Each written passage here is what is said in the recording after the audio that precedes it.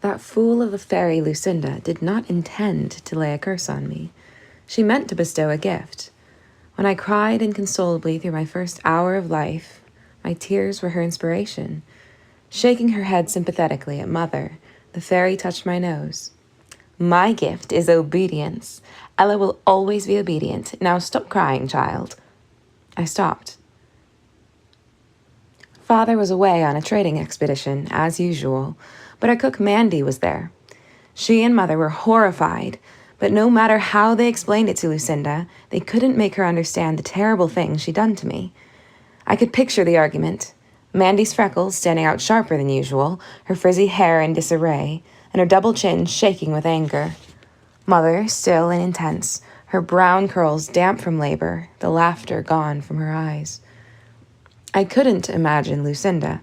I didn't know what she looked like. She wouldn't undo the curse. My first awareness of it came on my 5th birthday. I seem to remember that day perfectly, perhaps because Mandy told the tale so often. For your birthday, she'd start, I baked a beautiful cake, 6 layers. Bertha, our handmaid, had sewn a special gown for me. Blue as midnight with a white sash. You were small for your age, even then, and you looked like a china doll, with a white ribbon in your black hair and your cheeks red from excitement. In the middle of the table was a vase filled with flowers that Nathan, our manservant, had picked. We all sat around the table. Father was away again. I was thrilled. I had watched Mandy bake the cake and Bertha sew the gown and Nathan pick the flowers. Mandy cut the cake. When she handed me my piece, she said without thinking, "Eat." The first bite was delicious.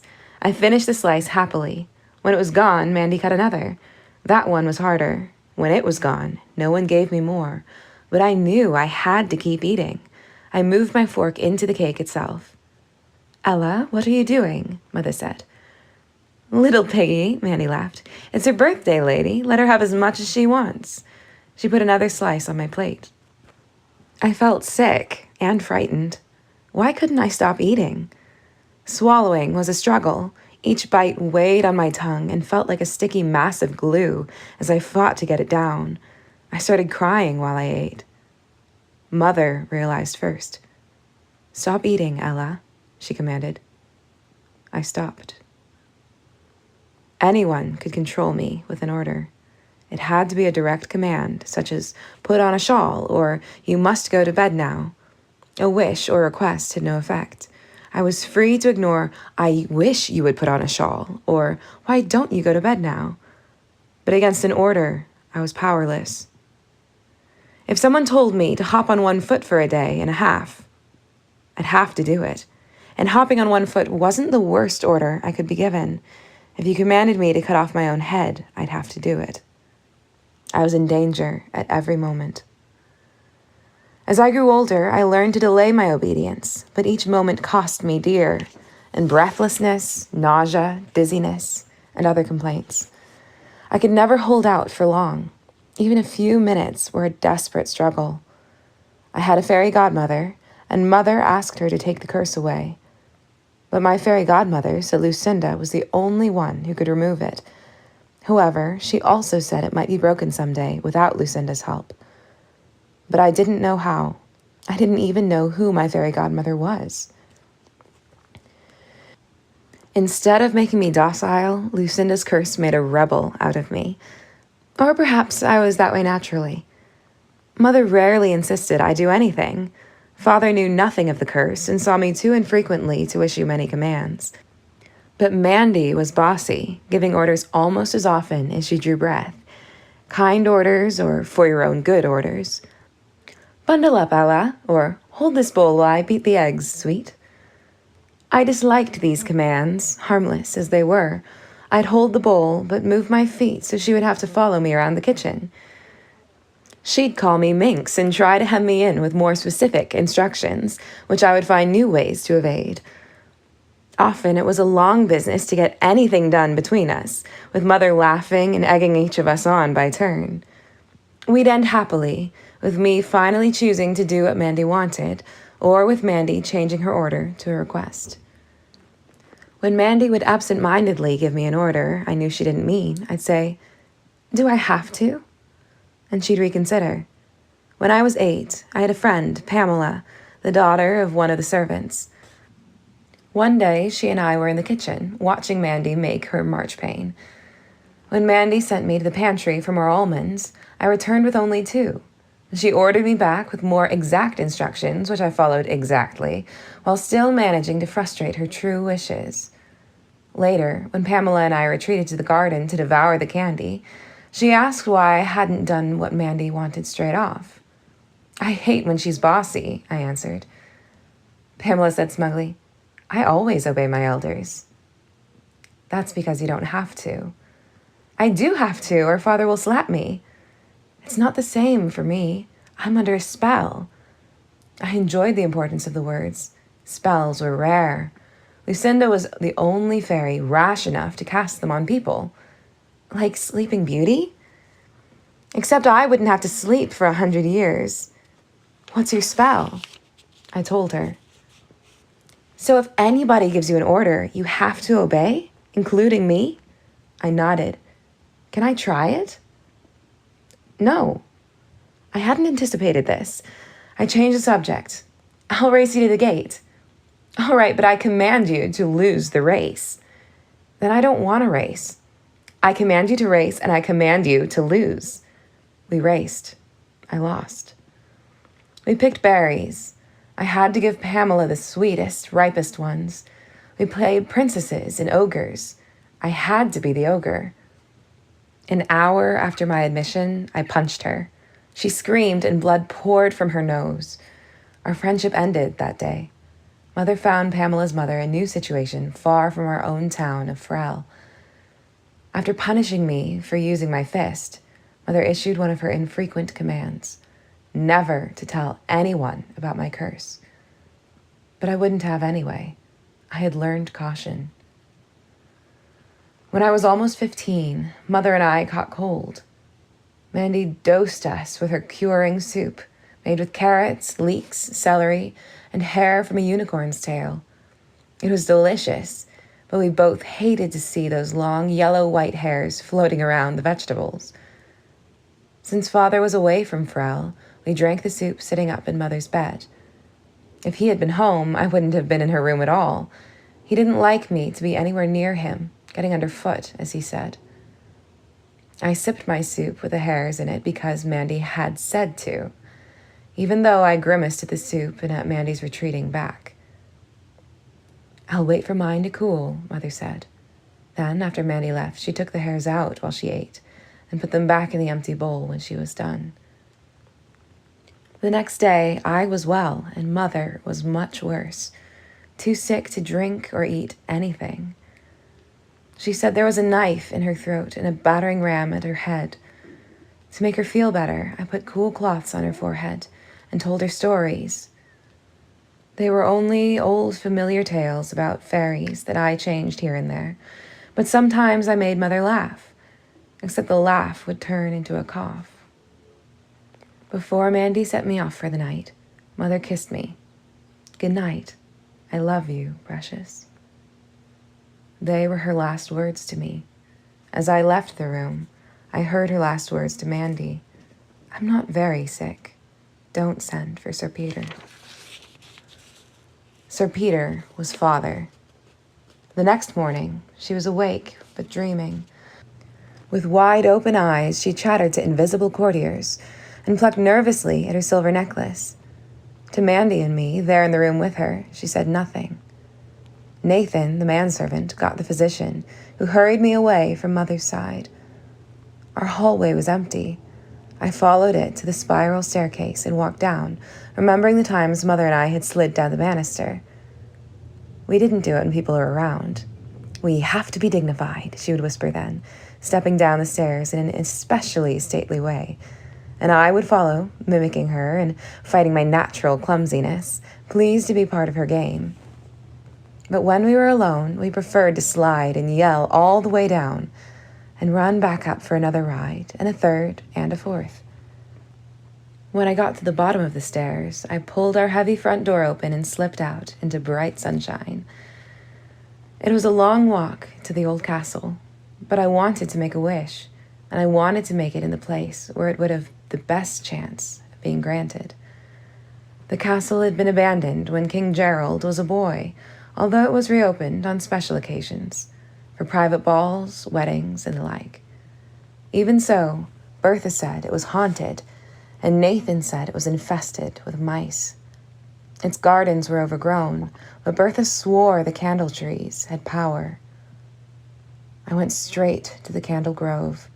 The candles were small trees that had been pruned and tied to wires to make them grow into the shape of candelabra. For wishes, you need trading material.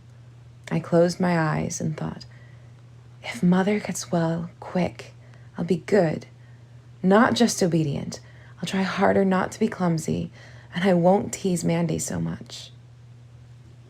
I didn't bargain for Mother's life because I didn't believe she was in danger of dying. Leaving behind a grieving husband and child, we must comfort them. High Chancellor Thomas wound down after droning on for almost an hour. Some of his speech had been about Mother. At least the words, Lady Eleanor, were spoken often. But the person they described, dutiful parent, loyal citizen, steadfast spouse, sounded more like the High Chancellor than my mother.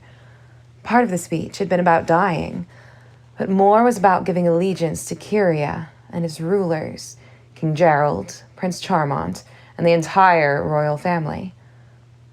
Father reached for my hand. His palm was moist and hot as a hydra's swamp. I wished I had been allowed to stand with Mandy and the other servants. I pulled out of his grasp and moved a step away. He closed the distance between us and took my hand again. Mother's casket was made of a gleaming mahogany, carved with designs of fairies and elves. If only the fairies could leap out of the wood and cast a spell to bring her back to life, and another one to send Father away. Or maybe my fairy godmother would do it, if I knew where to find her. When the High Chancellor finished, it was my task to close the casket so Mother could be lowered into her grave. Father put his hands on my shoulders and pushed me forward. Mother's mouth was stern, the opposite of its look in life, and her face was empty, which was awful. But worse was the creak as the coffin lid went down and the dry click when it closed, and the thought of Mother packed away in a box. The tears I had swallowed all day erupted. I stood there before the whole court, crying as an infant's endless wail, unable to stop myself. Father pressed my face into his chest. Perhaps he appeared to be comforting me, but he was only trying to muffle my noise, which couldn't be muffled. He let me go. In a sharp whisper, he said, "Get away from here. Come back when you can be quiet." For once I was glad to obey. I ran. My heavy black gown tripped me, and I fell. Before anyone could help me, I was off again, my knee and hand stinging. The biggest tree in the graveyard was a weeping willow, a crying tree. I plunged through its leaves and threw myself down, sobbing. Everyone called it losing a mother, but she wasn't lost. She was gone, and no matter where I went, another town, another country, fairyland, or gnome caverns, I wouldn't find her.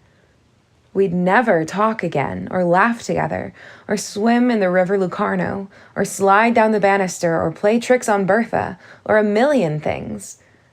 I cried myself out and sat up. My gown had changed in front from black silk to brown dirt. As Mandy would have said, I was a spectacle. How much time had gone by? I had to go back. Father had told me to, and the curse was tugging at me to obey. Outside the privacy of my tree, Prince Charmant stood, reading a tombstone.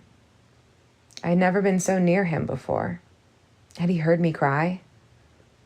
Although the prince was only 2 years older than I, he was much taller, and he stood just like his father, feet apart, hands behind his back, as though the whole country were passing by on review.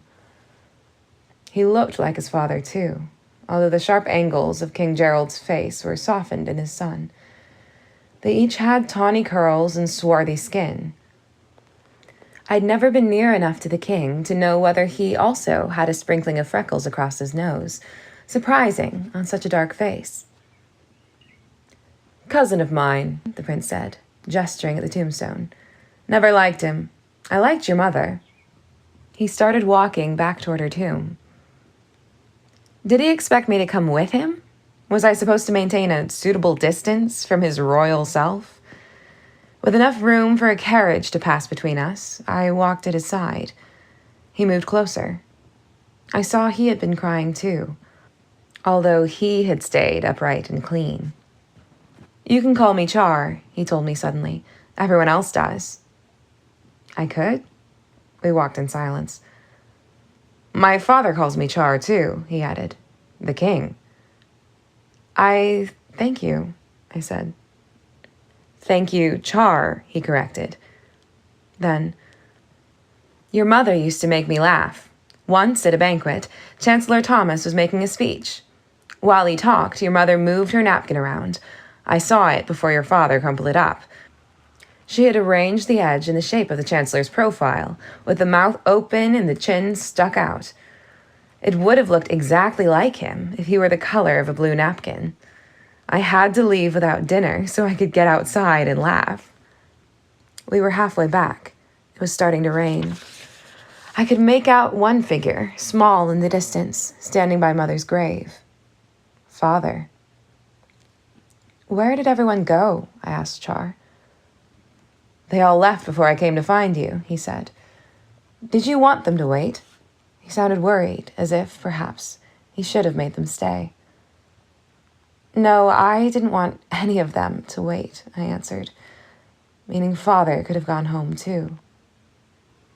"I know all about you," Char announced after we'd taken a few more steps. "You do? How could you?" "Your cook and our cook meet at the market. She talks about you." He looked sideways at me. "Do you know much about me?" "No." Mandy had never said anything. "What do you know?" "I know you can imitate people just as Lady Eleanor could. Once you imitated your manservant to his face, and he wasn't sure whether he was the servant or you were. You make up your own fairy tales, and you drop things and trip over things. I know you once broke a whole set of dishes. I slipped on ice. Ice chips you spilled before you slipped on them," he laughed. It wasn't a ridiculing laugh. It was a happy laugh at a good joke. "An accident," I protested, but I smiled too, trembling after so much crying. We reached Father, who bowed. "Thank you, Highness, for accompanying my daughter." Char returned the bow. "Come, Eleanor," Father said. Eleanor. No one had ever called me that before, even though it was my real name.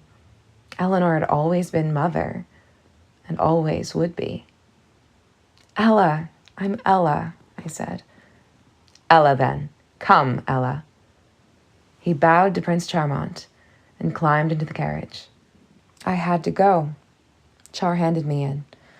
I didn't know whether to give him my hand or to let him push up on my elbow. He wound up with the middle of my arm, and I just had to grasp on the other side of the carriage with the other hand for balance. When he closed the door, I caught my skirt, and there was a loud ripping sound. Father winced. I saw Char through the window, laughing again. I turned the skirt and found a gash about 6 inches above the hem. Bertha would never be able to make it smooth. I arranged myself as far from Father as possible. He was staring out the window. "A fine affair. All of Frel came. Everyone who counts, anyway," he said, as though Mother's funeral had been a tournament or a ball. "It wasn't fine. It was awful," I said. "How could Mother's funeral be fine?" "The prince was friendly to you." "He liked Mother." "Your mother was beautiful." His voice was regretful. "I'm sorry she's dead." Nathan flicked his whip, and the carriage began to move. When we reached the manor, Father ordered me to change into something clean and hurry down to greet the guests who were arriving to pay their respects. My room was peaceful. Everything was just as it had been before Mother died. The birds embroidered into the coverlet on my bed were safe in their world of cross-stitched leaves. My diary was on the dresser. The friends of my childhood, Flora, the rag doll, and Rosamond, the wooden doll in the gown with 7 flounces, nestled in their basket. I sat on the bed, fighting my need to obey Father's order to change and go back downstairs.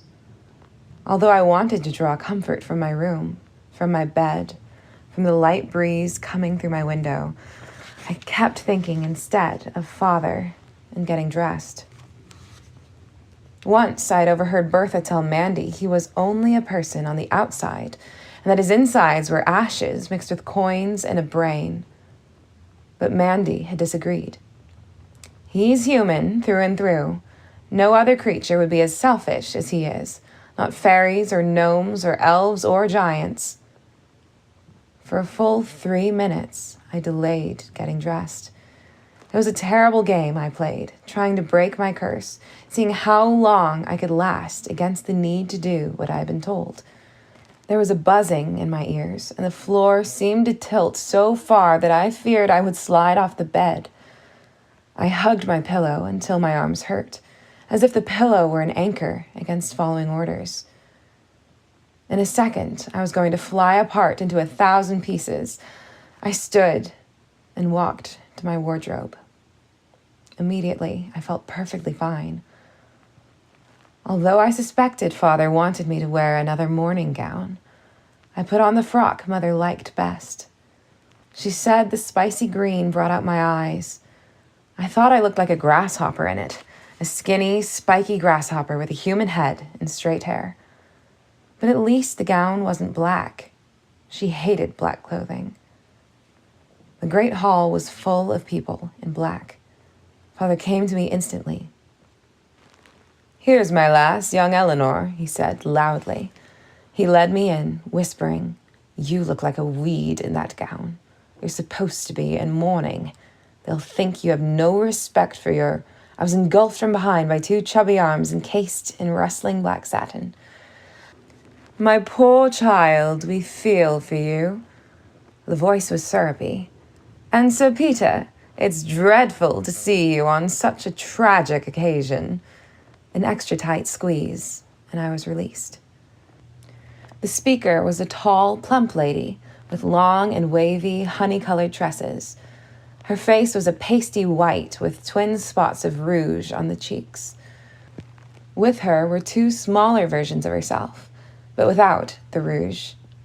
The younger one also lacked her mother's abundant hair. Instead, she had thin curls stuck tight to her scalp, as though glued there. "This is Dame Olga," Father said, touching the tall lady's arm. I curtsied and knocked into the younger girl. "Beg pardon," I said. She didn't answer, didn't move, only watched me. Father continued.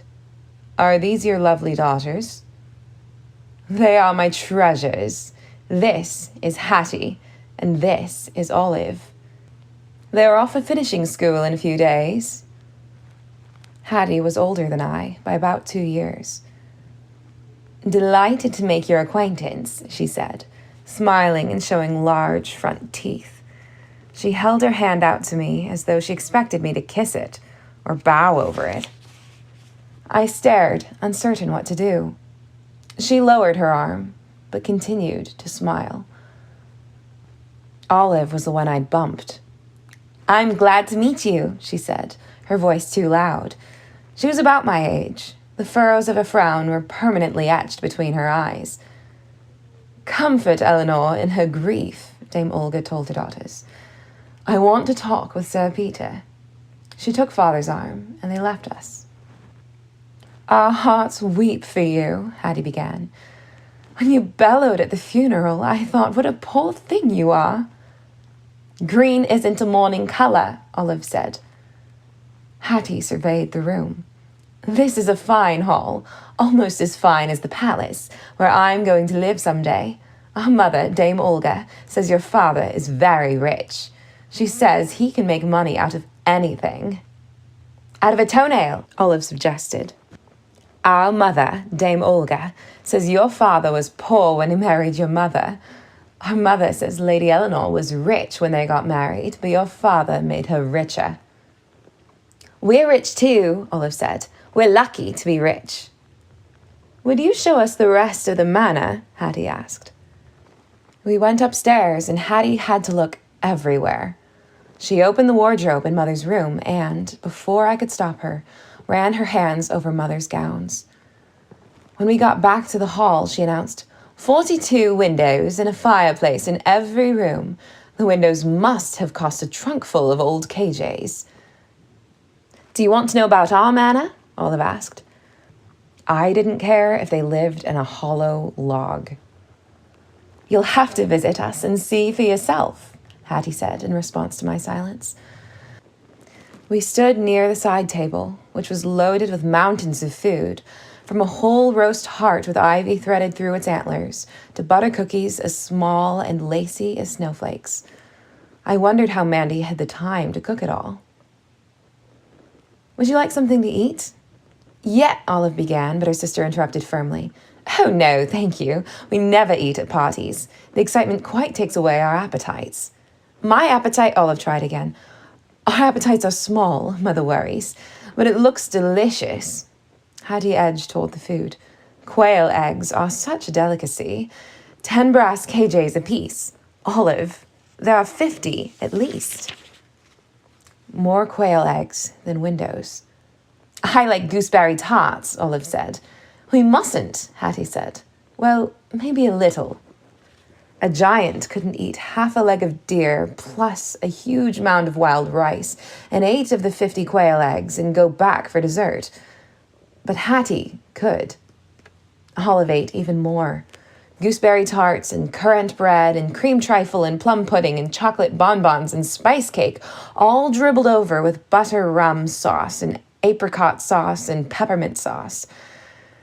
They brought their plates close to their faces, their forks at the shortest possible distance to travel. Olive ate steadily, but Hattie put her fork down every so often to pat her mouth daintily with her napkin. Then she'd tuck in again, as avidly as ever. It was disgusting to watch.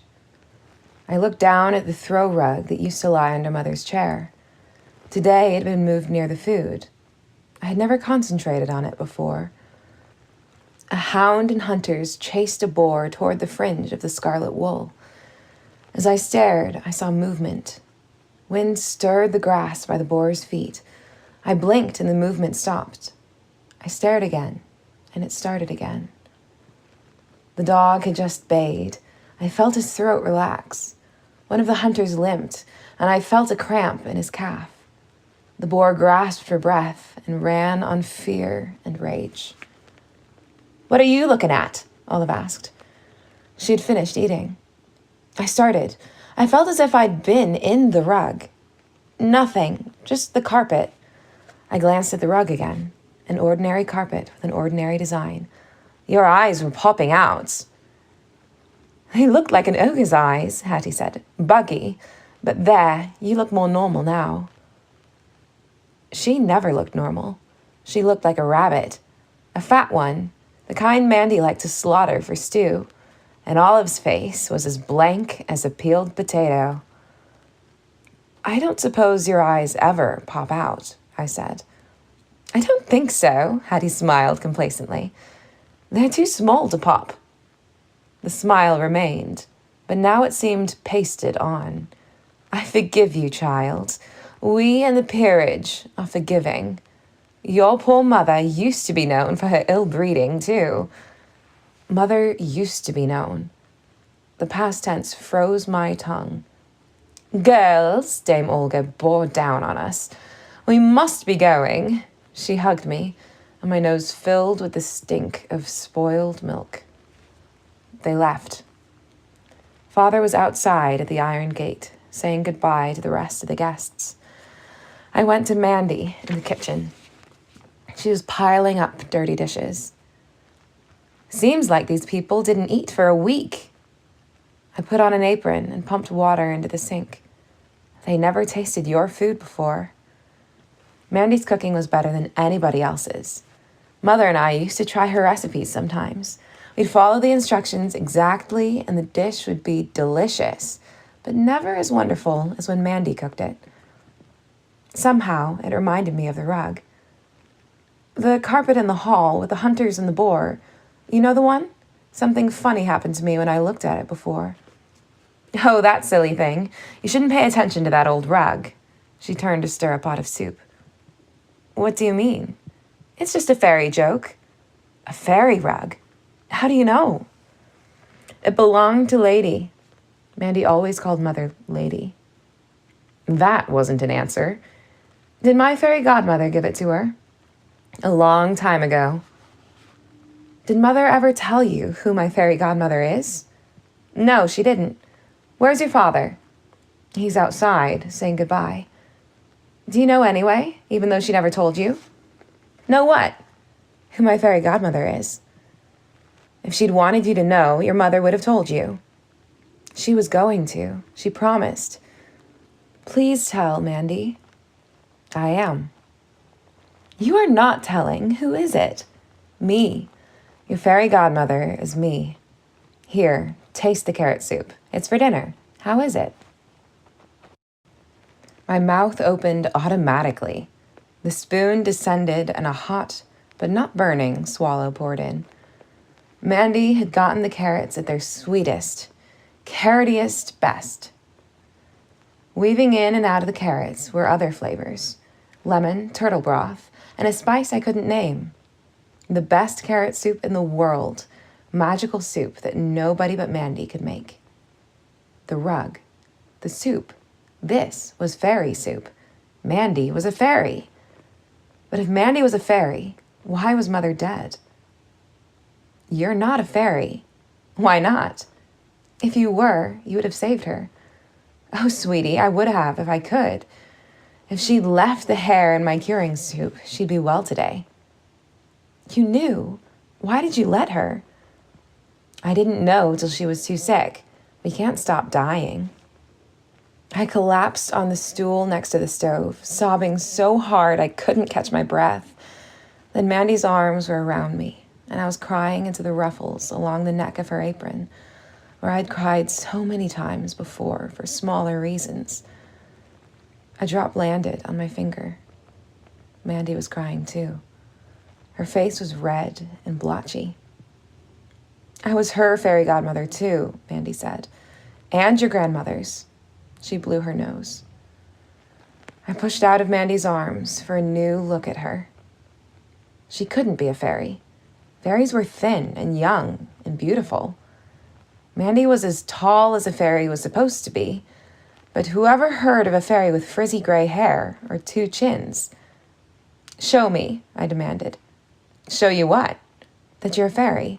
Disappear or something. I don't have to show you anything. And, with the exception of Lucinda, fairies never disappear when other creatures are present. Can you? We can, but we don't. Lucinda is the only one who's rude enough and stupid enough. Why is it stupid? Because it lets people know you're a fairy. She started to wash the dishes. Help me. Do Nathan and Bertha know? I carried plates to the sink. Know what? You're a fairy. Oh, that again. No one knows but you. And you'd better keep it a secret. Mandy looked her fiercest. Why? She just scowled. I will, I promise. But why? I'll tell you. People only like the idea of fairies. When they bump up against a particular real as corn fairy, there's always trouble. She rinsed a platter. You dry. Why? Because the dishes are wet, that's why. She saw my surprised face. Oh, why is there trouble? 2 reasons, mostly. People know we can do magic, so they want us to solve their problems for them. When we don't, they get mad. The other reason is we're immortal. That gets them mad, too. Lady wouldn't speak to me for a week when her father died. Why doesn't Lucinda care if people know she's a fairy? She likes them to know, the fool. She wants them to thank her when she gives them one of her awful gifts. Are they always awful? Always. They are always awful. But some people are delighted to have a present from a fairy, even if it makes them miserable. Why did Mother know you're a fairy? Why do I know? All the Eleanor line are friends of the fairies. You have fairy blood in you. Fairy blood? Can I do magic? Shall I live forever? Would Mother have if she hadn't gotten sick? Are there many friends of the fairies? Very few. You're the only one left in Kyria. And no, love, you can't do magic or live forever. It's just a drop of fairy blood. But there's one way it has already started to show. Your feet haven't grown for a few years, I'll warrant. None of me has grown for a few years. The rest of you will soon enough, but you'll have fairy feet like your mother did. Mandy lifted the hems of her skirt and 5 petticoats to reveal feet that were no longer than mine. We're too tall for our feet. It's the only thing we can't change by magic. Our men stuff their shoes so no one can tell, but we ladies hide them under our skirts. I stuck a foot out of my gown. Tiny feet were fashionable. But would they make me even clumsier as I grew taller? Would I be able to keep my balance? Could you make my feet grow if you wanted to? Or I searched for another miracle. Rain pelted the window. Or could you stop the rain? Mandy nodded. Do it. Please do it. Why would I want to? For me, I want to see magic. Big magic. We don't do big magic. Lucinda's the only one. It's too dangerous. What's dangerous about ending a storm? Maybe nothing. Maybe something. Use your imagination. Clear skies would be good. People could go outside. Use your imagination, Mandy repeated. I thought. The grass needs rain. The crops need rain. More, Mandy said. Maybe a bandit was going to rob someone, and he isn't doing it right now because of the weather. That's right. Or maybe I'd start a drought, and maybe I'd have to fix that because I started it. And then maybe the rain I sent would knock down a branch and smash into the roof of a house. And I'd have to fix that too. That wouldn't be your fault. The owners should have built a stronger roof. Maybe, maybe not. Or maybe I'd cause a flood and people would be killed. That's the problem with big magic. I only do little magic. Good cooking, my curing soup, my tonic.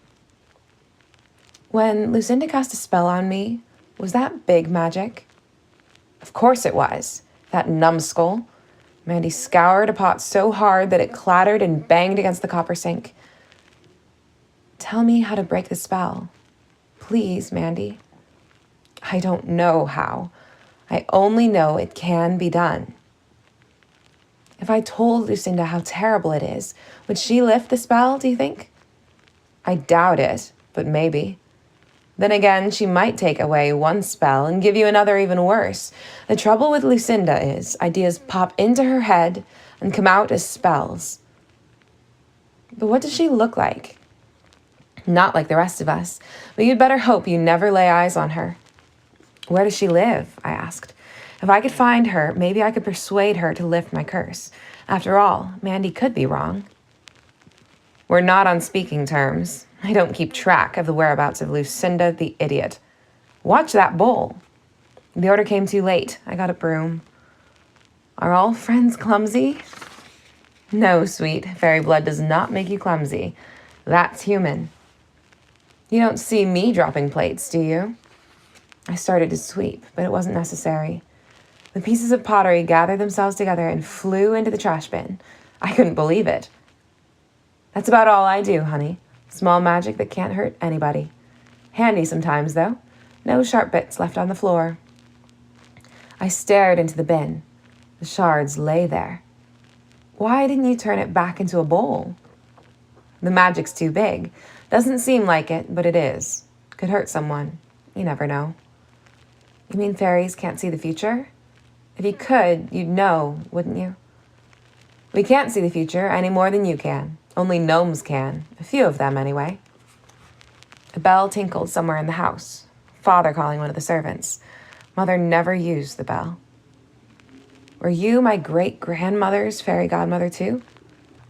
1,000 questions flooded in. How long have you been our fairy godmother? How old was Mandy really?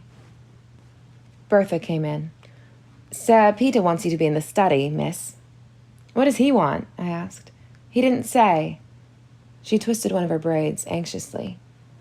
Bertha was scared of everything. What was there to be afraid of? My father wanted to talk to me. It was only to be expected. I finished drying a plate, dried another, then a third. Best not tarry, little mistress, Bertha said. I reached for a fourth dish. You'd better go, Mandy said, and he won't want to see that apron. Mandy was frightened too. I took off the apron and left.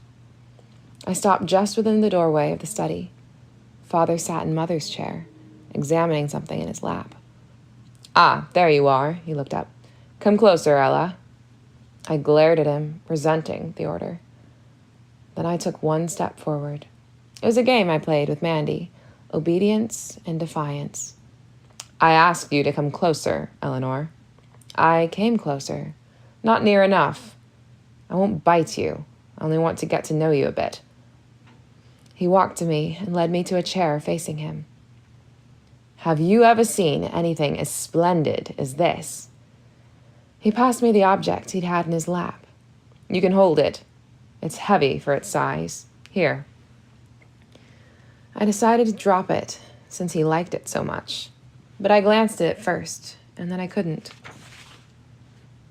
I held a porcelain castle no bigger than my two fists, with 6 wee towers, each ending in a miniature candle holder. And, strung between a window in each of 2 towers was a gossamer thread of china from which hung laundry. A man's hose, a robe, a baby's pinafore, all thin as a spider's web. And, painted in a window downstairs, a smiling maiden waved a silken scarf. It seemed to be silk, anyway. Father took it from me. Close your eyes. I heard him pull the heavy drapes shut. I watched through slitted eyes. I didn't trust him. He placed the castle on the mantel, put in candles, and lit them. Open your eyes. I ran to look closer. The castle was a sparkling wonderland. The flames drew pearly tints out of the white walls, and the windows glowed yellow gold, suggesting cheerful fires within. Oh, I said. Father opened the drapes and blew out the candles. Lovely, isn't it? I nodded. Where did you get it? From the elves. An elf made it. They're marvelous potters. One of Aguilin's students made this. I've always wanted an Agulin, but I haven't got any yet. Where will you put it? Where do you want me to put it, Ella? In a window. Not in your room. In any room, but in a window, so it could wink out at everyone inside and on the street. Father stared at me for a long moment. I shall tell its buyer to place it in a window. You're going to sell it? I'm a merchant, Ella. I sell things. For a minute, he spoke to himself. And perhaps I can pass this one off as a genuine Agulin. Who could tell? He came back to me. Now you know who I am, Sir Peter, the merchant. But who are you? A daughter who used to have a mother. He waved that aside. But who is Ella? A lass who doesn't wish to be interrogated. He was pleased. You have courage to speak to me so. He looked me over. That's my chin. He touched it, and I drew back. Strong, determined, that's my nose. I hope you don't mind that the nostrils flare. My eyes, except yours, are green. Most of your face belongs to me. I wonder how it will be on a woman when you grow up. Why did he think it was fine to talk about me as though I were a portrait instead of a maiden? What shall I do with you? He asked himself. Why must you do something with me? I can't leave you to grow up as a cook's helper. You must be educated. He changed the subject. What did you think of Dame Olga's daughters? They were not comforting, I said. Father laughed, really laughed, head back, shoulders heaving. What was so funny? I disliked being laughed at. It made me want to say something nice about the loathsome Hattie and Olive. They meant well, I suppose. Father wiped tears from his eyes. They didn't mean well.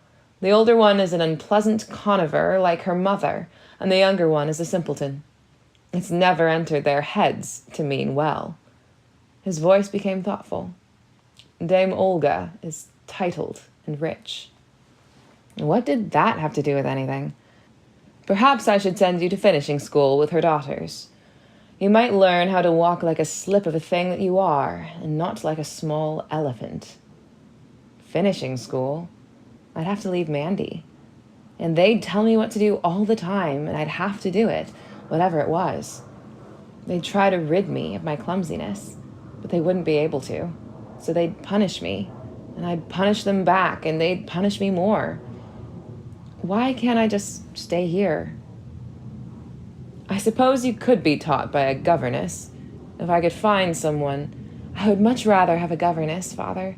I would study very hard if I had a governess. But not otherwise.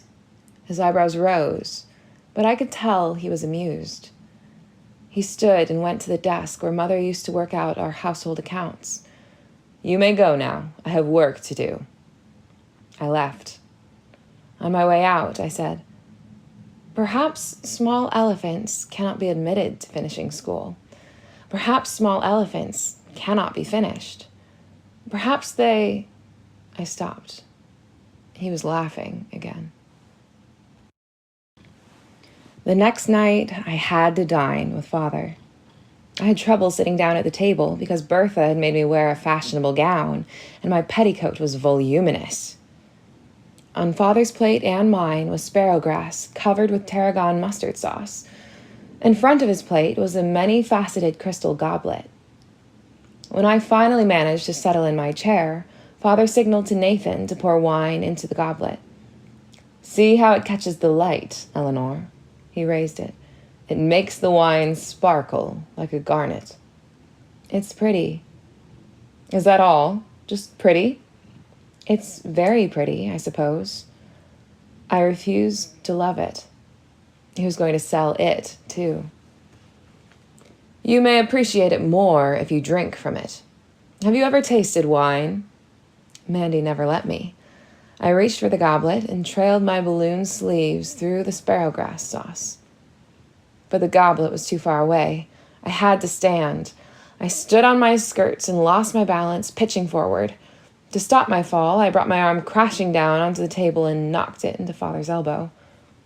He dropped the goblet. It fell and broke neatly in two pieces, stems severed from the body. A red stain spread across the tablecloth, and Father's doublet was dotted with wine. I steeled myself for his rage, but he surprised me.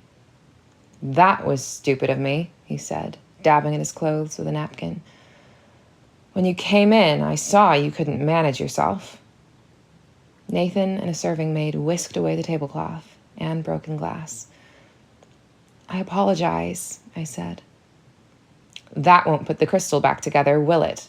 He snapped, then collected himself. Your apology is accepted. We will both change our clothes and begin our meal.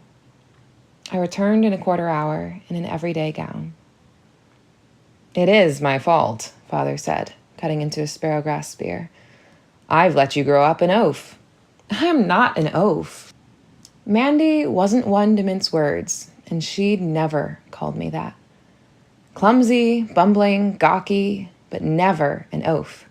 Blunderer, lumpkin, fumblefoot, but never an oaf. But you're young enough to learn, Father went on. Someday I may want to take you into civilized company. I don't like civilized company. I may need civilized company to like you. I've made up my mind. It's off to finishing school with you. I couldn't go. I wouldn't. You said I could have a governess. Wouldn't that be less expensive than sending me away? A serving maid whisked away my uneaten sparrowgrass and replaced it with scallops and a tomato aspic. How kind of you to worry. A governess would be much more expensive, and I haven't the time to interview governesses. In 2 days, you shall go away to finishing school with Dame Olga's daughters." "I won't." He continued as though I hadn't spoken. "I'll write a letter to the headmistress, which I shall entrust to you, along with a purse filled with enough KJs to stop her protests against a last-minute pupil." "I won't go." "You shall do as I say, Eleanor." "I won't go." "Ella." He bit into a scallop and spoke while he chewed. "Your father is not a good man, and the servants have already warned you, unless I miss my guess." I didn't deny it. "They may have said I'm selfish, and I am. They may have said I'm impatient, and I am. They may have said I always have my way, and I do." "I do too," I lied. He grinned at me admiringly. "My daughter is the bravest wench in Curia." His smile vanished, and his mouth tightened into a hard, thin line. "But she shall go to finishing school if I have to take her there myself. And it will not be a pleasant trip if I have to lose time from my trading because of you. Do you understand, Ella?" Angry, Father reminded me of a carnival toy, a leather fist attached to a coiled spring used in puppet shows. When the spring was released, the fist shot out at a hapless puppet. With Father, it wasn't the fist that frightened me. It was the spring, because the spring determined the force of the blow. The anger in his eyes was so tightly coiled that I didn't know what would happen if his spring were tripped. I hated being frightened, but I was. "I'll go to finishing school." I couldn't help adding, "but I shall loathe it." His grin was back. "You are free to loathe or to love, so long as you go." It was a taste of obedience without an order, and I didn't like it any better than the Lucinda-induced kind.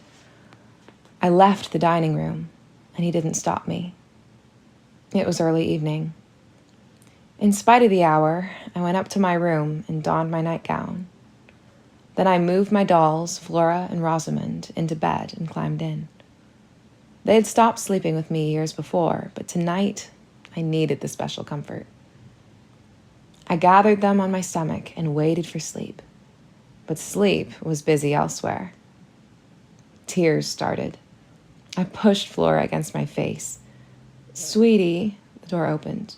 It was Mandy with tonic in a box. I felt bad enough. "No tonic, Mandy. I'm fine. Truly." "Oh, lovely." She put down the tonic in the box and held me, stroking my forehead. "I don't want to go," I said into her shoulder. "I know, honey," she said. She held me for a long while until I was almost asleep. Then she shifted her weight. "Tonic time. I'll skip tonight." "No, you won't. Not tonight especially. I won't have you getting sick when you need your strength." A spoon came out of her apron. "Take it. 3 spoons." I braced myself. Tonic tasted nutty and good, but it felt slimy, like swallowing a frog. Each spoonful oozed along my throat. I continued to gulp after it was down to rid myself of the sensation. But it made me feel better, a little better. Ready to talk, anyway. I settled myself back in Mandy's lap. Why did Mother marry him? This question had troubled me since I was old enough to think about it. Until she was his wife, Sir Peter was very sweet to Lady. I didn't trust him, but she wouldn't listen to me. Her family didn't approve because he was poor, which made Lady want him even more, since she was that kind-hearted. Mandy's hand stopped its comforting journey up and down my forehead. "Ella, pet, try to keep him from learning about that spell on you." "Why? What would he do?" "He likes to have his way too much. He'd use you." Mother ordered me not to tell about the curse, but I wouldn't anyway. That's right. Her hand went back to work on my forehead. I closed my eyes. "What will it be like, do you think?" At school, some of the lasses will be lovely. Sit up, sweet. Don't you want your presents? I had forgotten about the box, but there had been only one.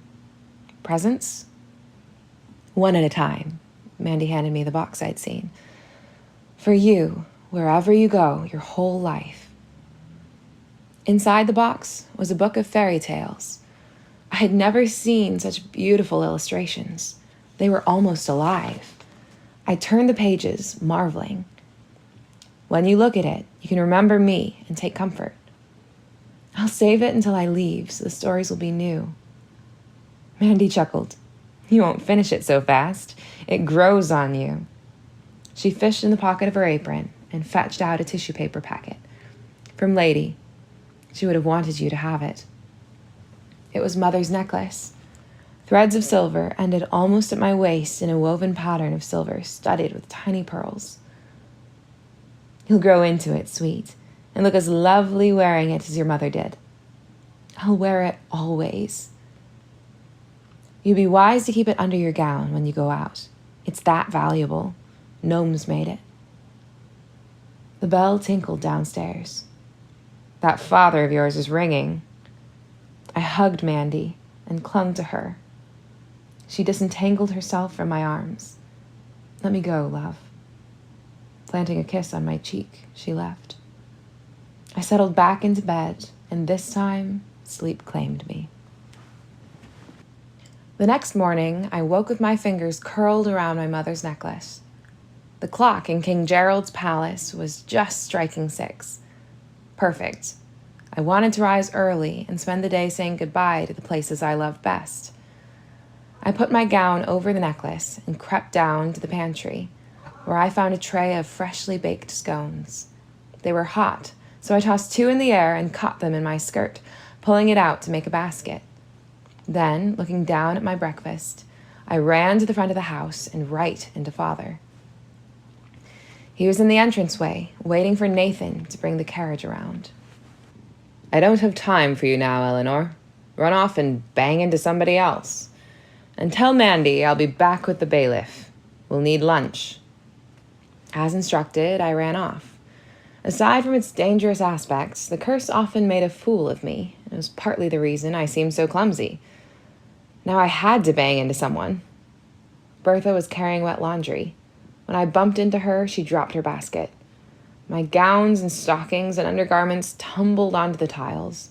I helped her pick them up, but she was going to have to wash everything over again.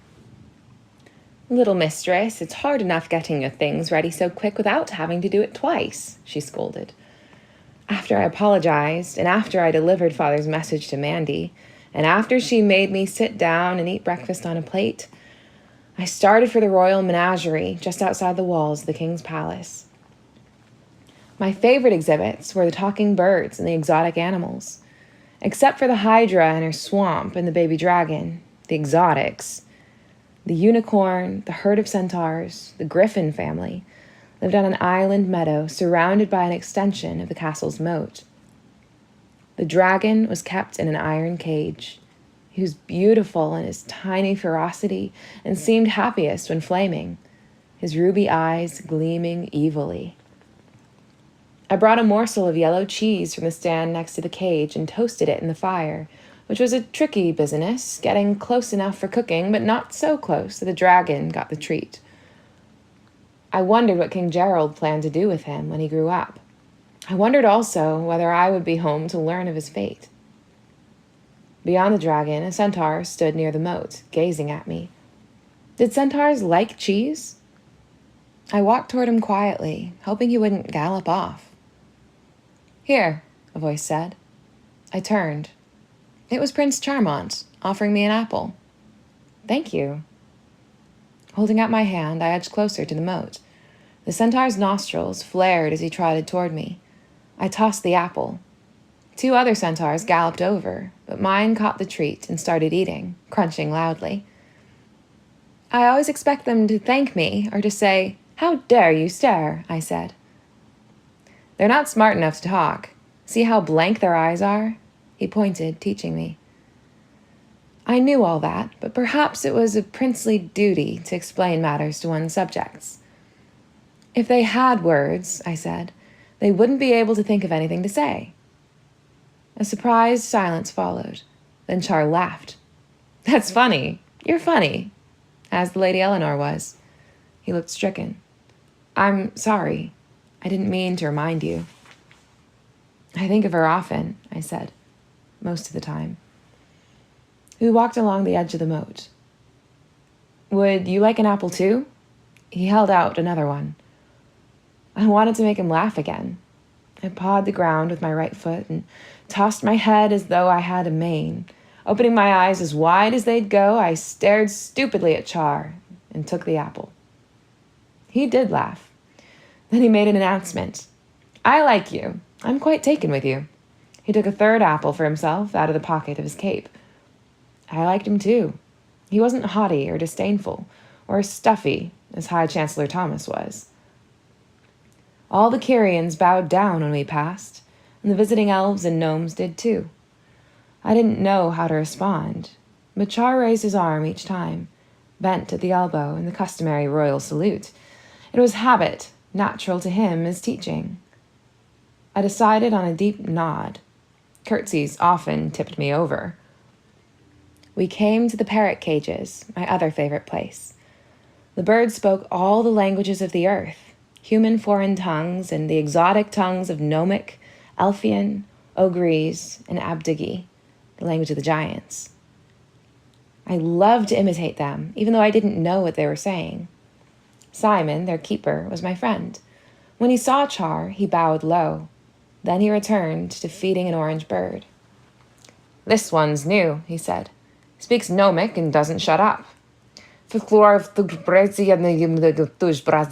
The parrot said. I repeated. You speak Gnomic, Char said. I like to make sounds. I only know what a few words mean. She does it just right, doesn't she, Your Highness? Char gave up. It sounded better when you did it.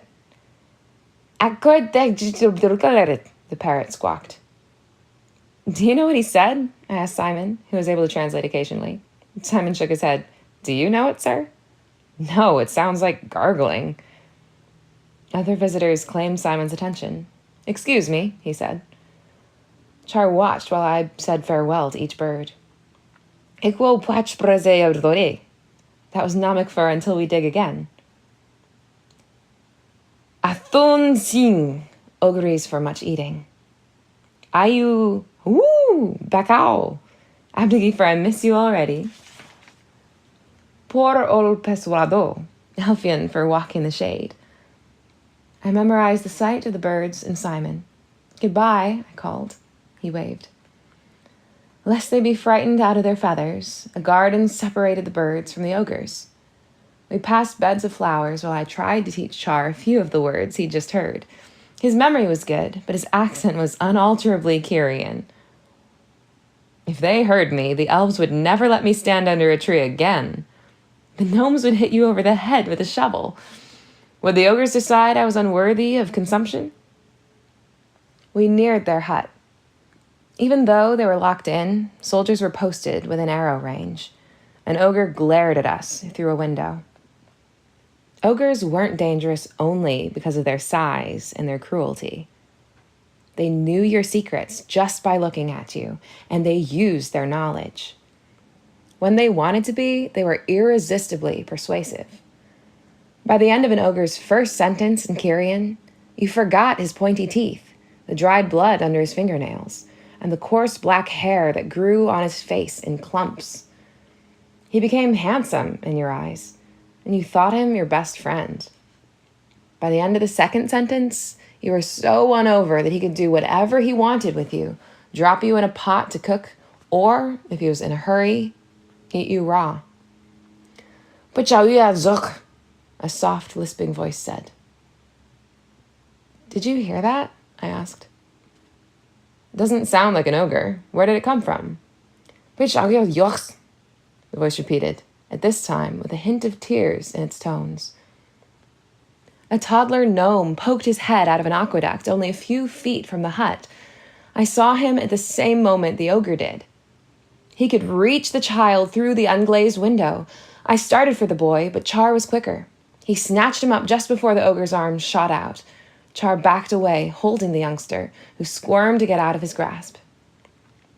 "Give him to me," I said, thinking I might be able to quiet him. Char handed him over. "Sifra min," the ogre hissed, glaring at Char. "Min sing zi, min tush forns." Then he turned to me and his expression changed. He started laughing. "Miu nga sul nilmong, min wad si uv, si ya worth harj def si." Tears of mirth streaked down his cheeks, leaving trails on his filthy face.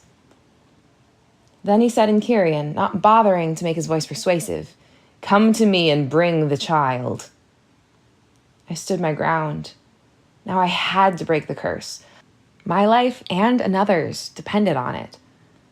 My knees began to tremble from the need to walk. I held back and my muscles cramped, shooting pain through my calves. I squeezed the little gnome in effort to resist, and he yelped and twisted in my arms.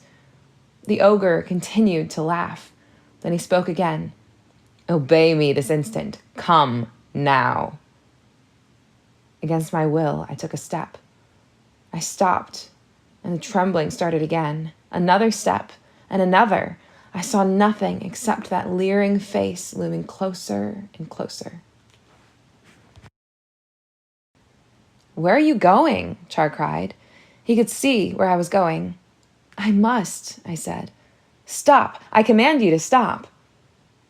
I stopped and stood, shaking, while soldiers crowded around the hut. Their swords pointed at the ogre, who glared at me and turned his back and retreated into the dim interior. "Why did you listen to him?" Char asked. I was still having trouble with the child. He was pulling his little beard and wriggling to escape. "Pwitje zoog frech!" he cried. I used his distress to avoid answering the question. "He's frightened." But Char wasn't distracted. "Why did you listen to him, Ella?" I had to answer, somehow. "His eyes," I lied. "Something about them. I had to do what he wanted." "Have they found a new way to bewitch us?" Char sounded alarmed. "I must tell my father." The gnome child wailed, thrashing at the air. I wondered if the parrot's words might soothe him.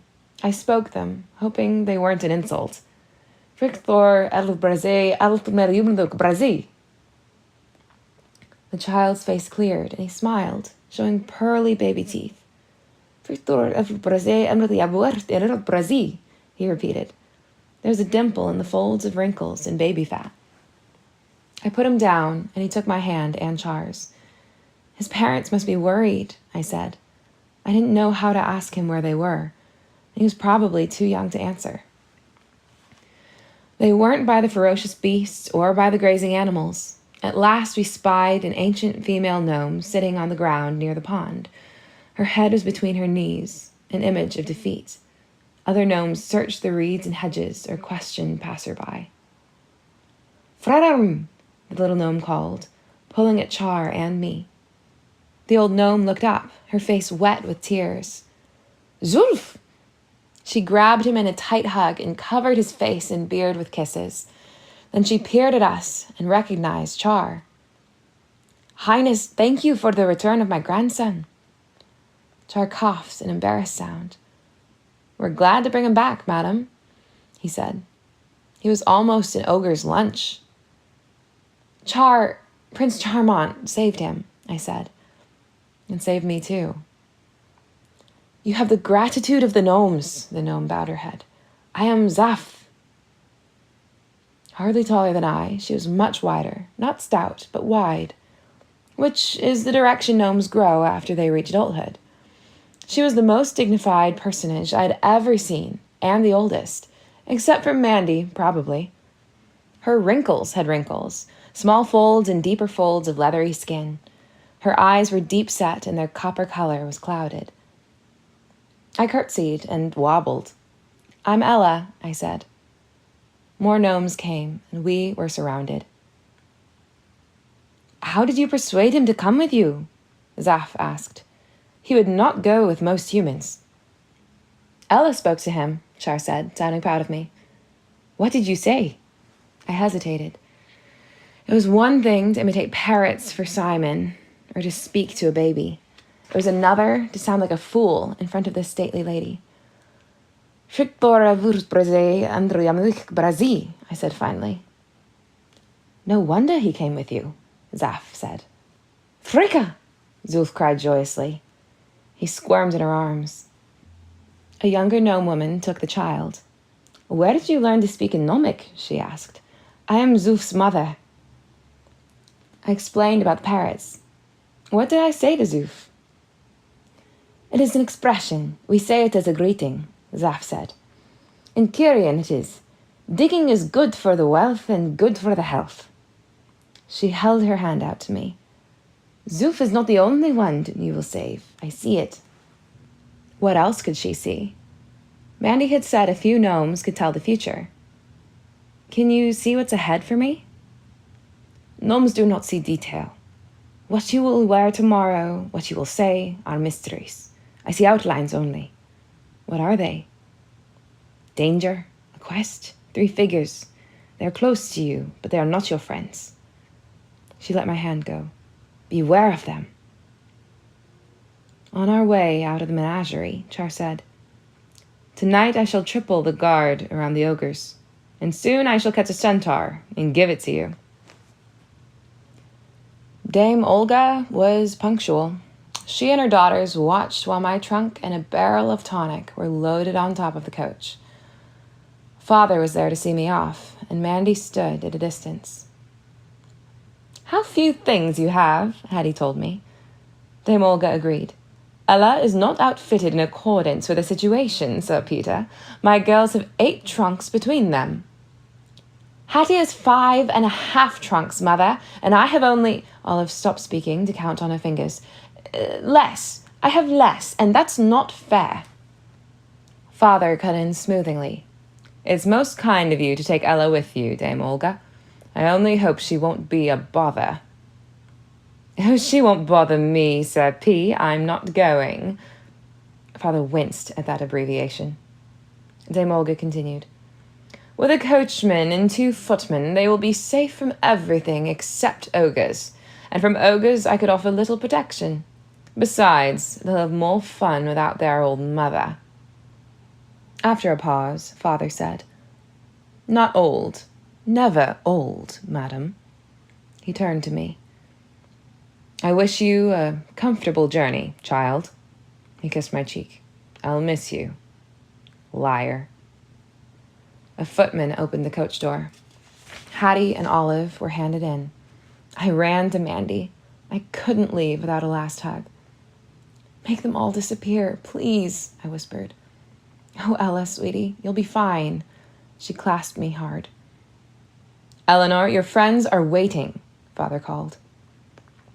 I climbed into the coach, stowing a small carpet bag in a corner, and we started to move. For comfort, I touched my chest where Mother's necklace was concealed. If she were alive, I wouldn't be rolling away from home in the company of these creatures. I would never embrace a cook, Hattie shuddered. No, I agreed. What cook would let you? Hattie returned to an earlier subject. With so few belongings, the other girls will hardly know whether you are a servant or one of us. Why does your gown pucker in the front? Olive asked. Is that a necklace? Why wear it under your clothes? Hattie asked. Is it ugly? Olive said. Is that why you hide it? It's not ugly. Show it to us. Ollie and I so want to see it. An order. I brought it out. It didn't matter here. There were no thieves to steal it. Ooh, Olive said. It's even nicer than Mama's best chain. No one would think you were a servant with that. It's very fine. Although it's much too long for you. Hattie fingered the silver ropes. Olive, see how milky the pearls are. Olive's fingers joined Hattie's. Let go. I shifted out of their reach. We wouldn't hurt it. May I try it on? Mother lets me try on her necklaces, and I never hurt them. No, you can't. Oh, let me. There's a dear. An order. Do I have to? I asked. It slipped out. I could have swallowed my tongue. Hattie's eyes glittered. Yes, you have to. Give it over. Just for a minute, I said, unclasping it. I didn't delay. They mustn't see me struggle against the curse. Fasten it around my neck. I did so. Olive. The order had been for her sister. Thank you, my dear. Hattie settled back in her seat. I was born to wear jewels like this. Let me try it, Ella, Olive said. When you're older, Hattie answered. But I had to obey. I tried desperately to ignore Olive's order, but all my complaints started.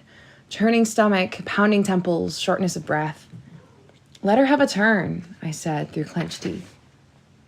See, Olive says. Ella says I can. I know what's best for you, Olive. You and Ella are both too young. I lunged at her and unfastened the necklace before she had time to stop me. Don't give it to her, Ella, Hattie said. Return it to me. I did. Give it to me, Ella, Olive said, her voice rising. Don't be so mean, Hattie.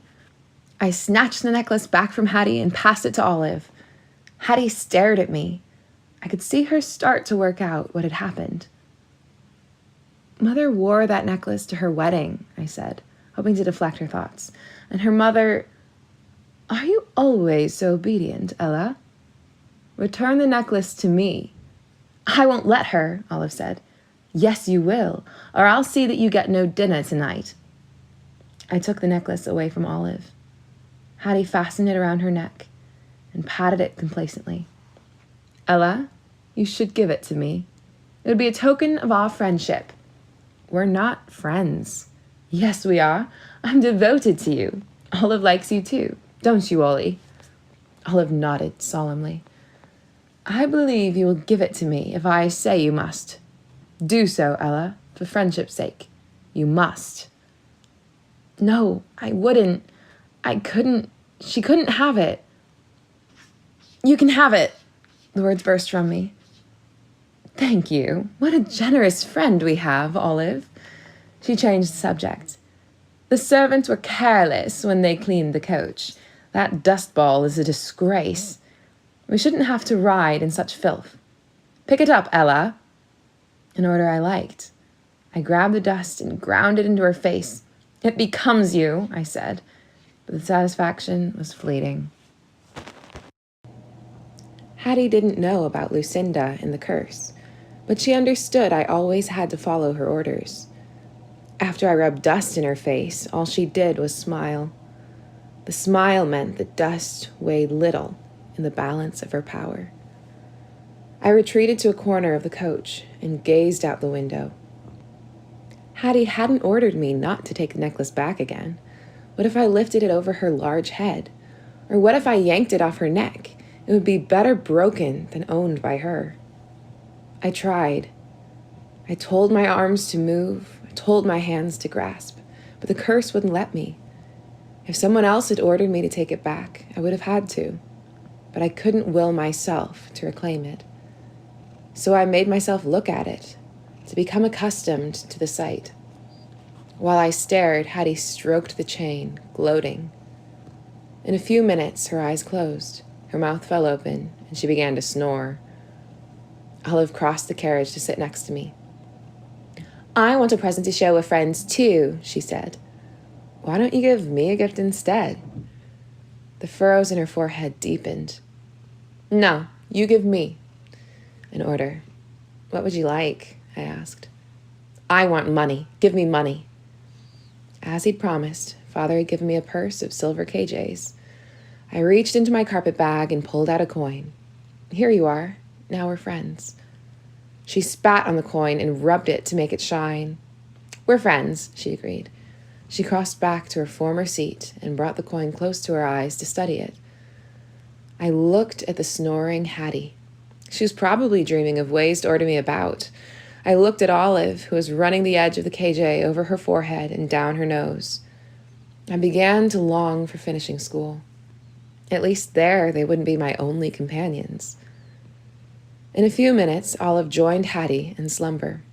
When I was certain both of them were soundly asleep, I dared to fetch Mandy's other present, the book of fairy tales, out of my bag.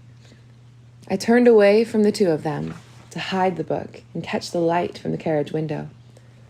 When I opened it, instead of a fairy tale, I found an illustration of Mandy. She was dicing a turnip. Next to the turnip was a chicken I had watched her pluck that morning. She was crying. I had suspected she was fighting back tears when she hugged me. The page blurred because my eyes filled with tears too, but I refused to cry in front of Hattie and Olive, even if they were asleep.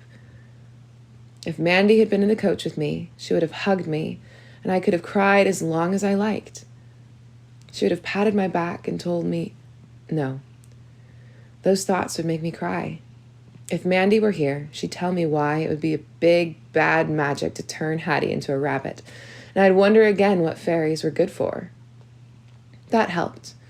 I checked to make sure they were still sleeping, and then I examined the next page. It showed a room that probably was in King Gerald's castle, because Char was there, and the crest of Kyria was painted on the wall above a tapestry. Char was talking to 3 of the soldiers who had been in the ogre's guard at the menagerie. I puzzled about the meaning. Maybe an explanation would follow. I turned the page and found 2 more illustrations, neither one of Char or soldiers. On the verso was a map of Frel. There was our manor, bearing the legend, Sir Peter of Frel. My fingers traced the route to the old castle and on to the menagerie.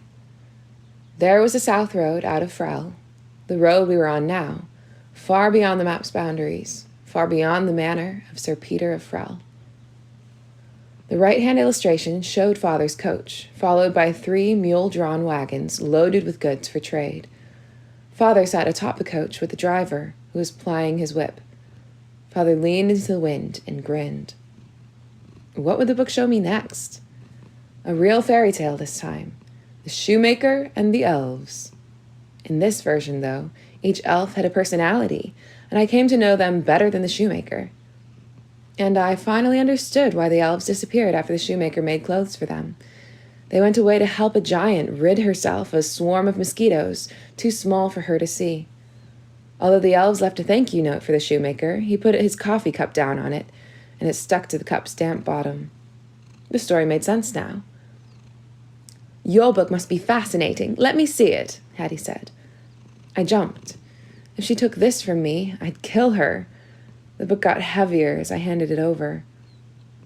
Her eyes widened as she read, You enjoy this? The life cycle of the centaur tick. She turned pages. Gnomish silver mining in hazardous terrain. Isn't it interesting? I said, my panic subsiding. You can read it for a while. If we're going to be friends, we should have the same interests. You can share my interests, dear. She returned the book. Our journey taught me what to expect from Hattie. At the inn on our first night, she informed me I had taken the space in their carriage that would otherwise have been occupied by their maid. But we shan't suffer because you can take her place. She cocked her head to one side. No, you are almost noble. It would be an insult to make a servant out of you. You will be my lady-in-waiting, and I shall share you with my sister sometimes. Ollie, is there something Ella can do to help you? No, I can dress and undress myself, Olive said defiantly. No one said you can't. Hattie sat on the bed where we were all to share. She lifted her feet. Kneel down and take my slippers off for me, Ella. My toes ache. Without comment, I removed them, my nose filled with the ripe smell of her feet. I carried the slippers to the window and tossed them out. Hattie yawned. You've only made extra work for yourself. Go down and fetch them. Olive rushed to the window. Your slippers fell into a bucket of slops. I had to carry the stinking slippers back to our room, but Hattie had to wear them until she was able to get fresh ones from her trunk.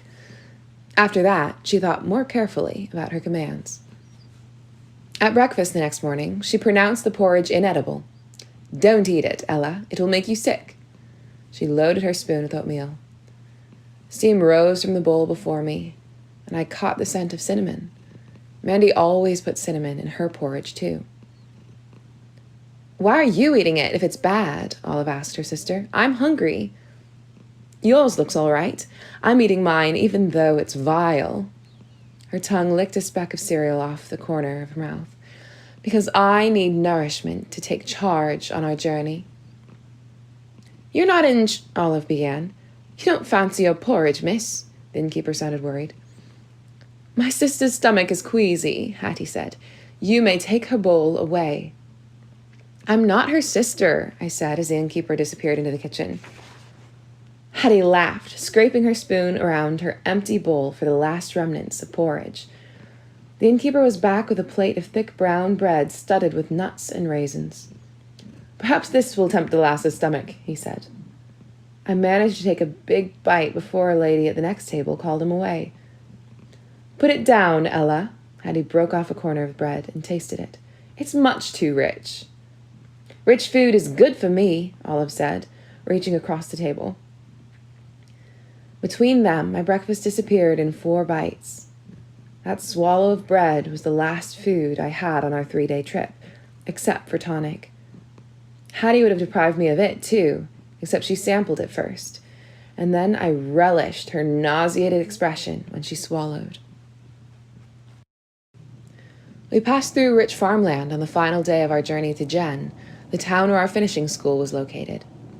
The day was hazy and warm, and I was almost too hot to be hungry. Hattie had energy for only one command, to fan her. Fan me too, Olive said. She had worked out that if Hattie told me to do something, I would do it, and if she directed me to do the same thing, I would do that too. Hattie hadn't explained my obedience to her. She didn't bother to explain much to the slow-thinking Olive, and she must have enjoyed keeping the delicious secret to herself. My arms ached. My stomach rumbled. I stared out the window at a flock of sheep and wished for a diversion that would take my mind away from the lamb and lentil salad. My wish was granted instantly as the coach took off at a mad gallop. Ogres! The coachman yelled. A cloud of dust hid the road behind us. Through it, I made out a band of ogres, kicking up the dust as they chased us. But we were outdistancing them. The cloud was receding. Why do you run from your friends? One of them called. It was the sweetest voice I'd ever heard. We bear gifts of your heart's desires, riches, love, eternal life. Heart's desire. Mother. The ogres would bring her back from death. Why were we tearing away from everything we most wanted? Slow down, Hattie ordered unnecessarily. The coachman had already reined in the horses. The ogres were only yards behind. Untouched by their magic, the sheep were baaing and bleating with fear. Briefly, their noise covered the honeyed words, and the spell broke. I remembered that the ogres couldn't revive Mother. The horses were again whipped to a gallop. For the ogres would be beyond the sheep in a minute, and we'd be at their mercy again. I shouted to Hattie and Olive and the coachman and the footman. Yell so you can't hear them. The coachman understood first and joined my voice with his, shouting words I'd never heard before. Then Hattie began. Eat me last, she shrieked. But it was Olive who saved us. Her wordless roar drowned out thought. I don't know how she drew breath, and the sound was unending. It continued as we passed the outlying homes of Jen, while the ogres faded from sight, and while I recovered from my fright. Quiet, Ollie, Hattie said. Nobody is going to be eaten. You're giving me a headache.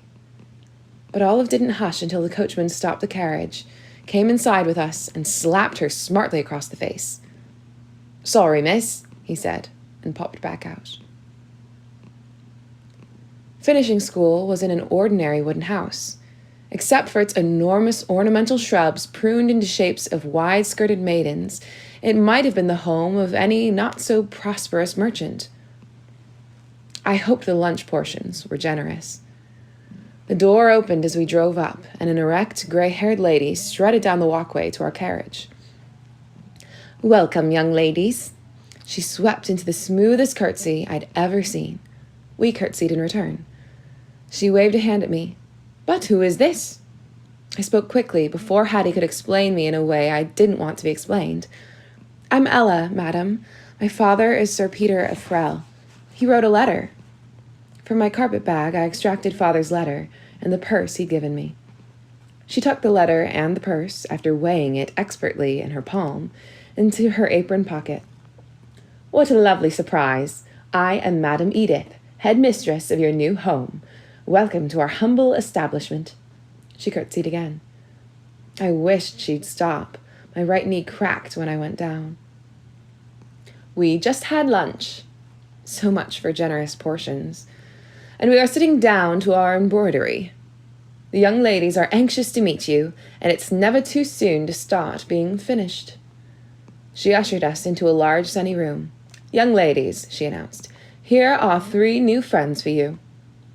A room full of maidens rose, curtsied, then resumed their seats. Each one wore a pink gown with a yellow hair ribbon. My gown was stained and wrinkled from the journey, and my hair was probably limp and unkempt. Back to work, ladies, Madam Edith said. Sewing mistress will help with the new pupils. I lowered myself into a chair near the door and stared defiantly at the elegance around me. I met the eyes of a girl about my age. She smiled hesitantly. Maybe my look softened because her smile grew and she winked. Sewing mistress approached, bearing a needle, an assortment of colored thread, and a round of white linen marked with a design of flowers. I was to follow the outline and stitch the flowers in thread. The cloth could then cover a pillow or the back of a chair. After she explained what to do, sewing mistress left me, assuming I would know how to do it, but I'd never before held a needle. Although I watched the other girls, I could not thread it. I struggled for a quarter hour till sewing mistress rushed to my side. The child has been raised by ogres, or worse, she exclaimed, snatching it away from me. Hold it delicately. It's not a spear. One brings the thread to it. She threaded the needle with green thread and returned it to me. I held it delicately, as ordered. She left my side, and I stared stupidly at my task. Then I stuck the needle into the outline of a rose. My head ached from lack of food. You have to knot the end of the thread and start underneath. The speaker was the lass who had winked at me. She had pulled her chair next to mine. And sewing mistress will ridicule you if you sew a green rose. Roses have to be red or pink, or yellow if you're daring. A pink gown similar to the one she wore was spread across her lap. She bent her head over it to make a tiny stitch. Her dark hair was plaited into many braids that were gathered and woven into a high knot on her head. Her skin was the color of cinnamon, with a tint of raspberry in her cheeks. I couldn't help thinking of food. Her lips curved up naturally, giving her a pleased and contented air. Her name was Arita, and her family lived in Amanta, a city just over the border of Aortha. She spoke with an Aorthian accent, smacking her lips after the letter M and pronouncing her L's as Y's. Abensa utu anya ubensu. I hope this was Aorthian, for I'm pleased to meet you. I had learned it from a parrot. She smiled at me ecstatically. Ubensu okemo Aortha? I only know a few words, I confessed. She was miserably disappointed. It would have been so nice to have someone to talk to in my language. You could teach me. Your accent is good, she said doubtfully. But writing mistress teaches Aorthian to everyone, and no one has picked it up at all. I have a knack for languages. She started to teach me right then. Once heard, always remembered is the way with languages and me. By the end of an hour, I was forming short sentences. Arita was delighted. Utu ubenzu iftam ojentu? I asked. Do you like finishing school? She shrugged. You don't? Is it terrible? I asked, reverting to Kyrian. A shadow fell across my neglected sewing. Sewing mistress picked up my pillow cover and announced dramatically, 3 stitches in all this time, 3 vast, messy stitches. Like 3 teeth in a toothless gum. Go to your room and stay there until it's time for bed. No supper for you tonight. My stomach growled so loudly that the whole room must have heard it. Hattie smirked at me. She couldn't have planned better herself. I wouldn't add to her pleasure. I'm not hungry, I announced. Then you may do without breakfast as well for your impertinence. A maid showed me to a corridor lined with doors. Each one was painted a different pastel color and had a card affixed to it announcing the name of the room. We passed the lime room, the daisy room, the opal room, and stopped before the lavender room. The maid opened the door. For a moment, I forgot my hunger. I was in a cloud of light purple. Some of the purples blushed faintly pink. Others were tinted pale blue, but there was no other color. The curtains were streamers, undulating from the breeze made by the door closing behind me. Beneath my feet was a hooked rug in the design of a huge violet. In a corner stood a clay chamber pot, disguised as a decorative cabbage. The 5 beds were swathed in a gauzy fabric. The 5 bureaus were painted with wavy stripes of pale and paler lavender. I wanted to throw myself on a bed and cry about being so hungry and about everything else. But these were not beds onto which one could throw oneself. A purple chair was placed next to one of the 2 windows. I sank into it. If I didn't succumb to starvation, I would be here for a long time, with hateful mistresses and with Hattie ordering me about. I stared out the window at Madame Edith's garden until exhaustion and hunger produced a kind of stupor in me. In a while, I slept. "Here, Ella, you can eat this." An urgent whisper pushed its way into my dream about roasted pheasant stuffed with chestnuts. Someone shook my shoulder. "Wake up! Ella, wake up!" In order, I was awake. Arita thrust a roll into my hands. "It's all I could get. Eat it before the others come in." In 2 swallows, I ate the soft white roll, more air than sustenance, but more sustenance than I'd had in days. "Thank you. Do you sleep in here too?" She nodded. "Where?" The door opened and 3 maidens entered. "Yuk! Queer ducks flock together." The speaker was the tallest pupil in the school. She pronounced her L's as Y's, mocking Arita's accent. "Esire effibensi assura edanse eftamagetto?" asked Arita. "Is this how they behave in finishing school?" "Atemso effibensi assura piri." Sometimes they're much worse. "Are you from Aortha too?" the tall maiden asked me. "No, but Arita is teaching me the beautiful Aorthian language. In Aorthian, you are an Ibui Unju." It only meant tall girl. I didn't know any insults in Aorthian. However, Arita was laughing, which made it seem the worst of epithets. I laughed too. Arita collapsed on top of me, and together we shook the purple chair. Madame Edith, the headmistress, bustled in. "Young ladies, what do I see?" Arita leapt up, but I remained seated. I couldn't stop laughing. "My chairs are not made for such abuse, and young ladies do not sit 2 to a seat. Do you hear me? Ella, stop your unseemly laughter." I stopped mid-giggle. "That's better. Since it's your first day here, I shall excuse your behavior and trust that it will have improved tomorrow." Madame Edith turned to the others. "Into your nightdresses, young ladies. The shoals of sleep are approaching." Arita and I exchanged glances. It was very cheering to have a friend. Everyone else reached the shores of sleep, but I remained oceans away. I had been given a nightdress so covered with bows and frills that I couldn't lie flat comfortably. I slipped out of bed and opened my carpet bag. If I couldn't sleep, I could read. Madame Edith thought fear of the dark was to be expected in young ladies, so a lamp was left burning. My book opened to a letter from Mandy. "Dear Ella, this morning I baked scones. Bertha and Nathan and I will eat them for a snack before we go to bed. But I baked 2 extra. We'll have to divide yours and eat them too. I promised myself I wouldn't trouble you by saying how much I miss you, and see how I start. That parrot man, name of Simon, came here today with one of his birds to give you. It speaks Gnomic and Elfian. He said it wasn't fine enough for the menagerie, but you might like it. I never thought I'd be cook to a parrot. I wish it would stop talking once in a while. I wonder if I have a recipe for parrot stew. Don't worry, sweet. I would never cook your present. Yesterday, you had a grander visitor and received a bigger gift than a bird. The prince himself came to see you, leading a centaur colt. When I told him you were away from home, he wanted to know where you'd gone and when you'd be back. And when he heard you were at finishing school, he was indignant. He demanded to know why you needed to be finished, since there was nothing wrong with you to start with.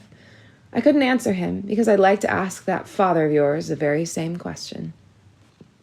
I did tell him we had nowhere to keep a growing centaur. He's a little beauty, but what can I do with him? Your prince said he'd raise him for you. He asked me to tell you the colt's name, Apple. That made me remember my manners, and I gave him his name to eat before he left with the prince. Speaking of leaving, your father departed the same day you did. Said he was off to the Greenies, which I gathered was his disrespectful name for the elves. Said not to expect him back any time soon. I wish you were coming home soon. Bertha and Nathan send their love, and I send mine by the bushel, by the barrel, by the ton. From your old cook, Mandy. P.S. Drink your tonic. I closed the book and whispered to its spine, "Don't erase the letter, please." Then I drank my tonic. A centaur colt, a little beauty. If only I could see him and pet him and let him know me. The tears that hadn't come in the afternoon came now. Mandy would be desperate if she knew I hadn't eaten in 3 days, and if she knew I was under the thumb of a monster like Hattie. The next morning, music mistress led us in song and singled out my off-key voice. Ella does not notice that there is more than one note, she told everyone. Come here, child, sing this. She played a note on a harpsichord. I wouldn't be able to. I could never carry a tune. What would happen when I couldn't obey? I sang the wrong note. Music mistress frowned. Higher, or we shall send you to a different school to sing with the young gentlemen. She depressed the key again. My next attempt was too high. One last covered her ears. I wished her an earache. Music mistress played again. My temples throbbed. I sang. A little lower. I hit the note. She played another. I sang it. She played a scale. I sang every note. I beamed. I'd always wished I could sing. I sang the scale again louder. Perfect. That's enough, young lady. You must sing when I tell you to, and not otherwise. An hour later, dancing mistress told me to step lightly. My partner was Julia, the tall maiden who had teased Arita the night before. I pressed on her arms, using her to support my weight so I could step lightly. Stop that! She pulled away. I fell. I heard giggles. Dancing mistress took Julia's place. I couldn't lean on her. I pretended my feet were balloons. I pretended the floor would crack if I didn't move lightly. We stepped. We glided. We sprang forward, jumped back. I wasn't graceful, but I didn't shake the ground. My gown was soaked with perspiration. That's better. At lunch, manners mistress said, Don't rap your knuckles on the table, Ella. The king would be ashamed of you. She frequently invoked King Gerald. Tables were forever safe from me. Take small stitches, Eleanor, and don't yank the thread. It's not a rein, and you're not a coachman, sewing mistress said later in the afternoon. I stabbed myself with the needle, but my stitches shrank. It was the same every day. I dreaded new orders. The curse didn't make me change easily. I had to concentrate every second. In my mind, I repeated my commands in an endless refrain. When I awoke, I instructed myself not to bounce out of bed, leave the nightdress for the servants to put away. At breakfast, don't blow on my porridge, and don't spit out the lumps. On our afternoon walk, don't skip, don't leap about. Once I actually spoke aloud. It was at dinner. Don't slurp, I instructed myself. I said it softly, but a pupil seated near me heard, and she told the others. The only subjects that came easily were those taught by the writing mistress, composition and ciphering. She also taught penmanship, which was the one subject in which I did not attain excellence, because writing mistress issued no orders. She taught Aorthian, but no other languages. When I told her I knew a little of the exotic tongues and wished to learn more, she gave me a dictionary of exotic speech. It became my second favorite book, after Mandy's Present. Whenever I had time, I practiced the languages, especially Ogurese. The meanings were dreadful, but there was an attraction in speaking the words. They were smooth, sleek, and slithery, the way a talking snake would sound. There were words like Psabus, delicious, Siung, eat, Hijin, dinner, Efuth, taste, and Fnu, sour.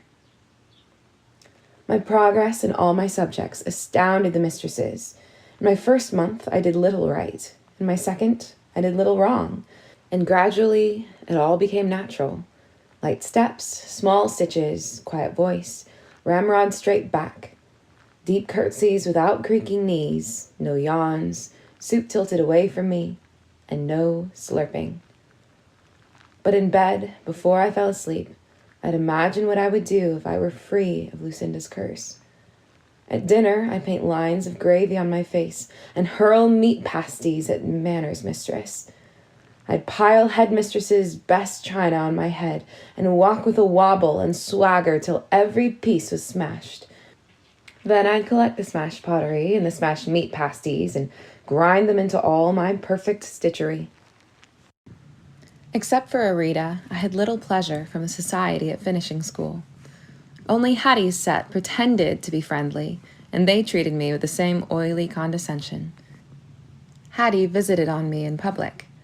They were an odious group, Hattie and the two she called her special friends, Blossom and Delicia. Blossom was the niece and sole heir to an unmarried earl. Her conversation was mostly worries that the earl would marry and have a child who would replace her as his heir. Delicia, the daughter of a duke, spoke rarely. When she did, it was to complain. The room was too draughty. The meal was ill-prepared. A housemaid had acted above her station. One of the other pupils wore rouge. The mistresses came to dislike me, too. At first, when I had struggled to satisfy them and began to succeed, they made a pet of me, which I hated. But when finished behavior became my second nature, they learned I was nobody's pet. I spoke as infrequently as I could and met their eyes only when I had to, and I returned to my old game. Sing more softly, Ella. They can hear you in Aortha. I became inaudible. Not so soft. The rest of us would like to hear your sweet tones. I sang too loud again, although not so much as before. Music mistress had to spend a quarter-hour inching me along to the desired volume. Lift your feet, young ladies. This is a spirited gavotte. My legs shot up above my waist, and so on. It was a tiresome game, but I had to play it or feel a complete puppet. Hattie didn't tell anyone about my obedience. When she had an order for me, she'd tell me to meet her in the garden after supper when no one else was near. On the first such occasion, she instructed me to pick a bouquet for her. Luckily, she didn't know I was goddaughter to a fairy cook. I picked the most fragrant blooms, then ran to the herb garden, hoping to find something useful. Ethelwort was my preference. If I found it, Hattie would have an itchy rash on her face for a week. Most of the herbs were the ordinary sort, but as I turned to leave, I spotted a sprig of bogweed. Taking care not to breathe its scent, I plucked it and placed it next to a rose. Hattie was delighted with the flowers and buried her face in them. They're sublime, but what? As the scent of bogweed worked on her, her smile faded, and her expression became vacant. What would make you stop giving me orders? She answered in a flat voice. If you stopped obeying them. Of course. I had wasted a question, and I had no idea how long the bogweed scent would last. But as long as it lasted, I could ask her anything, and she would answer honestly. What else could stop you? I asked quickly. Nothing, she thought. My death. No likely release from that quarter. What orders do you plan to give me? I don't plan. Why do you hate me? You never admired me. Do you admire me? Yes. Why? You're pretty and brave. She envied me. I was amazed. What do you fear? I asked. Ogres, bandits, drowning, becoming ill, climbing mountains, mice, dogs, cats, birds, horses, spiders, worms, tunnels, I stopped her. She was afraid of everything. What do you want to be most in the world? To be queen. A rabbit queen. Only I would obey her. Her face was changing, resuming its usual expression of gleeful malice. I tried one more question. What are your secrets? She didn't answer, just tugged cruelly on a handful of my hair. Her eyes lost their dull cast. Why am I standing here? She looked down at her flowers, but didn't sniff them again. Oh, yes, what a good lady-in-waiting to bring me such a beautiful bouquet, she frowned. But one scent is not sweet. Take it out. I removed the bogweed and ground it under my foot. If I had thought of it, I could have asked her how she could be defeated. Hattie's orders were chiefly chores. I think she lacked the imagination to devise more interesting commands. I brushed her clothes, cleaned her boots, rubbed her neck where it ached. Several times I had to sneak into the pantry and steal cookies. On one occasion, I had to clip her toenails. Do you rub brine into your feet? I asked, trying not to choke. I took revenge whenever I could. Spiders and mice from Madame Edith's cellar found their way into Hattie's bed. I'd stay awake at night and wait for that satisfying shriek. And so it went. Hattie issued commands and I retaliated. But there was no balance. Hattie was always ahead. She had the power. She held the whip. Arita was my only comfort. We ate our meals side by side. We sewed together. In our dancing lessons, we were partners. I told her about Frel and Mandy and Char. She told me about her parents, who kept an inn. They weren't wealthy, another reason she was unpopular. When she left school, she would use her accomplishments to help them. She was kinder than anyone I'd ever known. When Julia, the tall wench, ate too many grapes from Madame Edith's arbor and was sick all night, Arita nursed her, although Julia's friends slept soundly. I helped, but only for Arita's sake. My nature was not so forgiving. In the garden one evening, I found myself telling Arita about Mother. Before she died, we used to climb trees like this one. I rested a hand on the trunk of a low branching oak. We'd go way up and sit as quiet as could be. Then we'd toss twigs or acorns at anyone who passed underneath. What happened to her? She asked. Don't tell me if you don't want to. I didn't mind. When I finished telling her, she sang an Aorthean morning song. Hard farewell with no greeting to come. Sad farewell when love is torn away. Long farewell till death dies. But the lost one is with you. Her tenderness strengthens you.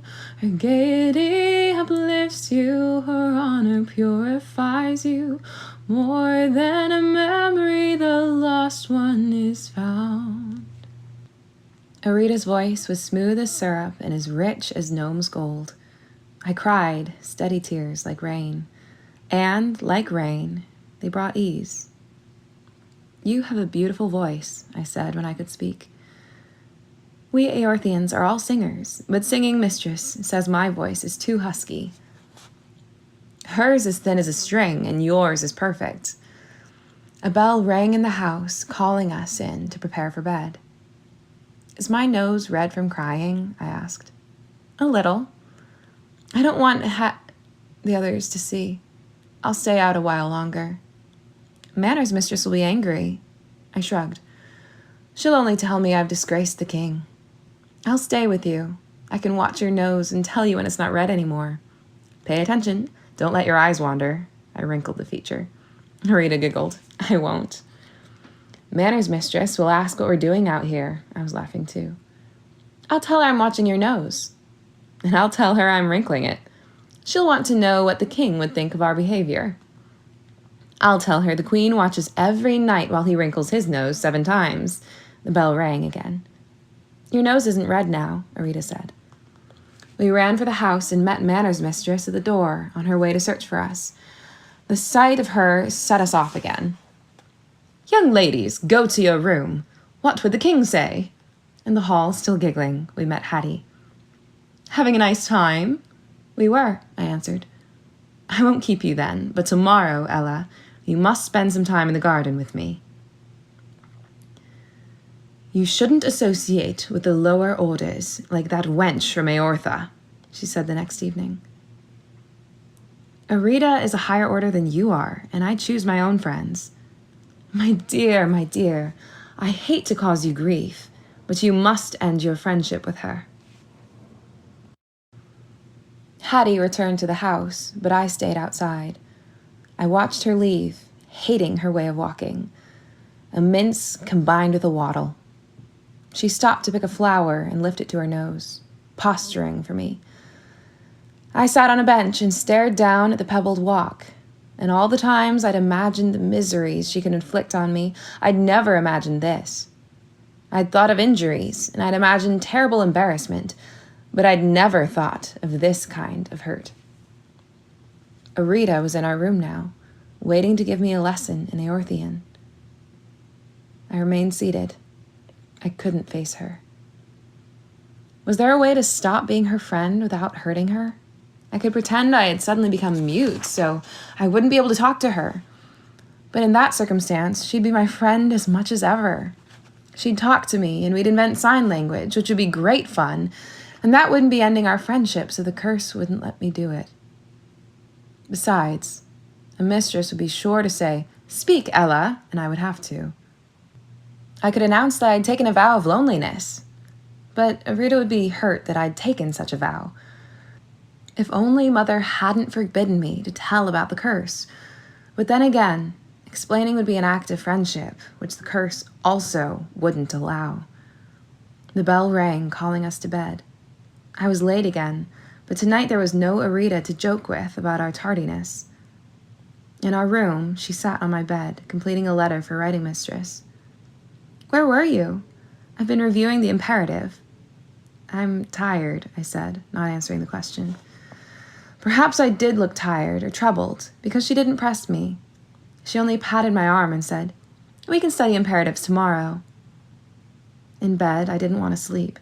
I wanted to savor the last few hours before I had to hurt her.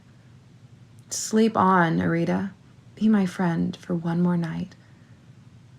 A long vigil lay ahead. I pulled out my magic book. It opened to a letter from Dame Olga to her daughters. "My sweet darlings, your poor mother is desolate without you. I attended a cotillon last night at the palace. I wore my wine-colored taffeta gown and my ruby pendant, but it was for naught. The company was thin because King Gerald is away, although Prince Charmant was there. That charming man, Sir Peter, wasn't there either. I was desolate. I understand he is off traveling and becoming richer, I imagine. I wish him well and will be first to pay my respects on his return." 3 pages followed describing Dame Olga's social calendar and her wardrobe. In closing, she remembered that she had daughters and was writing to them. "I hope both of you are eating well to keep up your strength. Olive, pray remember not to eat Madame Edith's flowers. If you were to sicken or die, I should be desolate. Hattie, I hope you have found a trustworthy servant to dress your hair. Madame E. promised it could be arranged. I expect the 2 of you are amazingly finished by now. But do not toil too hard, my dears. If you can, sing and dance charmingly, eat daintily, and sew a little, you will be fine ladies, and I shall be proud of you. My sweets, the carriage has arrived. I am in my lemon silk calling gown, and I must fly. Your adoring mother, Dame Olga." Why was a trustworthy servant necessary to dress Hattie's hair? I compared the luxuriant tresses of Hattie and her mother with Olive's thin curls, and I remembered Hattie's attack on my hair after she smelled the bogweed. I laughed out loud. Hattie and Dame Olga wore wigs. "Thank you, Dame Olga. I hadn't expected to laugh tonight." I turned the page. On the verso was an illustration of a centaur colt. Apple, I was sure, nuzzling a young man, Char. The colt was a beauty. His hide was a deep brown with a tan mane and an irregular tan star on his chest. Skinny and leggy, he was made for speed, although he was too young to bear a rider. Would he ever really be mine? On the right was a letter from Char to his father. "Dear Father, I hope this finds you safe and well. My mother and my sister and brothers are in good health, as am I. Since I received instructions to join you, I have been filled with gratitude for your confidence in me.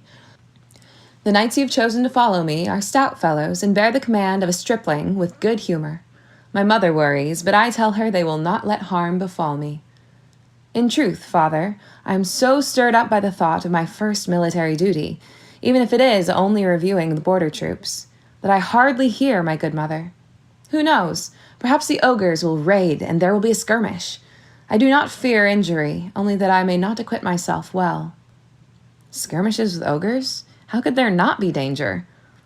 Char continued to describe the visit of a trade delegation and the same ball that Dame Olga had attended, although he didn't mention what he had worn. Near the bottom of the page, my name appeared. I'm training a centaur colt for a lass I know. Her mother was the late Lady Eleanor. I admire the daughter, Ella, but she has gone to finishing school, where I fear she'll be made less admirable. What do they teach in such places? Sewing and curtsying? It is a great distance to go to learn such paltry tricks.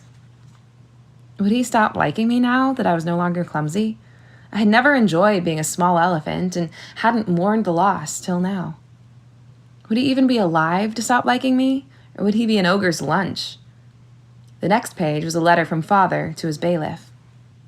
Dear James, the post coach comes rarely to the Elves' Forest, but it came today. I'm still with the Greenies. The trading has been disappointing. They have not so much as showed me an Agulin, no matter what I bring out to tempt them. Their chief trader, Solanin, knows little about bargaining. He gave me 3 vases in exchange for a gnomish copper stew pot, and the same for a simple wooden flute. Below are 3 pages of trades and sales. He closed with his intentions. I am making for Uaxi's farm. You may remember Uaxi, the giantess, who entrusted her turnip harvest to me last year. On October 15th, she will marry off her daughter, and I shall be there. I should like to see a giant's wedding. The ritual is said to be peculiar. Moreover, several fairies are likely to be present. They say hardly a wedding or birth takes place without at least one in attendance. If I can persuade a few to reveal themselves, I may be able to pick up some fairy-made trifles. I swallowed. My mouth had gone dry. Mandy had never told me that fairies liked to go to weddings and births, but she and Lucinda had both been present when I was born. Perhaps Lucinda would go to the giants. It was the first time I'd ever known of a definite place where she might be, where I might be too if I could get there. She might even be in a generous frame of mind, especially if she had just cast a well-meant horrible spell. Perhaps she'd be so pleased that she'd release me from mine if I begged her to. I hadn't promised father I would stay at finishing school, only that I would go. I could leave whenever I wanted, and by leaving, I'd never have to take another order from Hattie. Arita would still think I was her friend, and if I succeeded with Lucinda, I still could be. How late was it? How much of the night was left for travel? I stood up, then sat down again. How far was Uaxi's farm? The wedding was less than 2 weeks off. Could I get there in time? Frantically, I rifled through the pages of my book, hoping to find a map. There. But it was the same one I'd looked at in the carriage on the way to finishing school. A frell, and no use to me now. No matter. I got directions somehow. In 5 minutes, my carpet bag was packed with a few essentials. Tonic, my magic book, my dictionary, a shawl, and little else. After a long look at Arita's sleeping form, I left. I paused before the door to the daisy room, then went in. With quiet steps, I approached Hattie's bed. She frowned in her sleep and mumbled. I understood only one word. Royal. Her wig was askew. Neat-fingered as I had become, I was able to lift it off without waking her. Now, what to do with it? If I threw it into the dying fire, the smell might wake someone. I could drape it over the head of the china cat that adorned the mantelpiece, but if Hattie woke early, she could rescue it before anyone saw. So I took it with me. A trophy. I slipped through the sleeping house as silently as a needle through lace. Outside, I waved farewell to the sleeping topiary. As I walked, the sky lightened. On the edge of Jen, I gave a baker the first sale of the day, 2 currant muffins and 2 loaves of traveler's bread in exchange for Hattie's wig, which he declared was the finest he'd ever seen. He'd never heard of Uaxi, but he said there were several giant farms up north. I hear they bake cookies as wide as my waist, he said. He drew a map for me in flour on his pastry board. The road would fork after I left Jen. The right-hand fork led back to Frel. The left fork was the one I wanted. My first landmark would be the elves' forest. After the forest, I would come to another fork. The road to the left, which I was not to take, led to fens, where the ogres lived. The road on the right would take me to the giants. When the cows became big as barns, I would be there. It didn't seem far on the pastry board. My fingers could travel the distance in a trice. The baker thought the trip would take 5 or 6 days by coach. How long do you think it would take to walk? Walking? He started to laugh. On foot? Alone? With ogres and bandits roaming the world? Beyond Jen, I left the road, following it, but too far away to be seen from it. I didn't fear pursuit by Madame Edith, who would probably conceal my disappearance for as long as possible in hopes I might return. The baker's worries about ogres and bandits I thought exaggerated, since a solitary traveler would hardly be worthwhile prey. However, I was wary of strangers. With my curse, I had to be. I wondered if I would meet Char on his way to Fens. I liked thinking he might be near, but whether he was ahead of me or behind, or whether he had taken this route at all, I had no idea, and I wished my magic book had told me more. The road was little trafficked, and I was too happy about my escape to feel much fear. I was free of orders. If I wanted to eat my breakfast under a maple tree and watch the day grow between its leaves, I could, and did. If I wanted to skip or hop or run and slide on dew-wet leaves, I could, and I did. And when the mood took me, I whistled or recited poems that I made up on the spot. I spent 2 glorious days this way, the best since before Mother had died. I saw deer and hares, and once, at twilight, I swear I saw a phoenix rise, trailing smoke. On the 3rd day, I began to despair about reaching the giants in time. I hadn't even come close to the elves' forest. If I had any chance of getting to the wedding, I should have passed the forest on the 2nd day, unless the baker had been mistaken about the distance from the forest to the giants. Perhaps they were much closer to each other than he thought. On the 4th day, I finished my last bit of traveler's bread. The land changed to sandy fields and low scrub, and I began to despair about reaching the giants before the newlyweds celebrated their 1st anniversary. On the 5th day, I knew I was doomed to wander in endless barrens till I died. On the 6th day, there were more trees, but I was too dazed by hunger to realize their significance. I was searching the ground for the lacy flowers of the wild carrot when I caught a shift in the shadows ahead of me, a flash of motion among the tree trunks. A deer? A walking bush? There, I saw it again. An elf. Kumekim's Poud, I called. It meant sun and rain, or hello in Elfian. Kumekim's Poud, an elf woman approached me hesitantly. Her robe was woven in dappled pattern, and shadow of leaves on the forest floor. Speak Elfian? Yungar, a little. I tried to smile at her, but her expression was so solemn I couldn't. Afench Pol, she asked. Dokench Ella, Jort hux Sir Peter hux Frel. I wondered if she knew father. Sir Peter, Wattle Len. Her tone was dismissive. She stepped closer and stared at me. I met her gaze and hoped I didn't seem wattle, sly, too. Her eyes poured into me. I was sure she knew every one of my unkind thoughts, knew about the theft of Hattie's wig, knew each time I'd made my finishing school mistresses uncomfortable, and knew I hadn't had a bath since I had left Jen. Mund Len, she smiled and took my hand. Her fingers felt waxy, like a leaf, not like father. She led me to Slannon, the elves' chief trader, who spoke Kyrian fluently. He was the one father had mentioned in his letter. He confirmed that the baker's map was accurate. I didn't say anything, but my face must have shown how bitter my disappointment was. You will join your father at the giant's farm? He asked. I nodded. But I'm not hurrying to him, I blurted, then stopped. You seek something else from the giants. His amber eyes searched my face. Someone I must find. I must find her. Slannon patted my arm. Elves will help. In the morning you will see. But you must spend the night as our guest. He smiled, showing pale green teeth. I smiled back, reassured, although one wouldn't expect green teeth to be reassuring. The elves were the same height as humans. With their mossy hair and green skin tinged with orange for the coming autumn, they were no more frightening than a pumpkin vine. And now please join us for our evening meal. We sat at a table with 12 elves, who knew only a little Kyrian. But with my bit of Elfian and gestures and laughter, we cobbled together a language understood by all. Their supper was more drink than meal. The appetizer was lemon parsnip soup, followed by turtle barley soup, the main course, succeeded by a soup of chopped raw green vegetables, the salad course. Dessert was a fruit soup. It was all delicious, even though my jaw wished for something to chew on. When we finished eating, Slannon said that the elves liked to sleep soon after nightfall. He led me to my sleeping place. We passed the elves' nursery, where clusters of small hammocks hung from trees like bunches of grapes.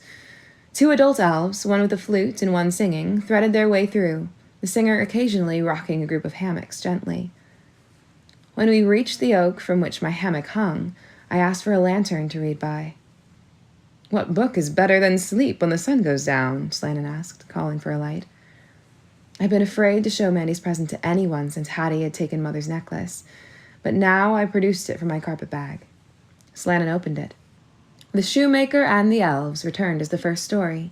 He roared with laughter. "We're so tiny in here. The elves can fit inside a shoe." He looked through the rest of the book, admiring the illustrations and reading parts of different stories. Then he turned back to the shoemaker and the elves, but it was gone. In its place was a story about a walrus and a camel. "Fairy maid," he cried, "this is precious. It must give you much comfort." He returned it to me. "Do not read too late. You have a long journey tomorrow." After 2 stories, I blew out my light. The night was clear. My ceiling was sky and an eyelash of moon. By shifting from side to side, I made my hammock swing me into sleep. In the morning, Slannon asked me to show my book to the other elves. To them, it was written in Elfian. They were enchanted and might have read all day, except that Slannon stopped them. "You have given us much pleasure," he said, "and now we'd like to show you something wonderful too." He lifted several packages onto the table used to display goods for trading. Then he began to remove their oak leaf wrappings. "Are these by TAGLINE?" I asked, when a bit of pottery emerged. "You've heard of him," Slannon said, sounding pleased. "Yes, he made them." A nut dish was unwrapped first. Modeled in the shape of a centaur, it rested on the table, but it was in motion nonetheless. More than in motion, the centaur was motion. His head thrust into the wind, his arms hugged his form, his mane and tail streamed back, and, without moving, such was TAGLINE's skill, his legs beat the ground. Next came a dragon-shaped coal scuttle that glowed gold and orange. Somehow the air shimmered around its foot-long flame. Its ruby eyes were windows to an interior furnace. I was afraid to touch the beast for fear of being scorched. But my favorite was a stirrup cup molded into the shape of a wolf's head and shoulders, with the head lifted and the mouth pulled into the O for a long howl. The ridges in the pottery for his fur were so fine that each hair was defined. I felt the tension in his shoulders where the cup ended, and I imagined the rest of him, sitting but erect, with excitement running through him from his big paws to the end of his plumy tail. I loved his howl, which I could hear and feel. Long and plaintive, woebegone and heartsore, filled with yearning for what used to be and for what would never come again. He's beautiful. They're all beautiful. They don't look as though someone made them. They look born. Slannon began to wrap the pieces up again. I hated to let them go. "Wrap this one last, please." I touched the wolf's nose. When he finished, Slannon handed the package with the wolf back to me. "It's for you." Father had made clear that an TAGLINE gift was worth a great deal. "I can't accept such a valuable gift," I said in my best manners mistress manner, but my hands closed around it. "You have," Slannon said, smiling. "We like to give our best pieces away sometimes when we find people who love them." "Thank you." "Don't cry," Slannon gave me a green handkerchief. He looked at me consideringly. "Sir Peter is a witty man and a shrewd trader, but if he had admired our things as you do, we would have been gladder to let him have them." "But he told me that you are the best potters." "He should have told us. "How can I exchange this gnomish copper stew-pot for 2 such paltry vases?" he'd say. "The workmanship doesn't compare," he'd say. And father had thought Slannin a poor trader. My gift was packaged on a fat pony, along with enough food to last until I reached my destination. More elvish generosity, although the pony was alone. "Vib ol paswado," Slannin said in parting. "Stay in the shade. With any luck, you will reach the giants in 3 or 4 days." But I had no luck. The morning after I left the elves, an ogre woke me by poking me with a stick. "Wake up, breakfast. How do you like to be cooked? Bloody, medium, or done to a crisp?" 8 ogres surrounded me. "It will only hurt for a minute." My ogre, the one who woke me, stroked my cheek. "I'm a fast eater." I looked at the others, searching vainly for sympathetic face. Not far off, I saw my saddlebags next to a pile of bones. Whose bones? I hated to think. And then I realized, the elf's pony. I swallowed convulsively. My stomach heaved and I threw up. When I was done, my ogre spat at me. His spittle burned my cheek. I wiped it off with my hand, and my hand burned too.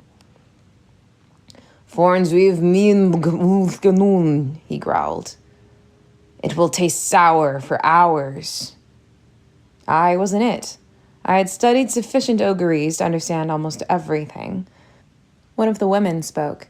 I think she was a woman because there was less hair on her face and she was shorter than my ogre, and I think he was a man.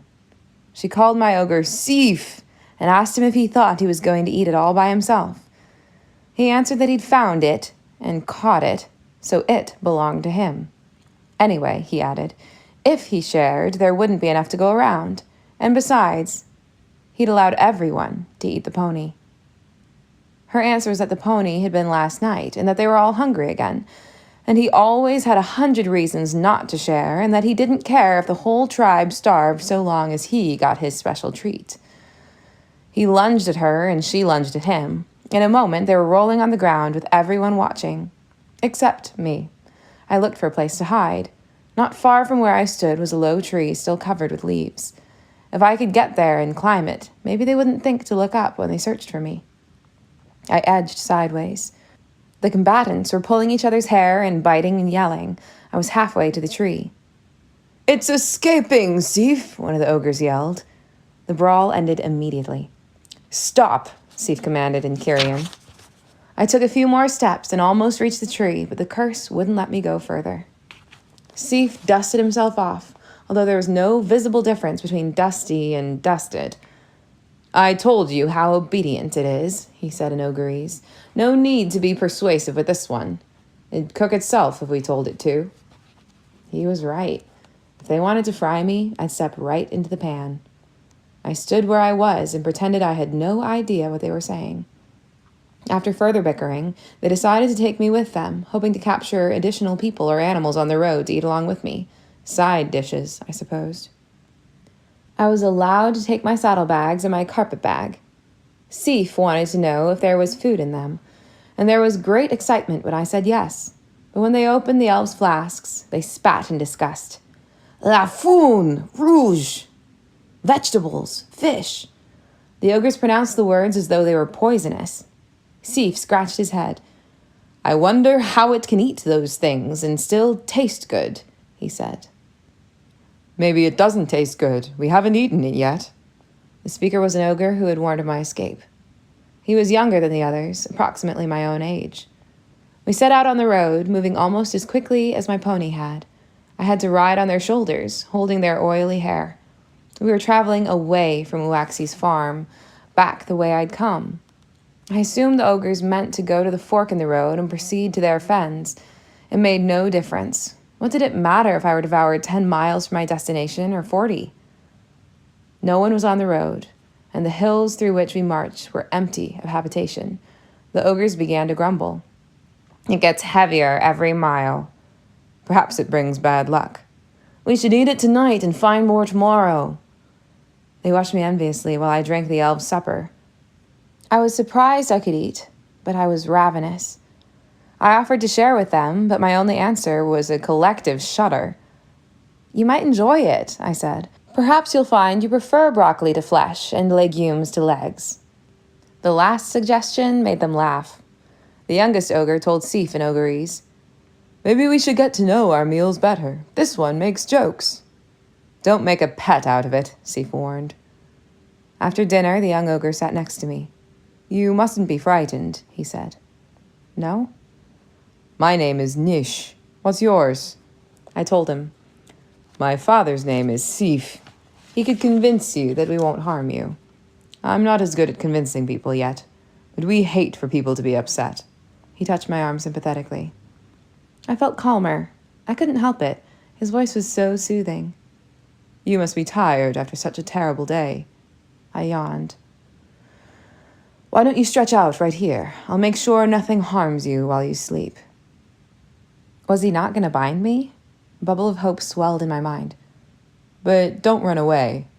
The bubble burst. In the middle of the night, I awoke.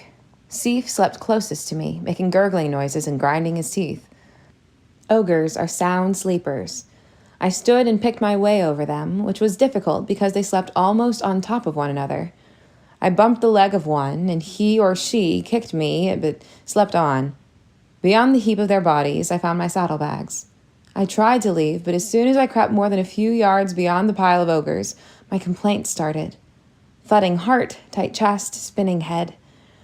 A few feet more and I was on my knees, crawling in circles. I crept back to the farthest spot the curse let me feel uncomfortable. The ogres wouldn't wait much longer to kill me. I had to break the spell now. "The spell is broken," I announced aloud, but softly. "I need not obey Nish. I will escape." But in a moment, I was on my knees again, helpless and sobbing. I tried again, mimicking the ogres. I made my voice as persuasive as I could. "What is a spell?" I asked myself. "Only words. I can walk away from these ogres. I can do it. No magic can stop me." I stood and took confident steps. I was moving quickly, fearlessly. The spell was broken. Then I saw Sif almost at my feet. I had gone the wrong way. I bit back a scream of rage, and I was going to die soon, and I would never have found Lucinda, would never have lived uncursed. I returned to the end of my invisible tether and battled my despair. My voice had been persuasive. Might not persuasion have other uses? Could I mimic the ogres? Could I use their persuasive power? For a while, my voice sounded too harsh. It needed honey for the sweetness and oil for smoothness. I imagined swallowing a mixture of the two and coating my throat with them. "Sing la foon has limoon, la foon a foon wathar. I meant, one should eat vegetables, not humans, because vegetables taste more delicious. It sounded persuasive to me. I was convinced. I practiced for hours and fell asleep practicing, and woke up to Nish practicing on me. "Wake up, dearie. You're wise not to leave us during the night. These lands are dangerous. An elf might have gotten you." The image of a fierce, spear-carrying elf came to me. "Let's eat it now," said the female ogre. "You can't have all of it, Sif. We'll get more food soon." "All right, if I get a leg." He held my shoulders. She nodded. "I'll be content with an arm if I can have an ear, too." In a moment, all my parts were claimed. Nish wanted to keep me alive a while longer, but gave in when he was allowed to have my neck. "The best part," he said, coming close and patting it. Sif said, "I want to be the one to kill it." He jerked me away from Nish. I began in Ogreese. It came out as a squeak. Sif bared his teeth. The points glistened. Saliva dripped from his lips. I tried again. "You're not really hungry. You're full." My voice was raspy. More honey, more oil. The ogre stared, as surprised as if a rock had spoken. "I knew it was smart." Nish sounded proud of me. "Too bad we're hungry," Sif crouched. "It would have made a good pet." He held my leg, his portion, and lowered his head, teeth inches from my thigh. Honey and oil. "How can you eat me?" You're too full to eat. All of you are. Your bellies are as heavy as sacks of melons. Sif stopped. I went on. You just had a wonderful meal of 8 fat ladies. If you eat me, too, you'll get sick. You want to go back to sleep off your big meal. Sif let me go. I stepped away from him. You feel tired. The ground is so soft, so comfortable, I said. Nish rubbed his eyes and stretched. I continued soothingly. It's much too early to be awake. The day has barely begun, and it will be a lovely, lazy, sleepy day. Sif sat. His head rolled onto his chest. You can sleep and have delicious dreams. While you're sleeping, I'll find you another enormous meal of piglets and people and elves and elephants and horses and... No hornets, Nish muttered from a dream. Sleep had claimed them. They had returned to their heap of the night, again grunting and snoring and groaning. I almost laughed and broke the spell. Who was giving orders now? I sobered quickly. What was I going to do with them? How could I arrive at Uaxi's farm with 8 ogres in tow? My situation hadn't improved significantly. I was still alive, but not for long, and I would have to sleep eventually. Then they'd awaken and remember their true hunger. A twig snapped behind me. I turned and saw a vision. 6 knights carrying ropes strode toward me, led by a tall young man. Visions didn't snap twigs, and the young man was Char.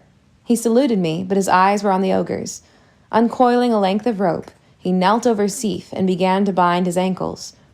The ogres slept soundly, but they were not unconscious. As soon as he felt the cord tighten, Sif woke with a roar, which shrank to a purr when he saw Char. What an honor, your highness. But why do you bind an ally? He reached down and loosened the rope. That was proper. Char shouldn't have been fettering his friend. But Char pushed Sif's hands aside and tightened the rope again. How could he be so cruel? The knights had begun to bind the other ogres, who were also stirring. Sif tried again.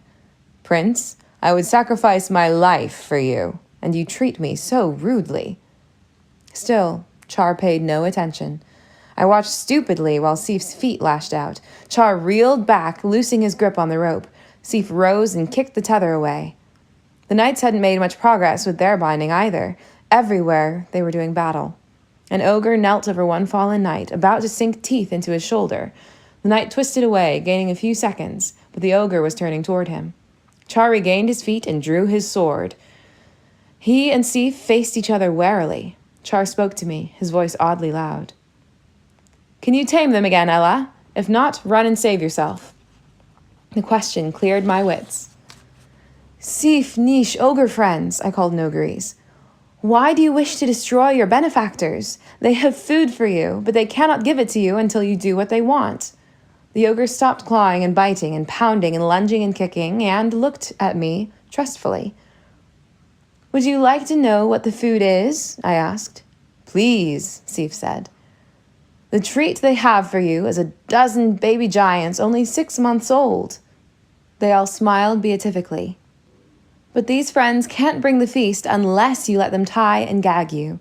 When they bring out the infants, they'll remove your bindings. So seat yourselves and hold out your arms and legs. They will be gentle. Only Nish remained standing, looking dazed. Sit, Sif commanded. Nish sat. The tying and gagging was completed quickly. Then the ogres were bound together, treatment that they endured cheerfully. Ella, Char swept a deep bow.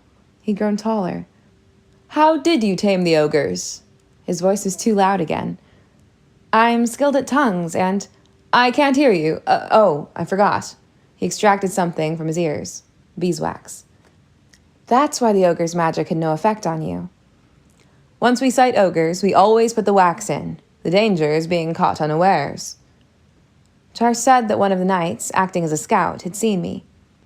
He reported that a band of ogres was about to eat a maiden when she talked them to sleep. How did you do it? I told them about finishing school, and they began to snore. Truly? Char stared at me, then laughed. It was delightful to make him laugh. He was always so surprised. How did you really do it? He persisted. I spoke to them in Ogurese, and I imitated their oily way of talking. I didn't know if I would succeed. They had already parceled me up. I knew which one was going to eat every bit of me. Sif, that one, wanted my leg. Char moved his own right leg. How did they come upon you? I told him I had run away from finishing school. They caught me when I left the elves. They ate the pony the elves gave me. I shuddered. Was finishing school so wearisome that you had to run away? He asked. Very wearisome. And see what it's done to me? I can no longer break a set of dishes by accident. Now I can balance all of them on my head and stroll through Frel without dropping a single one. I have many accomplishments. Are you proud of them? He was alarmed. I nodded solemnly. I wanted to make him laugh again. Would you like to know more? He shrugged, disliking the topic. I went on anyway. To begin with, I could teach these boorish ogres how to eat properly. I seated myself on a large rock. Observe. I plucked an imaginary napkin out of the air, shook it twice, and placed it on my lap. Very ladylike, Char said politely. I shake the napkin twice. That's important. Why? Mice. Char smiled. There are no mice in our court napkins. You are thinking of spiders. The prince contradicts a lady. I picked up an imaginary fork and began to saw at imaginary food. Your meat is tough. You have a low regard for our cooks. Not at all. It should be tough. Don't you know why? Tell me. It is mutton. Am I not using a mutton fork? Our manners mistress will believe you're an impostor if you don't recognize a mutton fork when I don't see one. He was laughing. It could only be a mutton fork. How so? See how my fingers are bunched together at the top of the stem. I reached up and caught Char's hand. It was square and large. I extended my index finger. My finger is the fork. You grasp it so. I arranged his fingers around mine. His grip was firm. That's the only correct way to hold a mutton fork. A trout fork is managed differently. I turned his hand over to demonstrate. Angry red welts ran across his palm. The rope burned you. He pulled his hand away. It's nothing. One of the knights is a healer. What else did your manners mistress teach you? I wanted to examine the burn more closely, but I continued. Manners mistress knew your father's opinion about everything. She said he would exile any subject who ate blancmange from a soup bowl. As a result of her instruction, I can never make such a mistake. Does my father have a special spoon for raspberries and one for blueberries? Certainly. Why wasn't I informed? You should hire manners mistress. She would die of delight to serve a prince. I went on to describe all our mistresses.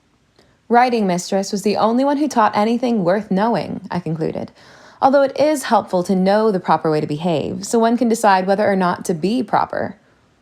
On the word proper, Char started. I should have introduced you long ago to my knights. He called to them, Friends, John, Aubrey, Bertram, Percival, Martin, Stephen, meet our ogre tamer. She's the lass I told you about, the one who speaks Gnomic. He had told them about me. I curtsied. We wondered when you would remember your manners, the one named Stephen said.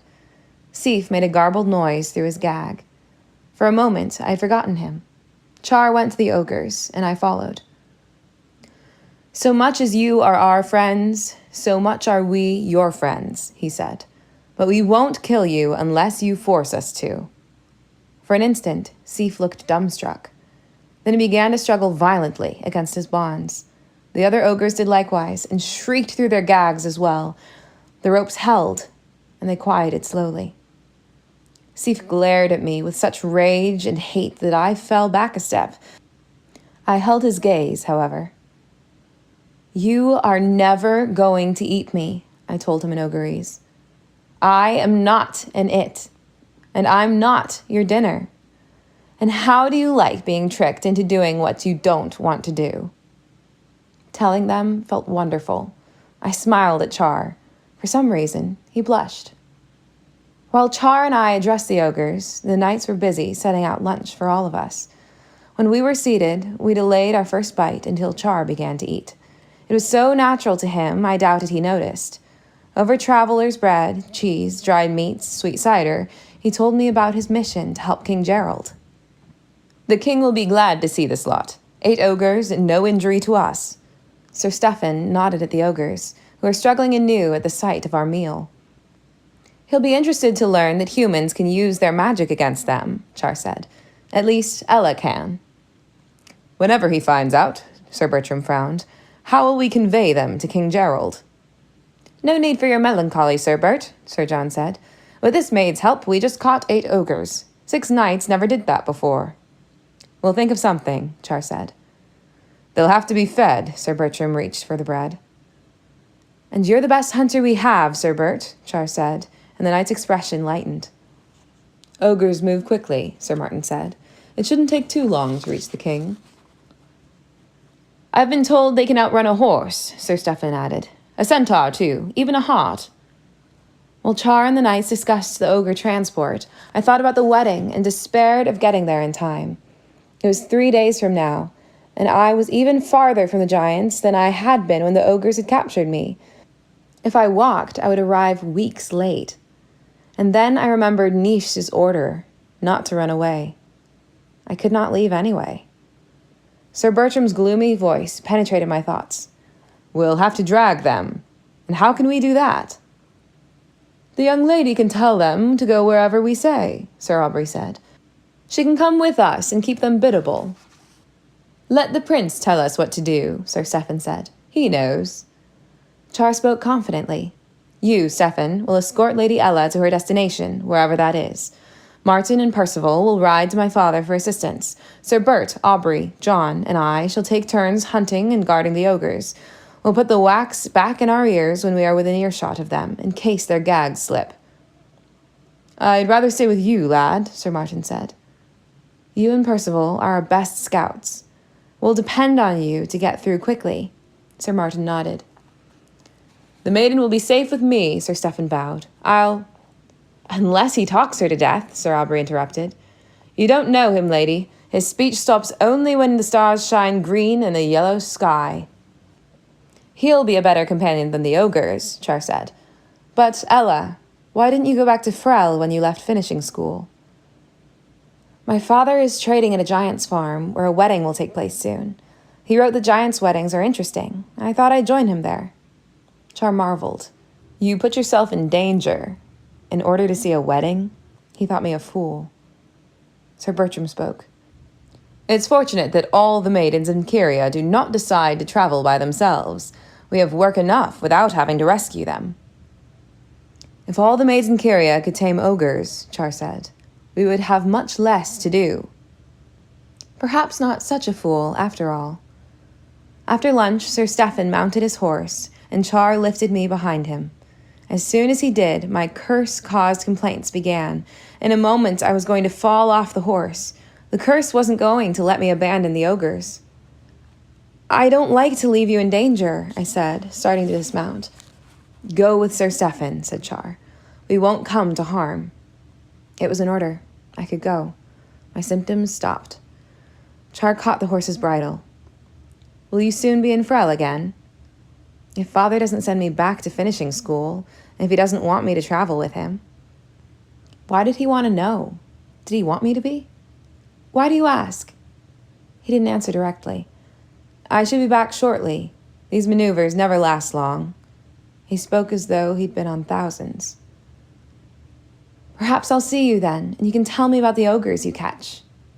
"Perhaps you can teach me how to tame an ogre." "Athun sing," I said. "That's farewell." "It sounds evil." "It is," I answered, and we parted. Sir Stephen was indeed talkative. He had a small manor in Frel, a wife, 4 daughters, and 2 hounds. The hounds were the joy of his life. "Smarter than pigs, cats, and dragons all rolled together," he said. As we rode, he recounted tale after tale of their bravery and cleverness. "When do you think we'll reach the giants?" I asked when he stopped for breath. 3 days, I should think. The day of the wedding. And we might arrive after it ended. Can we go any faster? I don't need much sleep." "Maybe you don't, and I'm eager to get back to those ogres. But the horse needs his rest. We'll go as fast as he'll take us." I kicked the horse, hoping to spur him on and hoping Sir Stephen wouldn't notice. Sir Stephen didn't, and the horse didn't either. Sir Stephen began a tale about exhausted horses and a charge against dragons. When he finished, I hastily changed the subject. Do you like serving under the prince? Some might not fancy answering to a youngster, he said, but I'm a toiling knight. What's that? Not so noble I can't curry my own horse, nor so greedy I have no time to serve my king. Is Char a toiling prince? That's a good description of him, little lady. I never saw a lad, page or prince, so eager to learn to do a thing right. According to Sir Stephen, Char was almost as wonderful as the hounds. He wasn't only eager to learn, he did learn, and quickly. He was kind. They had departed Frel late because of his kindness. The cart of a fruit and vegetable seller had overturned in the road ahead of them. When the seller began screeching that everyone would trample his precious tomatoes and melons and lettuces, Char had us right to the cart.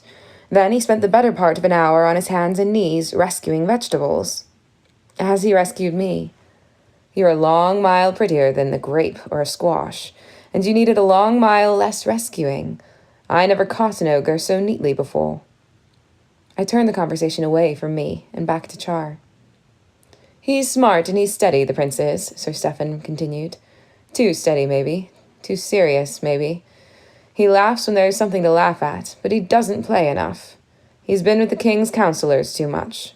Sir Stephen was quiet for a rare moment. He laughed more this morning with you than in 2 weeks with us. He should frolic with the young folks more, but they're on their best behavior with the prince. He turned his head. Except for you, little lady. I was alarmed. Did I behave badly? You acted natural, not like a courtier. Manners mistress would consider me an utter failure. I smiled. We spent our nights at inns. The first night I retired to my room soon after dinner. I set my Aguilin wolf on the table next to my bed so he could protect my sleep. On the verso was a letter from Hattie to her mother. On the recto, one to the same lady from Olive. I read Hattie's first. Dear Mamma, is not my penmanship much improved? I have been practicing my flourishes. The words may be harder to read, and writing mistress despairs of my spelling, but when you stand away from the page, is the result not charming? Sir Peter's daughter has vanished.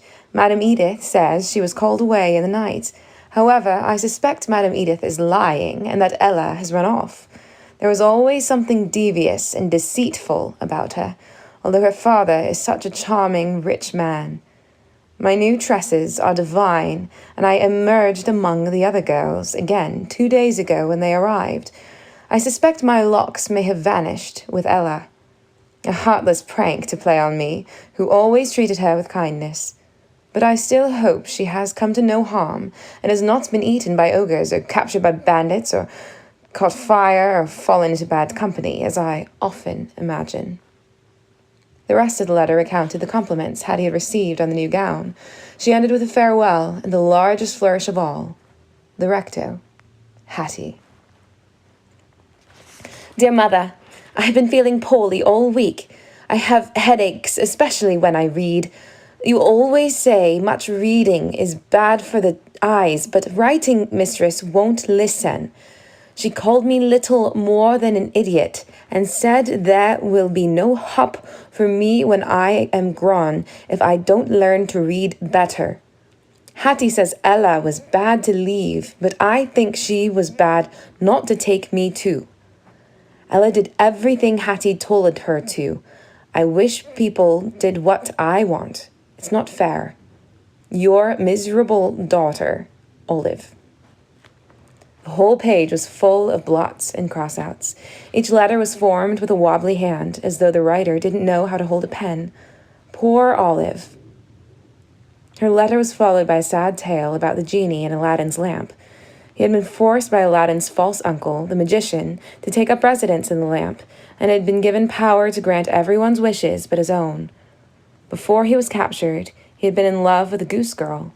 The genie spent his years in the lamp longing for her and wondering whether she'd married someone else, whether she'd grown old, whether she'd died. I closed the book, weeping a little. I wasn't confined to a lamp, but I too was not free.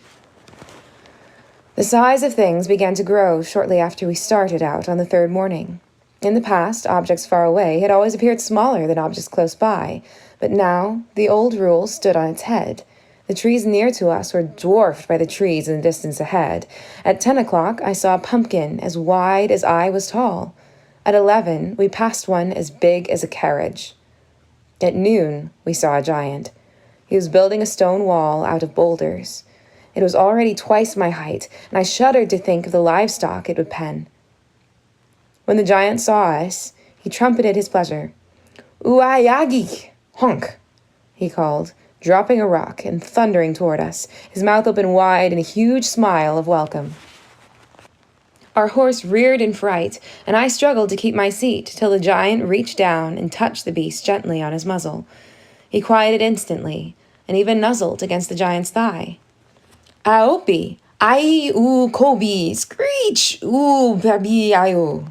I said. It meant hello in Abdigi. "We've come to attend the wedding of Uaxi's daughter," I added in Kyrian. "But are we too late?" "You're just in time. I'll lead you there." The farm was 2 hours away. Kupudak, the giant, strolled next to our horse. "Is Uaxi expecting you?" he asked. "No," I answered. "Will she mind?" "Mind? She won't be able to thank you enough for coming. Giants love strangers." He paused. "And friends, too. Lots of friends and strangers will be there." We traveled in silence for a while, with Kupudak smiling down at us. "Are you tired? Hungry?" he asked presently. "We're fine," Sir Stephen said, although I was starving. "Everyone is polite, except giants. We say when we're hungry. Never mind. There's lots to eat at a giant's farm." Uaxi's house was visible an hour before we reached it. "That's her house," Kupudak announced, pointing. "It's nice, isn't it?" "Enormously nice. Hugely nice," Sir Stephen said. "Don't you think so, lass?" I nodded. My heart began to pound so hard I thought it would catapult me backward off the horse. Soon I might find Lucinda. Soon I might be free. I tightened my grip on Sir Stephen's waist. "Do you think to be my corset?" he complained. As we approached, Uaxi opened the door to look for new guests. We were still a distance from the house, so I was able to see her whole. Close up, giants were whatever part was nearer, a skirt, a bodice, a trouser leg, or a face. She was 3 times as tall as a grown human, but no wider. Everything about her was long and narrow, head, torso, arms, legs. However, when she saw us, the long oval of her face changed. She smiled so broadly that her cheeks became peach round, and her eyes behind her spectacles became slits of delight. "Ai, Kobe, screech, digu!" She lifted Sir Stephen off the horse, and then saw me. "2 people!" "Oyagi, honk, both of you! Welcome! The wedding will be in a little while. Udabi!" She called to her daughter, the bride. "Look who's here!" The daughter, surrounded by friends, waved to us. "I can't stay, madam. I just brought this young lady to find her father." "Her father?" "Sir Peter of Frel," I said. Uaxi beamed. "So this is his daughter. He never said a word." She turned toward the house. "Where is he? I'll find him. He'll be so glad you're here." "Please don't," I said quickly. "I want to surprise him." "Surprise? I love surprises. I won't tell." Sir Stephen mounted his horse. "I must go. Goodbye, Ella, madam." "But how can you leave the party? You didn't even come in." Sir Stephen looked up at Uaxi's long face, even longer in distress. "Madam, it grieves me to go," he said. "Only a matter of the utmost urgency could take me away." He winked at me. "Please don't be sad. I'll only be able to comfort myself if I believe you are happy." Uaxi smiled through the tears. "At least let me give you food for your journey." She hurried into the house, calling behind her, "I'll only be a moment." "Toiling knights are also diplomats," I said. "When we have to be, I'll tell the prince I left you in large, good hands." Uaxi returned with a hamper from which protruded a chicken wing as big as a turkey. Sir Stephen galloped off, and Uaxi hurried away, diverted by new guests. I entered the house and joined the throng. I could see nothing except the people, or parts of them, nearest me. A group of gnomes arguing about mining techniques, and the skirt of 2 giantesses. How could I manage to find one human-sized fairy? The only clue would be her tiny feet, and they would be hidden by her skirts. Giants crowded around a table so tall that I could walk beneath it without bumping my head. On the other side, I came to a stool loaded with food for the small people. While I searched, I might as well eat. I filled my plate, a saucer as big as a platter, with a slice of potato, 3-foot-long string beans, and a balloon-sized cheese puff. It was impossible to eat this food and walk. With a napkin draped over my arm and trailing on the floor, I made my way to one of the giant pillows that lined the walls of the dining hall, couches for humans, elves, and gnomes. I would watch the crowd while I dined.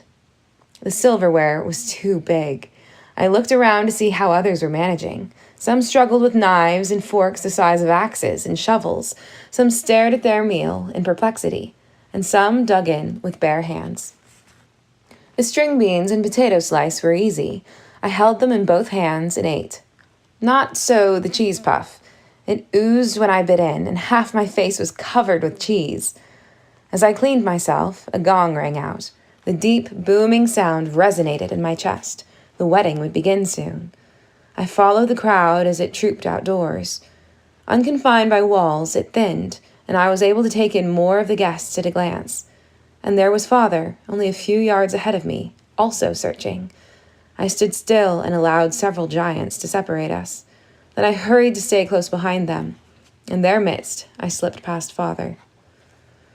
After half an hour, we reached a clearer field where stands had been erected for giants and smaller peoples. A few humans had arrived and had seated themselves. I slipped behind a tall man, where I would be well concealed. I was close to the aisle and in a good position to scrutinize the feet of new arrivals.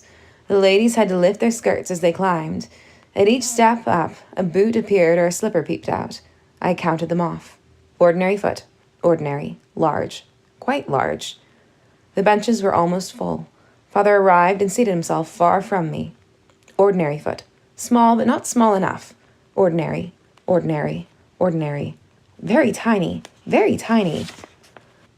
The 2 lady fairies, accompanied by a gentleman, who was surely a fairy too, squeezed into the row only 2 below mine. The gentleman was stoop-shouldered, and one of the ladies was fat, but the other satisfied every cherished idea of a fairy. Tall and graceful, with huge eyes, skin as unblemished as satin, lips as red as pomegranate seeds, and cheeks the color of an early sunset. The stands were too crowded. I couldn't approach them, but I'd watch to make sure they didn't leave. The wedding began. The bride and groom came into the field holding hands. She carried a sack, and he carried a hoe. Each wore trousers and a white smock. At the sight of them, a roar rose from the giant stands. Giants screeched, moaned, grunted, and hummed that the bride was beautiful, and the groom was handsome. They would be healthy for long and forever, and this was the happiest day in anybody's memory. Aside from enormous smiles, the couple ignored them and began to plant a row of corn. He prepared the ground, and she dropped in seeds from her sack and covered them with the moist earth. As they finished, clouds rolled in, and a gentle rain fell, although the sky had been clear when the ceremony started. The giants spread their arms and tilted their heads to receive the drops. I looked down at the fairies. The 2 plain ones were smiling, but the beautiful one was rapturous. She seemed to be singing, and tears rolled down her cheeks. The giants pantomimed their lives together. They farmed and built a house and brought a series of older and older children from the audience into the imaginary home, and then more babies for grandchildren. It ended when they lay down in the grass to signify their deaths together. Then they sprang up. Benches were overturned as giants poured onto the field to hug them and exclaim over the ceremony. I stayed in my place, marveling. These giants were lucky to see their lives laid out so sweetly before them. Did the pantomime help? Did it stop ogres from eating you? Did it prevent droughts and floods? Did it keep you from dying before your children were grown? Except for the beautiful fairy and a number of giants, everyone started back to the house, including Father. I stayed to watch the fairy, hoping, praying that she would reveal herself to be Lucinda. She pushed her way to the newlyweds through a crowd of relatives and well-wishers. In a few minutes, the giants drew away from her. The bride and groom clutched each other. Both were crying. Uaxi appeared to be pleading. She crouched before the fairy so that their faces were level, and her eyes never left the fairy. The fairy stroked Uaxi's arm sympathetically, but Uaxi flinched at the touch. Finally, the giants turned and walked slowly back to the house. The fairy watched them go, smiling blissfully. This had to be Lucinda. There was every sign of it. She had probably bestowed a gift on the newlyweds that was as gladly received as mine had been. "Lady," I called, my heart pounding. She didn't hear me. As I spoke, she vanished without even a puff of smoke or a shimmer in the air to mark her departure. Now I knew for certain she was Lucinda, the only fairy in the world who would disappear in plain view. Fool, I called myself. Idiot! I should have spoken to her the moment I suspected who she was. She could be in Aortha by now, or soaring over an ocean. I returned to the house and found that the giants had grown somber, although the small people were still merry. I wandered through the hall, munching on this and that, while watching out for Father. Where should I go next? How could I continue my quest? The other fairies might still be here and know where Lucinda had gone. Quickening my pace, I began to search, and in a few minutes I saw them, standing together and looking as sorrowful as the guests. When I had almost reached them, Lucinda materialized in their midst, still smiling. I pretended to be utterly absorbed in the problem of cracking a gigantic walnut I had taken from the banquet stool. "I won't waste my breath telling you how wrong it is to disappear and reappear as you do," the gentleman fairy told Lucinda. "I hope you don't plan to do it again in the middle of this crowd." "No, Cyril. How could I leave a scene in the midst of my greatest triumph?" Her voice was musical. I smelled lilacs. "What horror did you visit on this poor couple?" he asked. "No horror, a gift." "What gift, then?" the other lady fairy asked. "Ah, Claudia, I gave them companionship and felicitous union." Cyril raised his eyebrows. "How did you accomplish that?" "I gave them the gift of being together always. They can go nowhere without each other. Isn't it splendid?" The walnut almost slipped from my hands. "It's frightful," Cyril said. "What's wrong with it?" Lucinda thrust her head forward defiantly. "They'll hate each other within a month," Claudia answered. Lucinda laughed, a pretty tinkling sound. "No, they won't. They'll love each other more than ever." Cyril shook his head. "If they argue, and all loving couples argue, they'll never be alone to recollect themselves, to find ways to forgive each other." "You know nothing about it. Not all couples argue, and these two won't. They're too much in love." "Imagine he bites his nails and she doesn't like it," Claudia said. "Or she rocks back and forth when she talks and he doesn't like it. They will never have any respite from the quality they don't like. It'll grow and grow until all he sees in her is rocking and all she sees in him is nail-biting." "My gift has nothing to do with nails and rocking. It has to do with a heart which loves to be near that which it loves." I forgot my walnut and stared at the mad fairy. "Visit again in a year," Cyril challenged. "You'll see what the heart loves." "From now on, all giants will elope," Claudia said, "rather than risk a wedding with you as a guest." "I shall return, and I'll be right, and they'll thank—" "What are you staring at? I mean you! Wench!" Lucinda whirled on me. "She's probably another supplicant," Cyril said, "come to beg you to take away a gift you gave her at birth." "Don't turn this one into a squirrel. I can't bear to watch it." Claudia grasped Lucinda's wrist. "You can't know squirrels lead charming, contented lives. I'm sure she prefers to be a human maiden." A squirrel? I had to keep her from making a squirrel of me. "Abensa eke ubasu inoxi ikuria," I said, wondering if she spoke Aorthian. I just told her I didn't understand Kyrian. Lucinda's expression softened. "Oh, I'm sorry, my sweet," she answered me in Aorthian. "I asked why you were staring at me." "You're so beautiful." Let her think me simple. "What a darling child. What's your name, dear?" "Elle." This was Ella in Aorthian. "Beauty isn't important, Elle. Only what's in your heart is important. Do you understand that?" "Yes. I'm sorry I stared." "No need to be sorry, sweet child. You did nothing wrong." Her smile was dazzling. "Thank you, lady," I curtsied. You may call me Lucinda. She lifted her chin. They would not have me say so, she indicated Cyril and Claudia. But I am a fairy. A fairy? That's why you're so beautiful. My friends are shopkeepers, Cyril said firmly, also an Erythian. We sell shoes. For tiny feet, Lucinda laughed. For children, Claudia amended. Oh, I said, I don't need shoes, but I need help, magical help. Can you help me, Lady Lucinda? You don't need her help, Claudia said. You should leave her while you still may. I'd be delighted to help you. You see, Claudia, they do need us. Tell me, Elle. I want more metal, if you please, lady. Whatever anyone tells me to do, I do, whether I want to or not. I've always been this way, but I wish I weren't. The maiden is naturally obedient, Cyril said. Isn't that one of your gifts? And she doesn't like it. I knew how sweet you were the moment I saw you. Obedience is a marvelous gift, Elle. Sometimes I give that gift to little babies. I certainly won't take it away from you. Be happy to be blessed with such a lovely quality. But, I began, then stopped as Lucinda's order gripped me. My mood changed, and I smiled joyously. The curse had been turned into a blessing. Thank you, lady, thank you, I said, almost forgetting to speak Aorthian.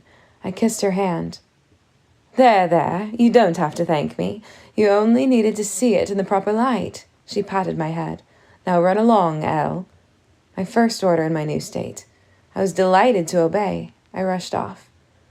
I knew I was happy only because I'd been ordered to be, but the happiness was absolute. I still understood why I had always hated Lucinda's gift, but I was glad nonetheless.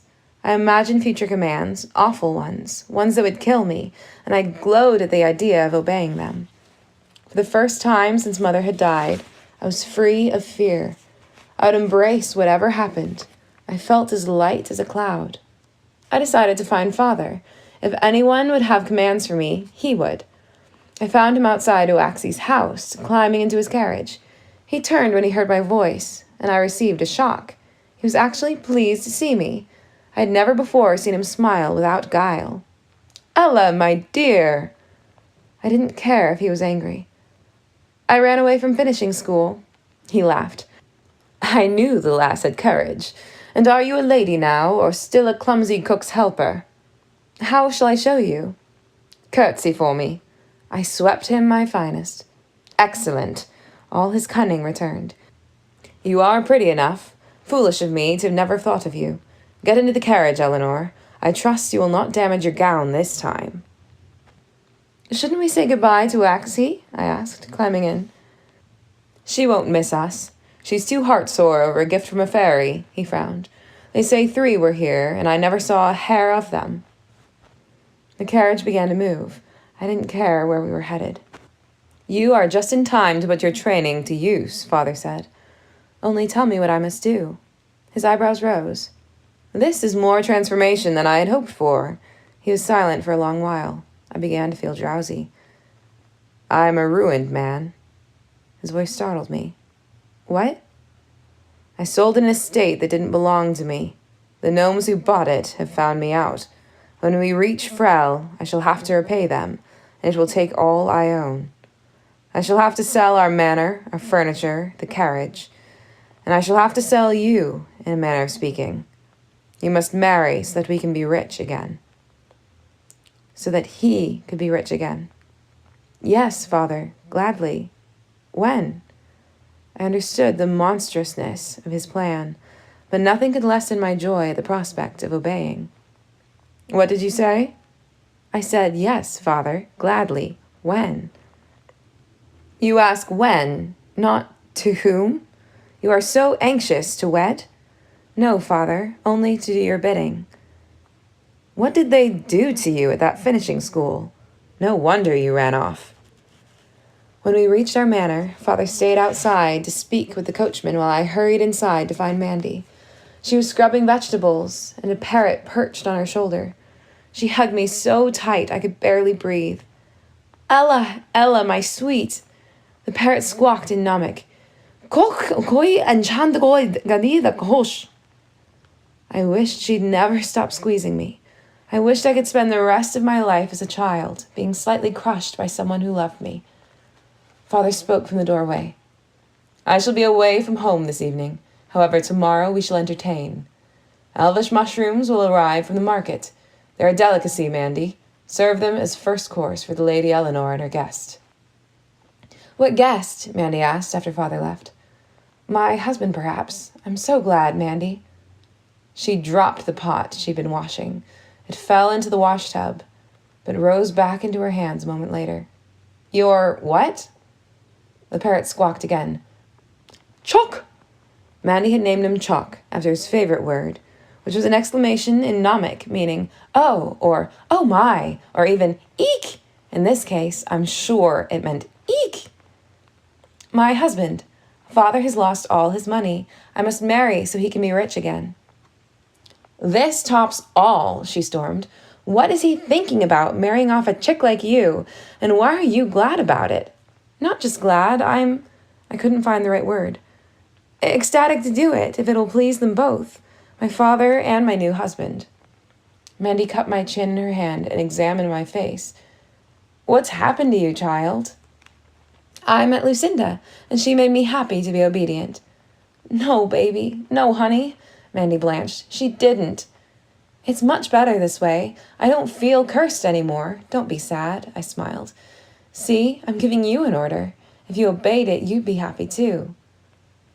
She turned you from half puppet to all puppet. I'm supposed to be glad about that? I didn't answer. While Mandy stood, dumbstruck, I looked around the kitchen, greeting every familiar object. Finally, she muttered, Lucinda's up to new tricks. And she spoke to me. I'm starved. Are you ready for dinner, love? We supped together in the kitchen, only the two of us and the parrot, because Father had dismissed the other servants.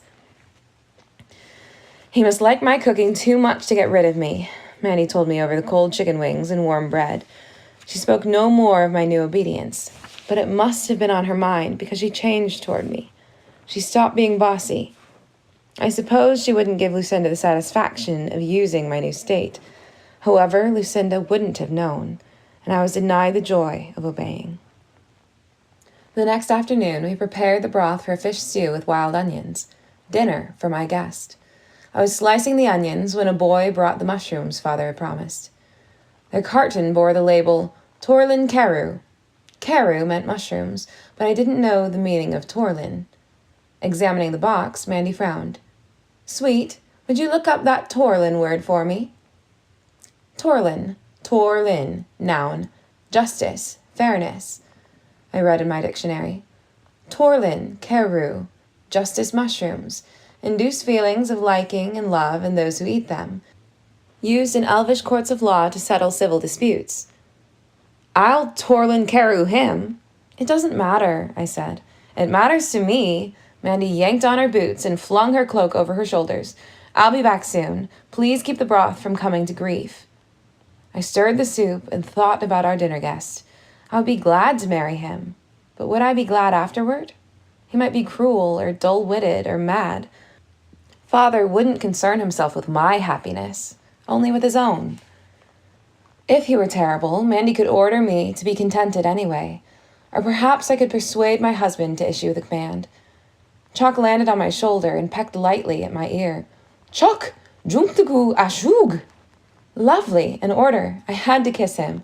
I turned my head and managed to kiss a wing as he flew to perch on a high shelf. Juntinku azug, he squawked again. I approached the shelf and extended my hand. The bird obligingly hopped on.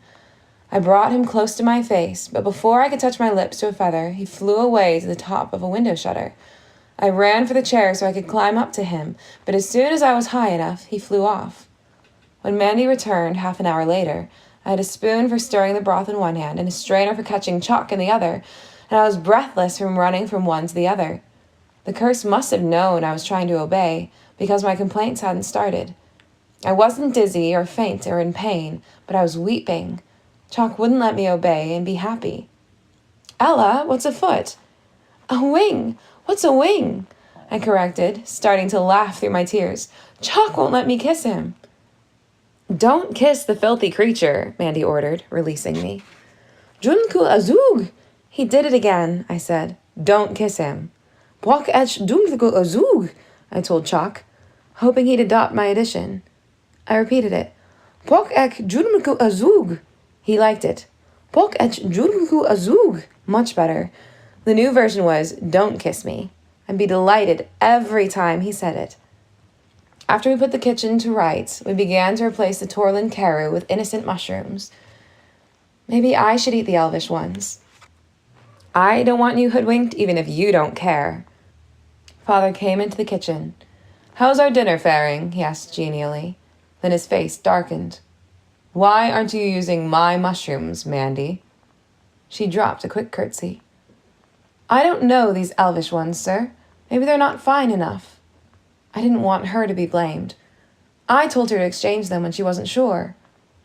I sent you to finishing school so you wouldn't be a cook's helper, Ella. Use the elvish mushrooms, Mandy. My guest's name was known to me.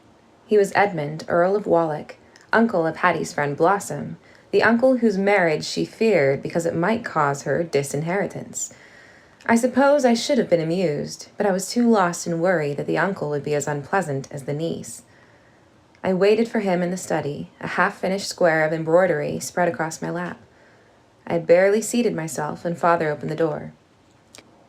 This is my daughter, Eleanor, he said. The Earl bowed. I stood and curtsied. He was older than Father, with shoulder-length curled gray hair. His face was as thin as a greyhound's, with a long nose above a drooping mustache. He had a hound's sad eyes, too, brown with white showing above the lower lid and bags of skin below. I sat again, and he bent over my handiwork. Your stitches are neat and so tiny. My mother made the smallest stitches, too. You could barely see them. When he spoke, I saw teeth as small as a baby's, as though he'd never gotten a second set. I could picture the toddler Earl, peeking into his mother's lap and flashing those wee pearls at her exquisite embroidery. When we married, I would try to imagine that he was almost as young as his teeth. Leaving my side, he turned eagerly to Father. You could not hold such a position as I heard you express yesterday, my friend, the Earl said. I hope you will explain yourself more fully. They were discussing punishments for bandits. The Earl thought they should be shown mercy. Father believed they should be treated harshly, put to death even, as an example. If a bandit came here and made off with these valuables, Father waved his hands at the things he was in the process of selling, I'd be unnatural if I weren't enraged, and unnatural if I didn't act on my rage. Perhaps you couldn't help being angry, the Earl answered, but you could certainly stop yourself from repaying one offense with another. I agreed with the Earl and thought of an argument tailor-made for my father. Suppose the thief didn't steal outright, I said. Suppose he robbed you through deception. Would that thief deserve the same punishment as a bandit? A different case entirely, Father answered. If I allowed a rogue to cheat me, I would deserve my fate. The knave would deserve some punishment, perhaps, but not a severe one. I would have been a gullible fool and not worthy of my wealth. The Earl nodded at me. The cases are not so different, he said. If an armed bandit made off with your possessions, you might be at fault for failing to protect your home. You might then also not be worthy of your wealth. Why should a robber sacrifice his life for your carelessness? Your logic is irrefutable, although its foundation isn't sound, Father smiled.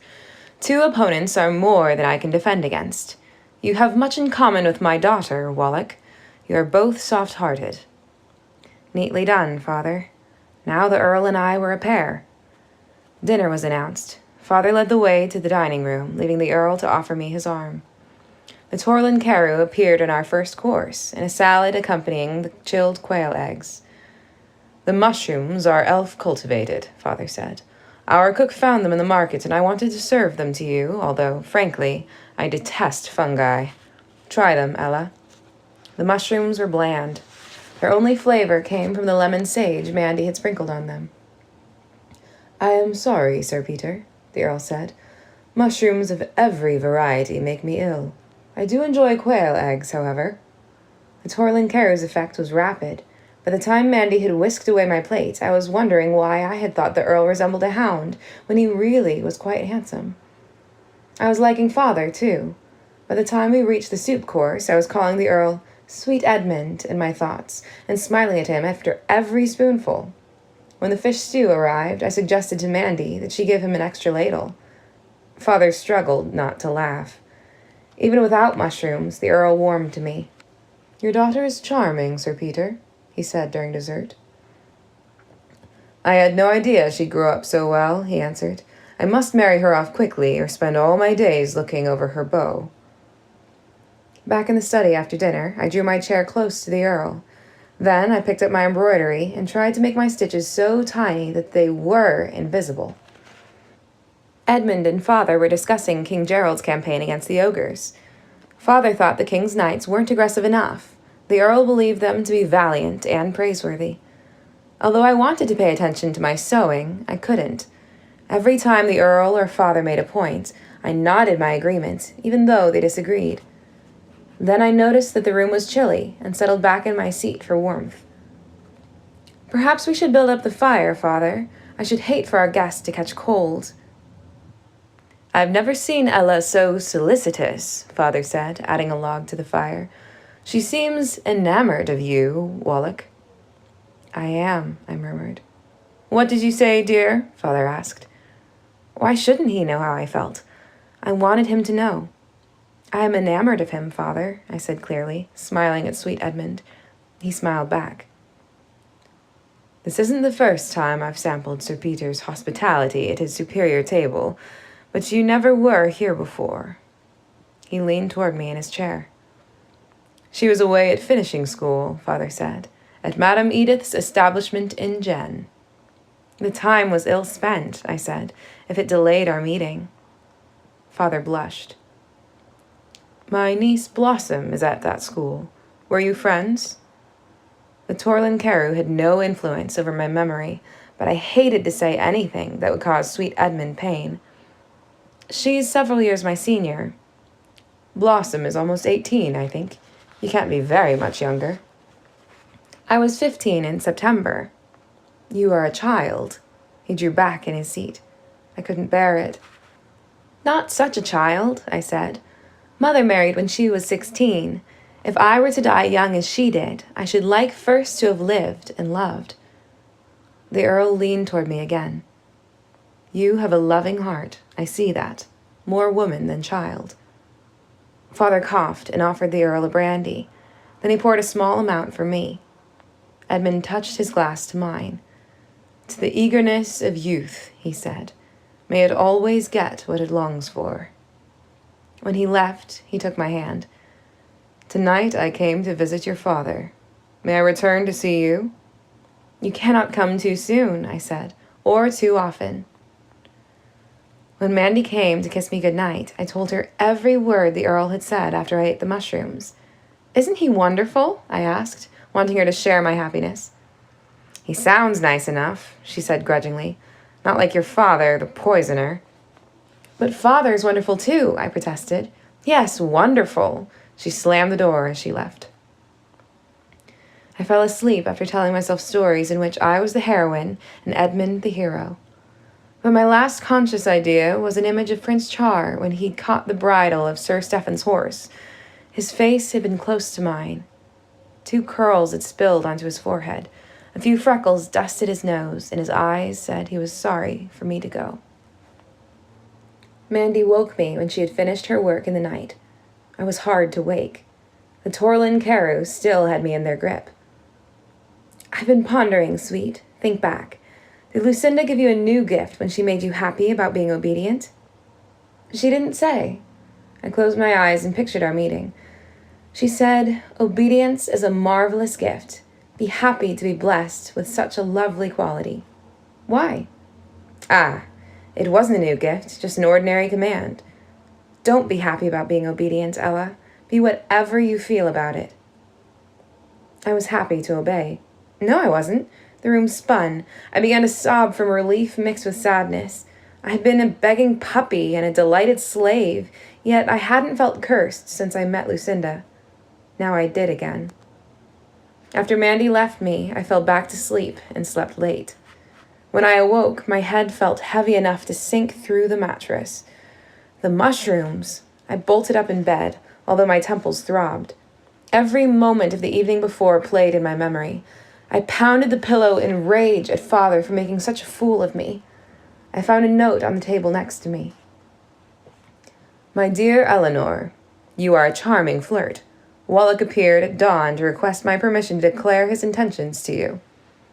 I dropped the letter, afraid to read on. If Father thought I must marry the Earl, I would have to do it. If he came home and told me, I'd have to as well. But before he arrived, I could act.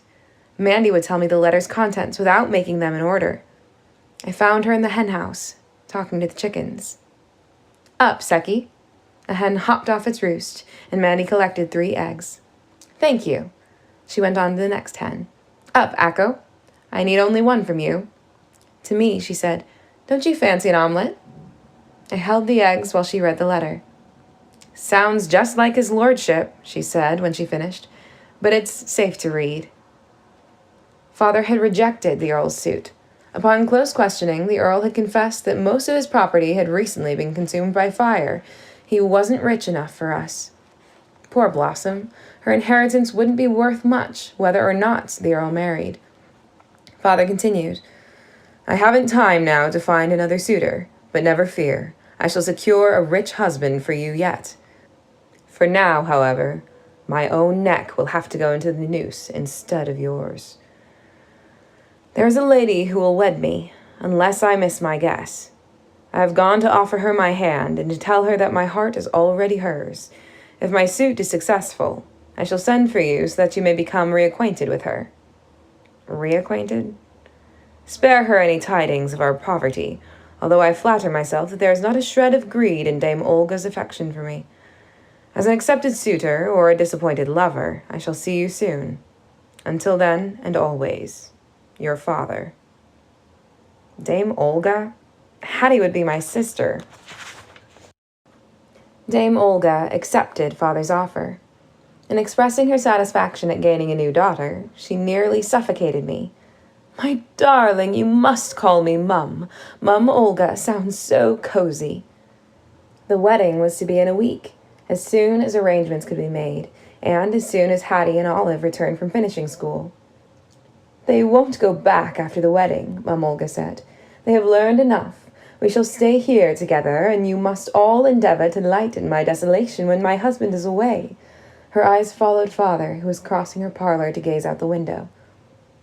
And who will lift my desolation? He asked, his back to her. A blush deepened the color of her rouged cheeks. She was besotted with him. He was all solicitude, all tender attention. She was kittenish, coy, and syrupy. I couldn't be with them for 5 minutes without wanting to scream. Fortunately, my presence was required very little. I was rarely invited to Mum Olga's residence, and Father kept her away from our manor, which was day by day being emptied to satisfy his debt. I cared little about the furniture, except for the fairy rug, which Mandy and I hid one afternoon when Father was with Mum Olga. We also rescued the best of Mother's gowns, because Mandy swore I would shoot up some day soon, and then they would fit me. But we didn't dare touch Mother's jewels. Father would have known if so much as a brass pin had been missing. Anyway, none of them equaled the necklace Hattie had taken from me. The week was quiet. I spent my days and nights mostly with Mandy. During the day, I helped her cook and clean. At night, I read from my fairy book, or we chatted by the kitchen fire. My only ventures outside were to the royal pastures to see Apple. I had hoped to meet Char there, but the grooms told me he was still chasing ogres. The first time I visited Apple was the day after I returned to Frel. He stood under a tree, his attention fixed on 3 brown leaves that clung to a low branch. As I watched, he reared back, lifted his head, and reached for a leaf just beyond his grasp. And the bunched muscles of his back legs and the straining line from his hips to the tips of his fingers, he was splendid. If Aguilin could have seen him, another pottery sculpture would have been born.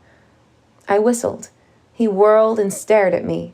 I held out a carrot and whistled again, a song about mermaids, Apple's distant cousins. When he saw the treat, he smiled and trotted to me, both hands extended. Soon he let me pet his mane and came when I whistled, although no food was in sight. It wasn't long before the sight of me inspired as much happiness as a carrot. I began to confide in him. His wide-eyed attention was an invitation, and his trick of cocking his head to one side while I spoke made me feel that every word was a revelation, although he understood none of it.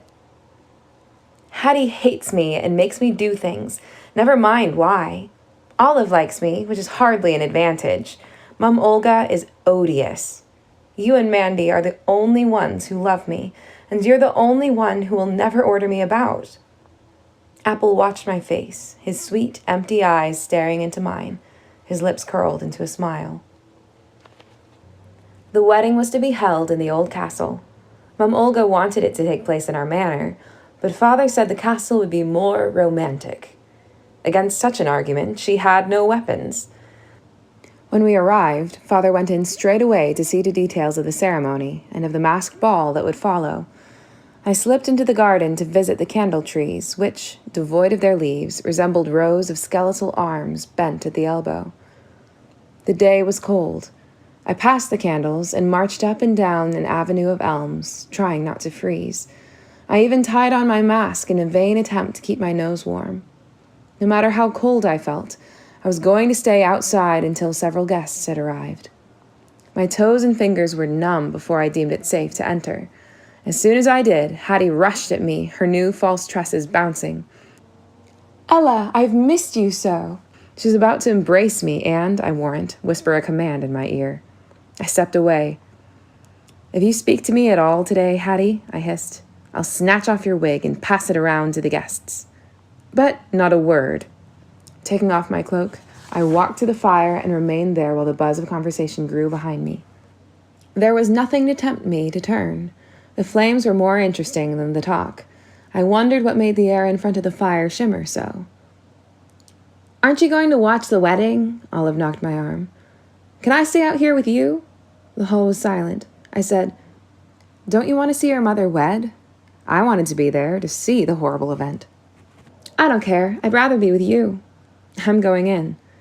She followed me, and we slipped into the last row of seats. Father and Mum Olga faced an alcove in which stood High Chancellor Thomas, who had begun to marry them. His speech sounded familiar because he'd used almost the same phrases at Mother's funeral. The audience probably could have recited along with him. I heard coughs. A lady ahead of me snored gently, and Olive was soon asleep as well. A man in our row pulled out a knife and cleaned his fingernails.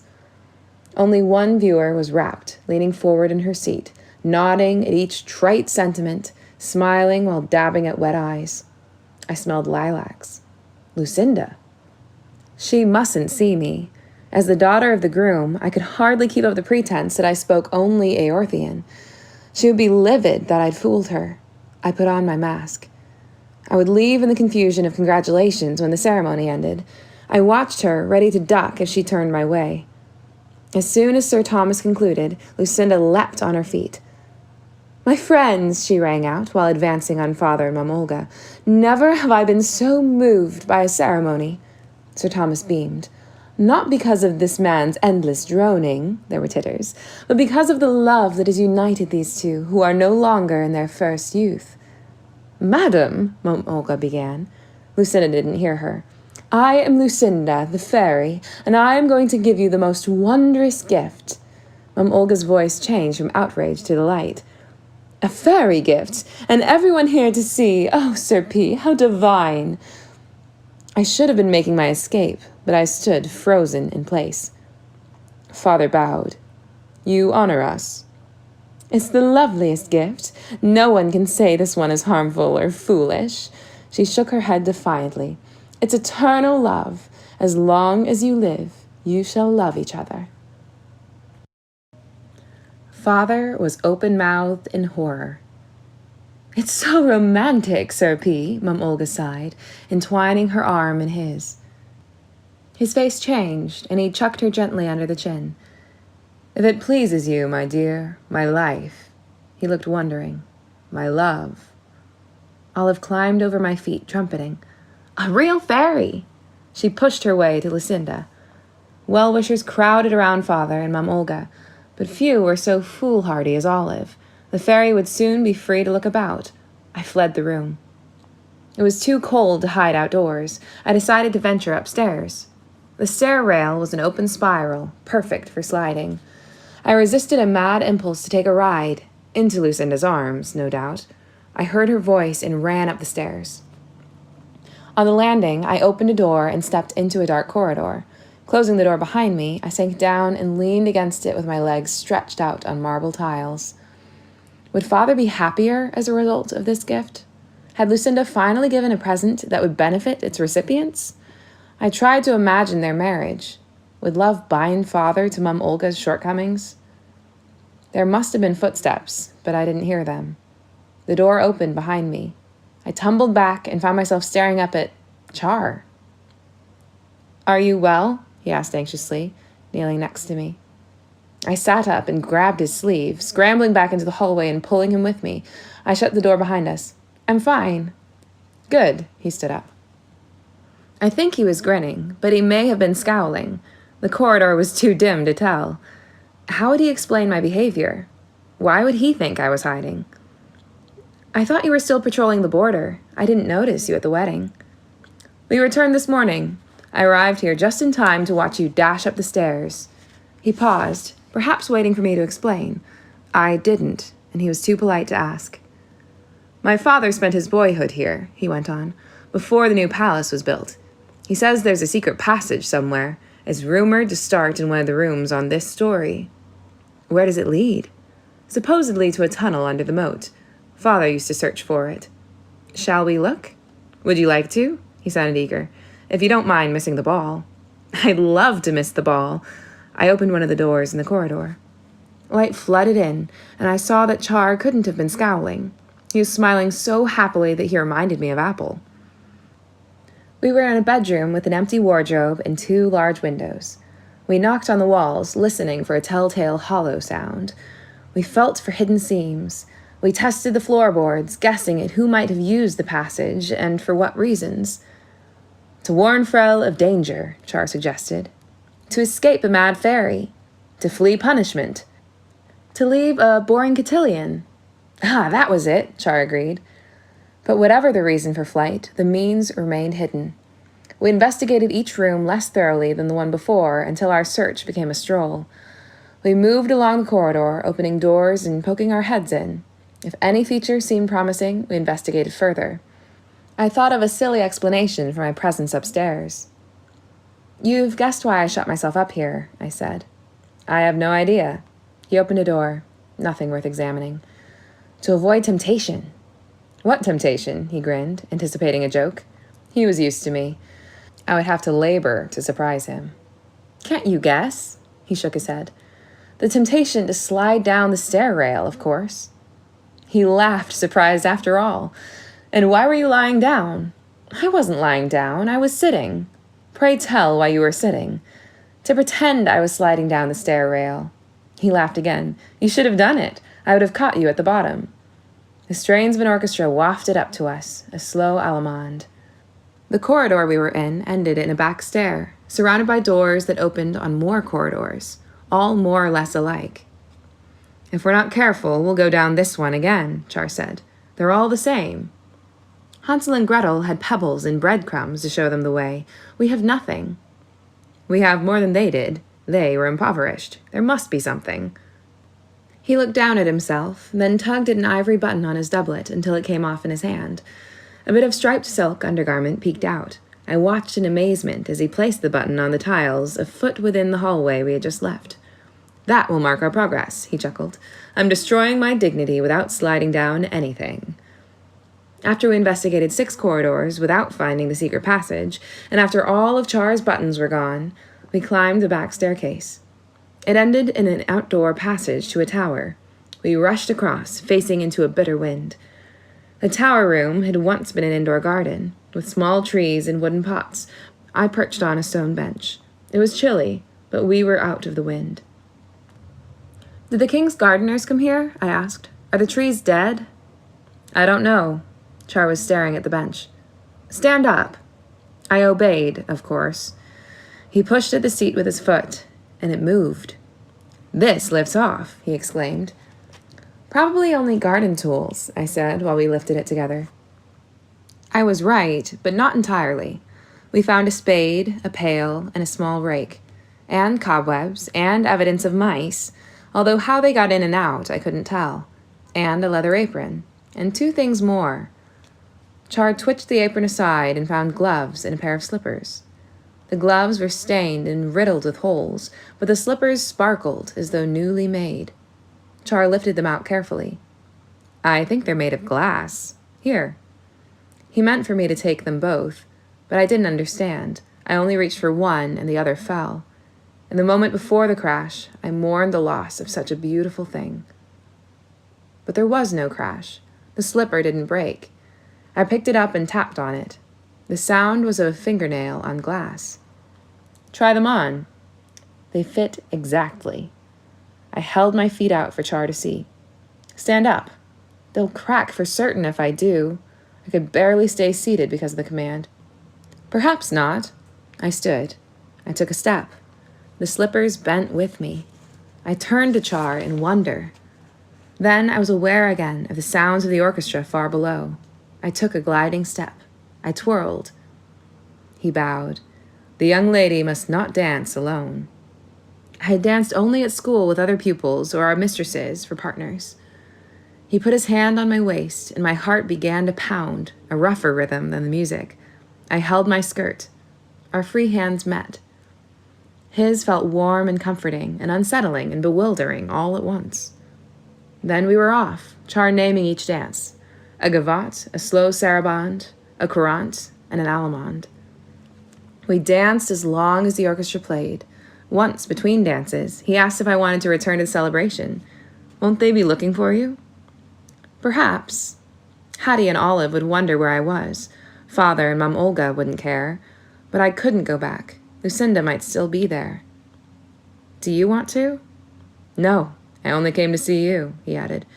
"To be sure you arrived home safely." "Quite safely. Sir Stephen guarded me well, and the giants took excellent care of me. Did you catch more ogres?" "Sa sfing mung psabus." Yes, and they were delicious. I laughed. His accent was atrocious. He shrugged ruefully. They laughed too, and never listened to me. Bertram was the best. They obeyed him half the time.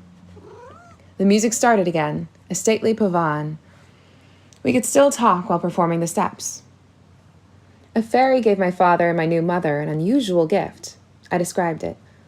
"What do you think of such a present?"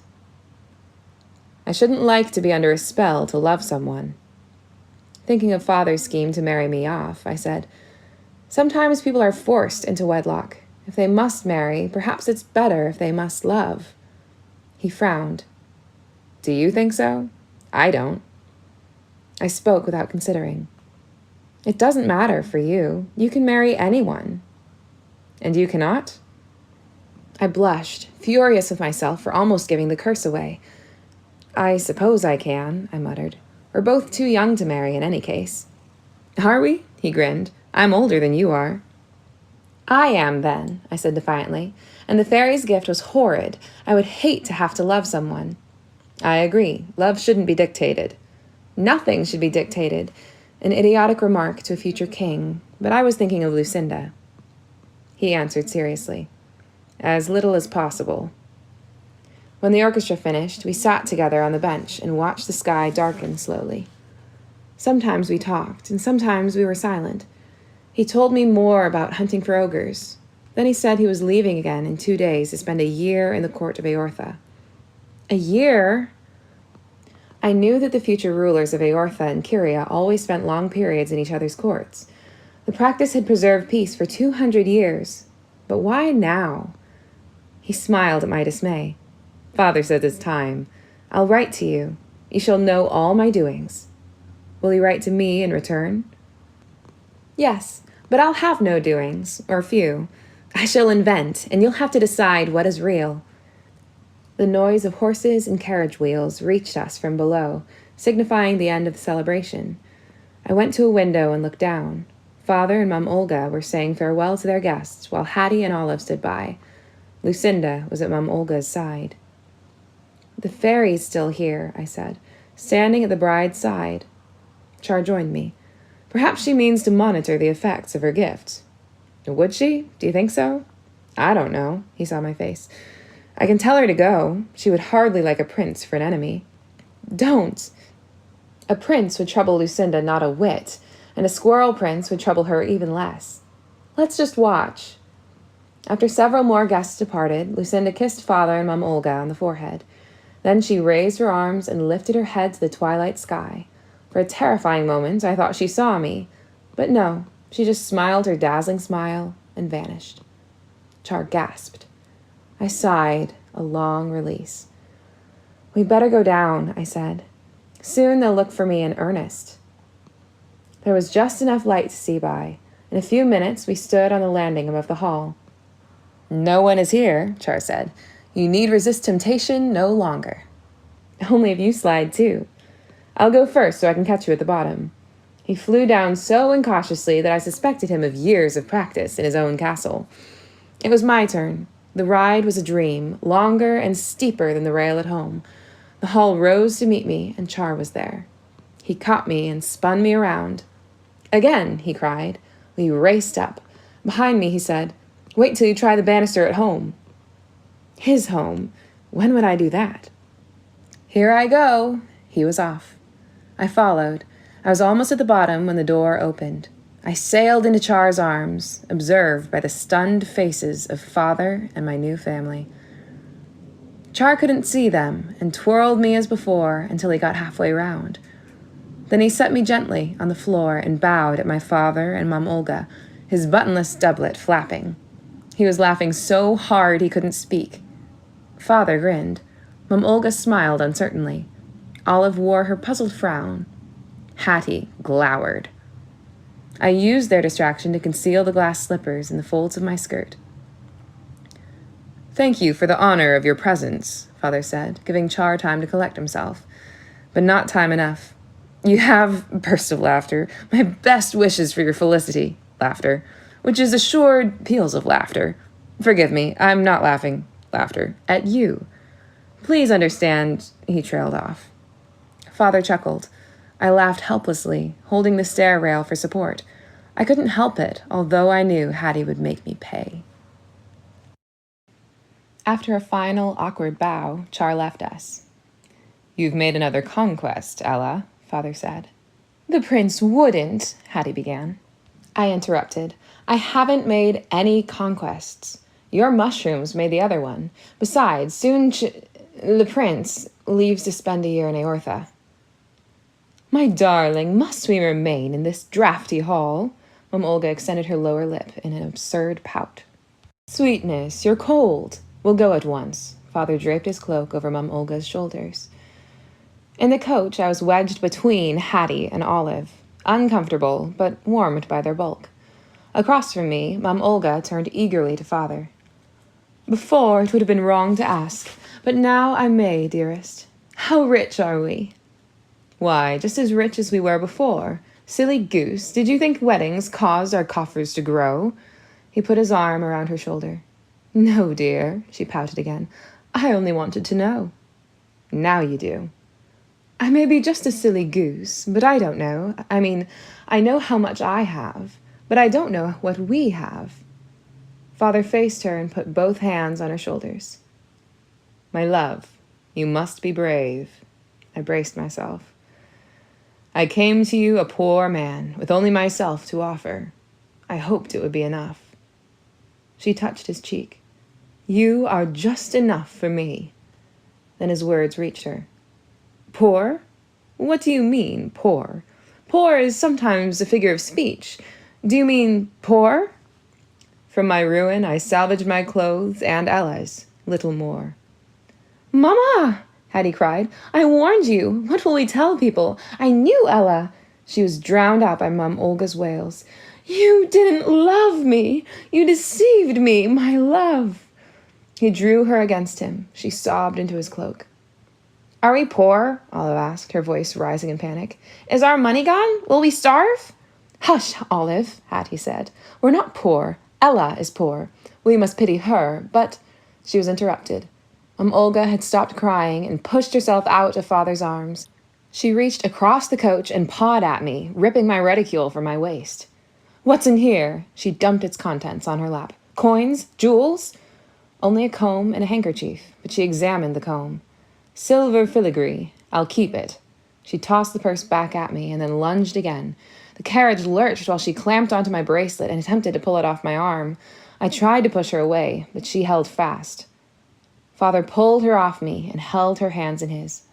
"Olga," he said, "we love each other. What else matters? Besides, when I travel again, I'll earn back all I lost and more." She paid no attention.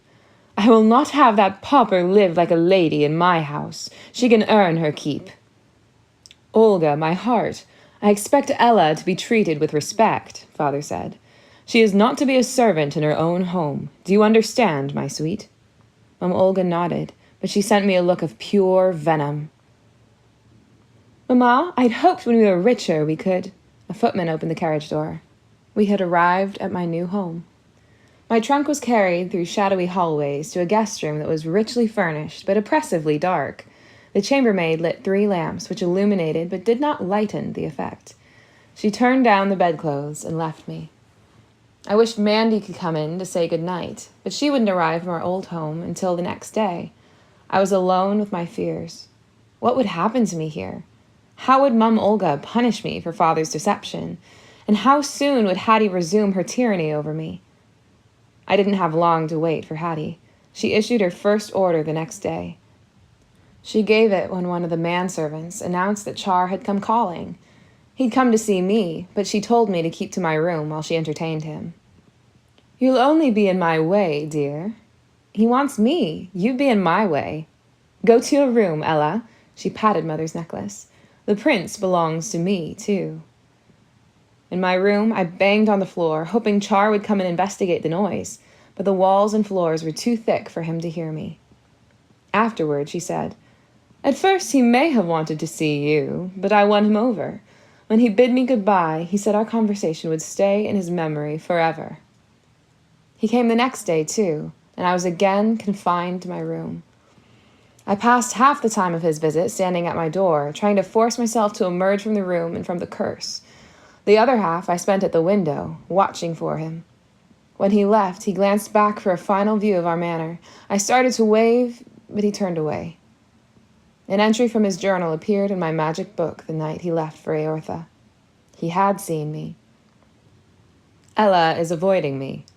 Twice I visited her house, only to be told she was out calling. On both days, her stepsister Hattie said Ella would return shortly, so I waited for hours, but she never came. When I gave up yesterday, I looked back for a last glimpse of her manor, since I couldn't have a last glimpse of her. But there she was, standing at an upstairs window. I should have returned immediately and insisted on seeing her, but I was too confused. Why was she there? Was she hiding from me? Was she angry? If she was, she should have come into the drawing room and told me. I thought her forthright enough to do so. I resolved to visit again in the evening and demand to see her. But when I got home, Mother had a surprise family party waiting to bid me farewell, and I couldn't leave. This morning I would have gone too, but Father was impatient to be off, and there was no delaying him. Perhaps she's embarrassed about sliding down the stair rail and blames me for encouraging her. Perhaps her father and his new wife were displeased. I'd wanted to tell her about the afternoon I spent flying down the stair rails at home, never noticing the gradual shredding of my breeches. That would have made her laugh. She makes me laugh so easily. I always wish to return the favor. Instead, I had to listen while Hattie chattered endlessly. I don't know how she managed to pour the words out while smiling so hard, revealing the largest teeth I've ever seen. She must be excellent at cracking nuts. This is unkind of me. Her teeth are on the large side, but nothing exceptional. The younger stepsister, Olive, said little, but the little was astonishing. She wanted to know whether people had to give me their wealth if I told them to. When I asked her why I'd want to take my subjects' money, she was surprised. "To become richer," she said, as though stating the obvious. All this I endured while Ella hid, and now I won't see her again for a year. I had to write to him. If he thought I was angry, he might never write to me. But how could I explain my behavior? The guest room I occupied was supplied with writing paper, ink, and a pen. I trimmed the pen, then found I didn't know how to begin. I could call him Char quite easily, but writing it was another matter. Dear Char looked disrespectful on the page. Dear Prince Charmant, or Dear Highness seemed too formal. And how would I conclude? Yours truly and sincerely seemed stiff, while your friend seemed childish. Omitting the salutation, I began. It would be addressed to him, so there should be no mistake. I have been confined to my room. I saw you come to visit, and I saw you leave. I waved, but you must not have seen. Father is vexed with me. It has nothing to do with you. He was insulted that I left the wedding early. 2 more days remain in my sentence. Now that you are gone and I can no longer hope to tell you goodbye, it is not so terrible. I hope you will still write to me, and not only about Eortha. I have many questions, most of them impertinent. When you were a boy, did you study with other children, or did you have tutors all to yourself? I suppose you were equally wonderful at all your subjects. But were you? Who took care of you when you were small? When did you discover you were a prince and would someday be king? What did the knowledge mean to you? If my questions offend, please do not answer any of them. I went on to tell him about my years before Mother died, games with Mother and Mandy, the taste of tonic, listening to fairy stories. I omitted only the most important facts, Lucinda's gift, and that Mandy was a fairy. Then I promised. In my next letter, I shall tell more about finishing school and the elves and Arita, my Eorthian friend. If you write quickly, I shall also send Mandy's and my recipe for roly-poly pudding. Cooking is another of my accomplishments, although not taught at finishing school. You may try the recipe and astound your hosts. If you do write, pray do not address the letters to me or mark them to show that you are the correspondent. Direct your letters to Mandy. She'll see that I get them. You are shocked that I have proposed subterfuge. My only hope is that one who flies down a stair rail as beautifully as you do can overcome his scruples in this matter. As my Eorthian friend would say, Aduma ubansu enuse orsondo, or please write soon. I closed with, your impatient friend, Ella. Somehow, the adjective made the rest less childish. I went back to the beginning and added Dear Char as the salutation. But how was I to address the letter? I had no idea where he was staying. In the end, I directed it to the royal family in Eortha and prayed it fell into helpful hands. Now I could only wait for a reply. In the meanwhile, what would I have to endure with my stepfamily? 3 days after Char left, Father went too, off to be a merchant again. Before leaving, he spoke to me privately in a small parlor he had converted to his study. I leave at noon, he said. Thank heaven the fairy left me my will and my reason so that I can leave, although I shall long for my Olga every moment when I'm gone. What a gift! If I could take this knife, he touched the scabbard at his waist, and carve out the part of my heart that belongs to my wife, I should do it. He would never hurt himself. Why must I stay with them? I asked. Where else can you go? You fled finishing school, and you'll be in better society here than you would find with me, including me. Don't run off again. You are better society than they are, I said. It was true. There was a little honesty in Father, but none at all in Hattie or Mum Olga. This is praise indeed. Come, tell your father goodbye. Farewell. I shall miss you, child. He kissed my forehead. I prefer to love my wife from afar. I shall not soon return. I don't care. But I found that I did. As soon as Father's carriage disappeared from view, Mum Olga swallowed her tears and directed a manservant to transfer my belongings to a room in the servants' wing. With a tiny window and no fireplace, it was more cell than room, just large enough for a pallet on the floor and a small wardrobe. It was cold now in late November. In winter, it would be a chamber of ice. After my things were moved, Mum Olga sent for me. Hattie and Olive were with her in a rear parlor that faced the garden. I took a seat near the door. You are not to sit in the presence of your betters, Ella. I didn't move. Olga sputtered. Did you? Stand, Ella, Hattie commanded. I fought for a moment, then rose. Hattie put her arm around my shoulders. Ella will be obedient, Mama. Tell Mama how obedient you'll be. Very obedient, I mumbled while grinding my heel into her toe. She yelped in pain. What is the meaning of this? Mom Olga asked. The meaning, Mama, is that Ella does whatever she is told. I don't know why, but she does. Really? Hattie nodded. You mean she would have listened to me, too? Clap your hands 3 times, Ella, Mom Olga commanded.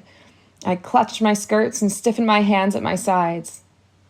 It will take a moment, Hattie said. She tries not to. See how red her face is?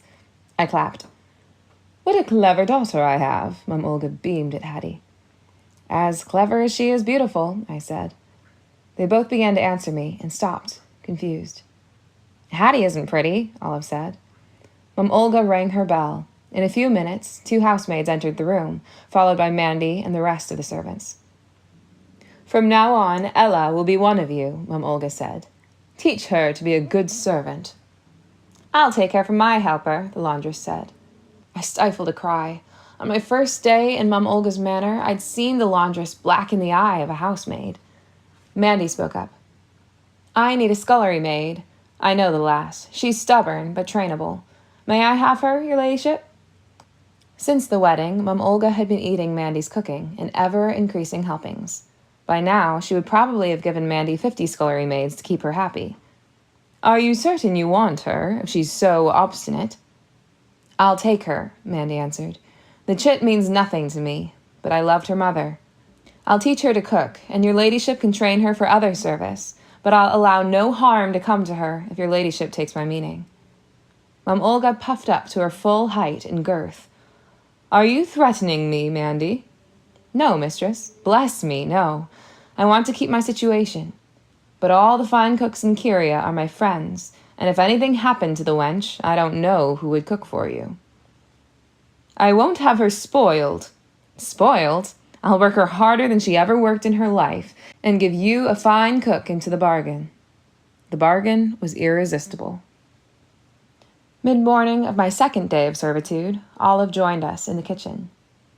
I'm hungry, she said, although breakfast had been only an hour earlier.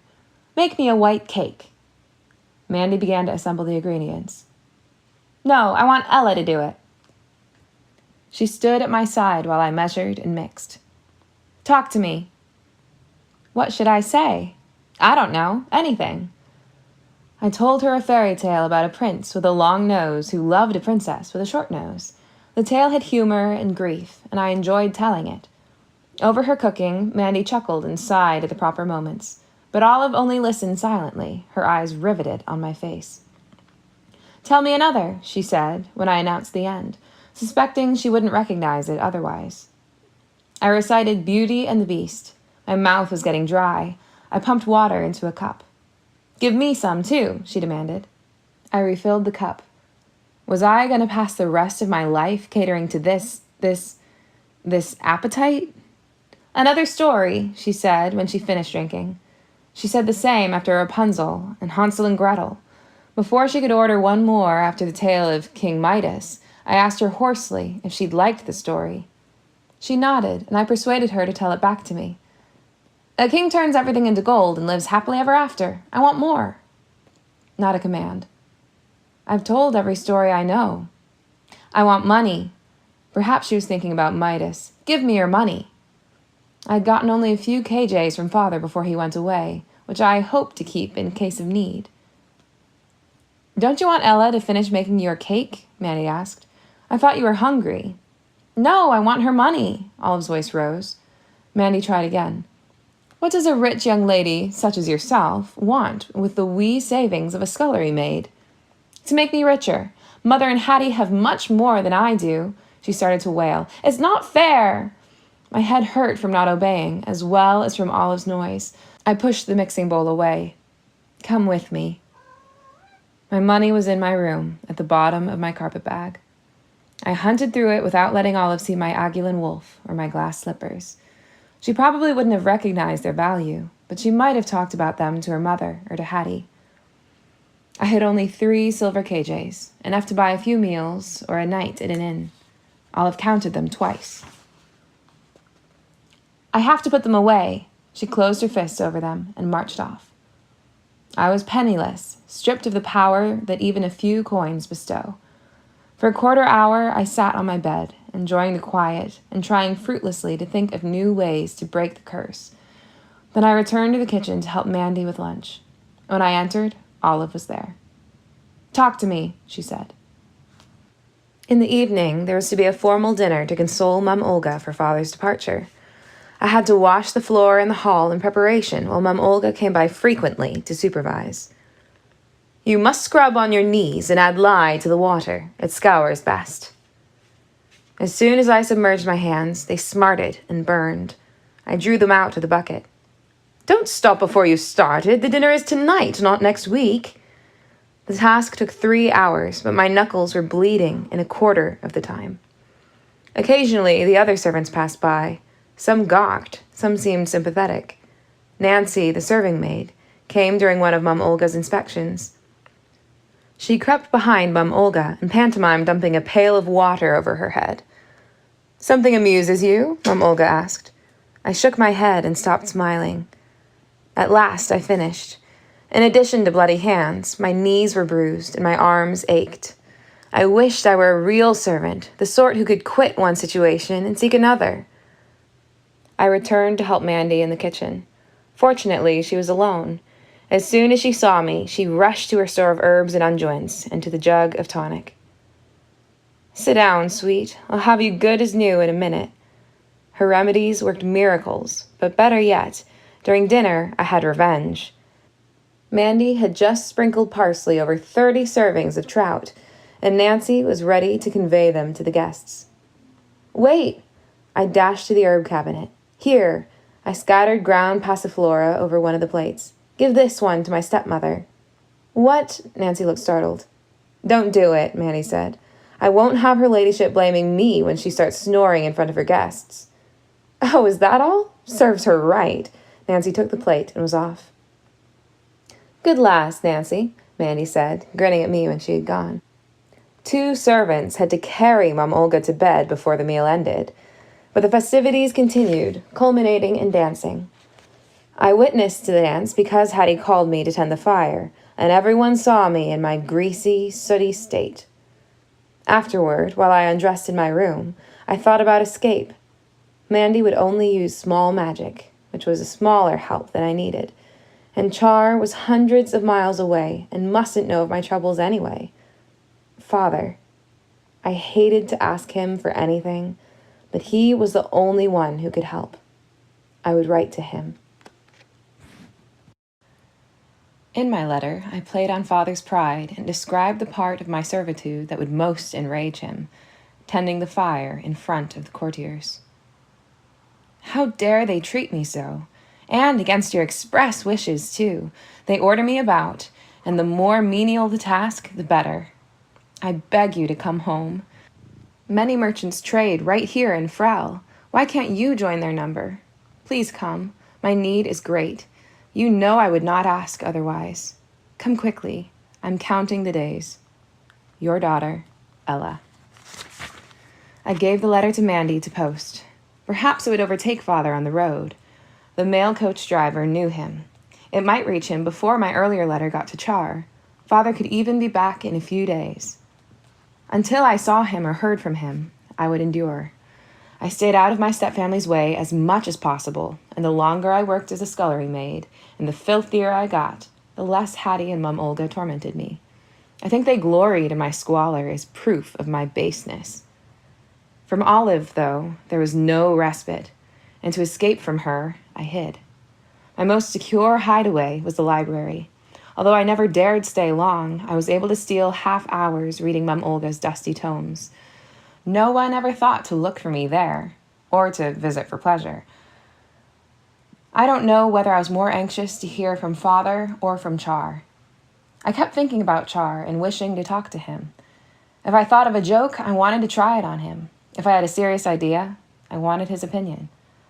Although weeks passed without an answer from Father, My first letter from Char arrived only 10 days after I'd sent mine to him. Then letter followed letter for the first 6 months of his absence, while I heard nothing from father, and saw nothing of him either. As I had directed, Char sent his letters to Mandy, who pretended to have an admirer.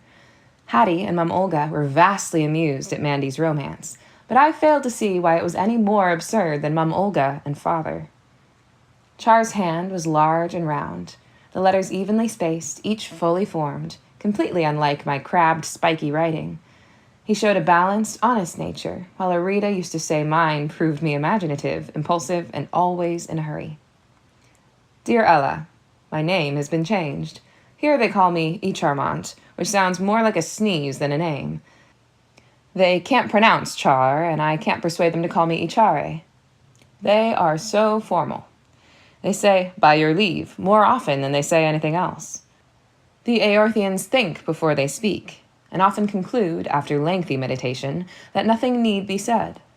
The loudest beings in an Aorthian council are the flies. The occasional bee that finds its way in is deafening. I long for conversation. The ordinary Aorthians are talkative, but the nobles are not. They are kind, they smile easily, but speech for them is a single word, occasionally a phrase. Once a week, they utter a complete sentence. On their birthdays, they grant the world an entire paragraph. At first, I chattered to fill the silence. In response, I received smiles, bows, thoughtful expressions, shrugs, and an occasional, perhaps by your leave. So now I keep my speeches to myself. In the garden this morning, I overtook the Duke of Adona. I touched his shoulder in greeting. He nodded companionably. In my mind, I said, the flowers are marvelous. That one grows in Kyria, but that other one I've never seen before. What do you call it? In my imagination, he answered me, naming the flower, saying it was the Queen's favorite and that he'd be happy to give me seeds. But if I had really asked about the flower, he'd probably have continued strolling. He'd have thought, why does this prince clutter up a lovely day with talk? If I don't answer him, he may breathe in the sweet air, feel the gentle sun, hear the rustling leaves. Perhaps by now he regrets his question, but perhaps he thinks me rude for not answering him. However, if I speak now, I may startle him. Which would be worse? It would be worse to have him think me rude. I must speak. But, exhausted by cogitation, he'd have energy left for only one word, the name of the flower. I'm writing nonsense. In my first letter, I had hoped to impress you with my brilliant prose, but that will have to wait for my second. Not many of my imagined conversations are with the Duke. Most of them are with you. I know what I would say if I were in Frel. I'd tell you at least 3 times how glad I was to see you. I'd speak more about Eortha, and with fewer complaints, and I'd describe my trip here, especially our adventure when one of the pack horses shied at a rabbit and tore off. But then I might turn Eorthian and trail off into silence, lost in smiling at you. The trouble is I can't guess at your response. You surprise me so often. I like to be surprised, but if I could supply your answers with confidence, I might miss you less. The remedy is obvious. You must write to me again, and quickly, and again, and more quickly. Your very good friend, Char. In my reply, I gave him conversation. Greetings. How do you fare today? Lovely weather we've been having. The farmers predict rain, however. They say the crows are chattering. Ah, well, wet weather will do us good, I dare say. We can't have sunny days always. Life isn't like that, is it? Wish it were. Wouldn't that be fine? Never a disappointment, never a harsh word. Don't you agree, sir? A fine fellow such as yourself, you have sense enough to see it's never that way. In one dose, I hope I have cured you of your desire for conversation. My pen stopped. What could I tell him? I couldn't explain my servitude without telling about the curse. Then I recollected that Mum Olga had recently held a cotillion. I described it, omitting the detail that my participation had been limited to removing dirty plates from the refreshments table. Char's reply was that the Aorthians didn't have balls. They have sings, which are held monthly. 3 or 4 Aorthians at a time occupy the stage in turn and sing long, sad ballads, or happy tunes, or funny ones, joined by the whole throng in choruses. The entire populace knows thousands of songs, and there's hardly a mediocre voice among them. Sound gushes forth from somewhere deep, their toes or their souls. For the last song, a paean to the rising sun, because they have performed through the night, they gather their families about them. Husbands and wives and children clasp hands, tilt their heads heavenward, and release their music. And I, seated with a few other visitors, add my weak voice to theirs, humming when I can't guess the words and wishing my hands were held too. Perhaps we can come here together someday. By the way, you are a month older than the last time I saw you. Are you still too young to marry? I chuckled at the joke. Then I thought of the bride I'd make, in a threadbare, sooty gown that stank of cooking fat in yesterday's dinner. Char repeated the query in every letter, probably because my answers were so silly that they pleased him. If not too young, I was too tired to marry, or too wet, or too cross, or too hungry. Once I wrote, if my years are measured by inches, then I am certainly too young. The 11-year-old daughter of an acquaintance dwarfs me. The acquaintance was Nancy, the serving maid. Another time I wrote, today I am too old to marry, 100 at least. I have spent the last 80 years and more listening to a lady detail the pedigree of every dinner guest tonight. The lady had been Hattie, and I had not attended the meal. I continued in a more serious vein. I have not found anyone in my stepfamily circle in whom I can confide, and there are few subjects about which my stepsisters and I share an opinion. It is a great good luck that I have a pen and a paper and a friend. Char's answer. My tongue may wither from disuse here, but at least I shan't lose words entirely while I still can write to you. Sometimes I wondered what would happen if I told Char that I was just the right age to marry. With each of his letters, I fell more in love with him. But I couldn't tell him. If I said I was old enough to marry and his question had only been the continuation of a good joke, he would be horribly embarrassed and our easy friendship would be ruined. He might stop writing, which I couldn't endure. If he wasn't jesting, it was for him to say so. Until then, or never, I treasured our correspondence. In his next letter, he wrote, I don't know when I learned I would be king. It seems I've always known it. But 2 stories are told, and I've heard them so often they seem to be memories. One has me as a hero. The other is not so flattering. A lute was given to me when I was 6, and my sister, Cecilia, was 4. She coveted it and plucked at it whenever she could. Finally, I presented it to her, an act that signified to the servants that I would be a generous king. They never considered how indifferent a musician I was. My protestations that it was a small sacrifice to part with something I had little use for were taken as modesty, another fine, kingly quality. However, I'm not sure how modesty figures in my retelling the tale to you. I do so because I want you to know that I have qualities that others admire. What you will conclude from the next anecdote, I cannot guess. I was in the streets of Frel with my father when a man pelted him with an overripe tomato. While wiping at his clothes, my father spoke kindly to the man and ended by resolving his grievance. Afterward, I asked why the man hadn't been punished. When father told me I'd understand by the time I became king, I said I didn't want to be king if people threw tomatoes at me. I said it seemed a thankless task. Father roars with laughter when he tells this tale. Now I know why. It is a thankless task, but tomatoes are the least of it. The conclusion I drew from this story was that Char wasn't above laughing at himself. Of course, he wasn't perfect. Eager to share his knowledge on any subject, he neglected to ascertain the interests of his listener or, in my case, reader.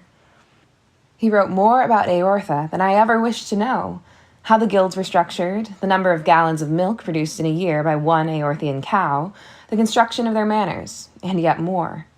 This was a minor flaw. He confessed a more serious one. You are almost my sole confidant in this. The other is my horse, to whom I tell everything, because he can't condemn or offer advice. I write it to you because you must know all. I trust you to find the good in me, but the bad I must be sure you don't overlook. I am slow to anger, but also slow to forgive. For example, my languages tutor had a way of making me feel a fool. I endured his abuse, but learned less than I might have if he'd been encouraging. Cecilia, who inherited his instruction after me, received the same treatment. The first time I found her crying, I warned him. The second time, I dismissed him. Father trusted my judgment enough to let my action stand. I went further. Boy as I was, I took measures to ensure the tutor would teach no more. But although my victory was complete and the man was ruined, and 6 years have passed, the thought of him still infuriates me. I'm angry now as I write these words. You may excuse me on the grounds of being a kind brother, which I hope I am, but I wonder at my rage. And I wonder, too, if my action against the tutor was, at bottom, a case of refusing, in another form, to let someone throw a tomato at me or my family. In reply, I wrote, Mandy says there are 2 sorts of people in the world, those who blame everyone else and those who blame only themselves. I place myself in a 3rd category, among those who know where the blame really lies. You stand condemned. Your crime, too much zeal in the protection of those you love, a fault and a virtue, heinous. Although you've revealed your shortcomings to me, I feel compelled to no such frankness. You must discover my faults for yourself, and although you've said it goes against the grain, you must find a way to forgive them. I remember the date of Char's next letter, Thursday, May 24th. He'd been gone a half a year. Although the letter arrived in the morning, I was unable to read it all day. At dawn, I had to scrub the flagstones in our courtyard for Mum Olga. Then Olive ordered me to count her coins in their thousands, repeatedly, because she kept thinking I had made a mistake. In the evening, Hattie had me help her prepare for a ball, including plucking out hairs that grew in profusion above her upper lip. By the time Hattie departed, I was too late to help Mandy clean the kitchen. The rest of the night was mine to use as I liked. In my room, I opened the little window and let the cool air wash over me. Then I lit the bit of a candle Mandy had smuggled to me, placing it carefully out of the breeze. I sat on my cot and opened my letter. Dear Ella, impatience is not usually my weakness, but your letters torment me. They make me long to saddle my horse and ride to Frel, where I would make you explain yourself. They are playful, interesting, thoughtful, and occasionally serious. I'm overjoyed to receive them, yet they bring misery. You say little about your daily life. I've no idea how you occupy yourself. I don't mind, I enjoy guessing at the mystery. But what I really long to know, you do not tell either. What you feel, although I've given you hints by the score of my regard. You like me. You wouldn't waste time or paper on a being you didn't like. But I think I've loved you since we met at your mother's funeral. I want to be with you forever and beyond. But you write that you are too young to marry, or too old, or short, or too hungry, until I crumple your letters up in despair, only to smooth them out again for a 12th reading, hunting for hidden meanings.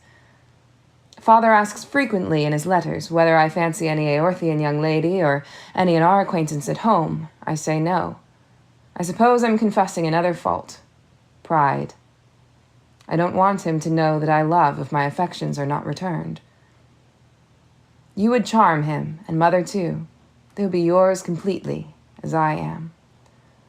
What a beautiful bride you'll be, whomever you marry, at whatever age. And what a queen if I am the man. Who has your grace, your expression, your voice? I could extol your virtues endlessly, but I want you to finish reading and answer me quickly. Today I cannot write of Aortha, or my doings, or anything. I can only post this and wait. Love, it is such a relief to pen the word. Love, love, Char. I gaped at the page, read it again, and gaped again. In my daze, I noticed that my sooty thumb had left marks on the letter. He loved me. He'd loved me as long as he'd known me. I hadn't loved him as long, perhaps, but now I loved him equally well, or better. I loved his laugh, his handwriting, his steady gaze, his honorableness, his freckles, his appreciation of my jokes, his hands, his determination that I should know the worst of him. And, most of all, shameful though it may be, I loved his love for me. Placing my candle carefully, I danced and whirled around my room. I could marry Char and live with my love. I could leave Mum Olga and her spawn. No one would give me orders. This was an unexpected solution to my trouble. Lucinda would have hated for me to evade my obedience by rising above it, and even Mandy would be surprised by this method of ending the curse. I extracted paper from the hiding place at the bottom of my wardrobe. My love shouldn't have an extra moment of impatience. However, my stub of a candle flickered out as soon as I wrote, "Dearest Char, darling Char, beloved Char." I ordered my mind to wake me the instant there was light enough to write by. Then I fell asleep, composing my letter. In the middle of the night, I awoke, my happiness draining away. I wouldn't escape the curse by marrying Char. I would be more cursed than ever, and he would be cursed too. Suppose my obedience were discovered. My stepfamily knew and would take advantage to improve their rank and fortune, but that would be the least of it. An enemy of Kyria could put the curse to more awful use. In unscrupulous hands, I would be a powerful tool. I could be made to reveal state secrets. I could even be forced to kill Char. And I had no doubt my secret would be discovered. In court, there would be eyes and ears that would be alive to such signs. I'd never manage to fool them all.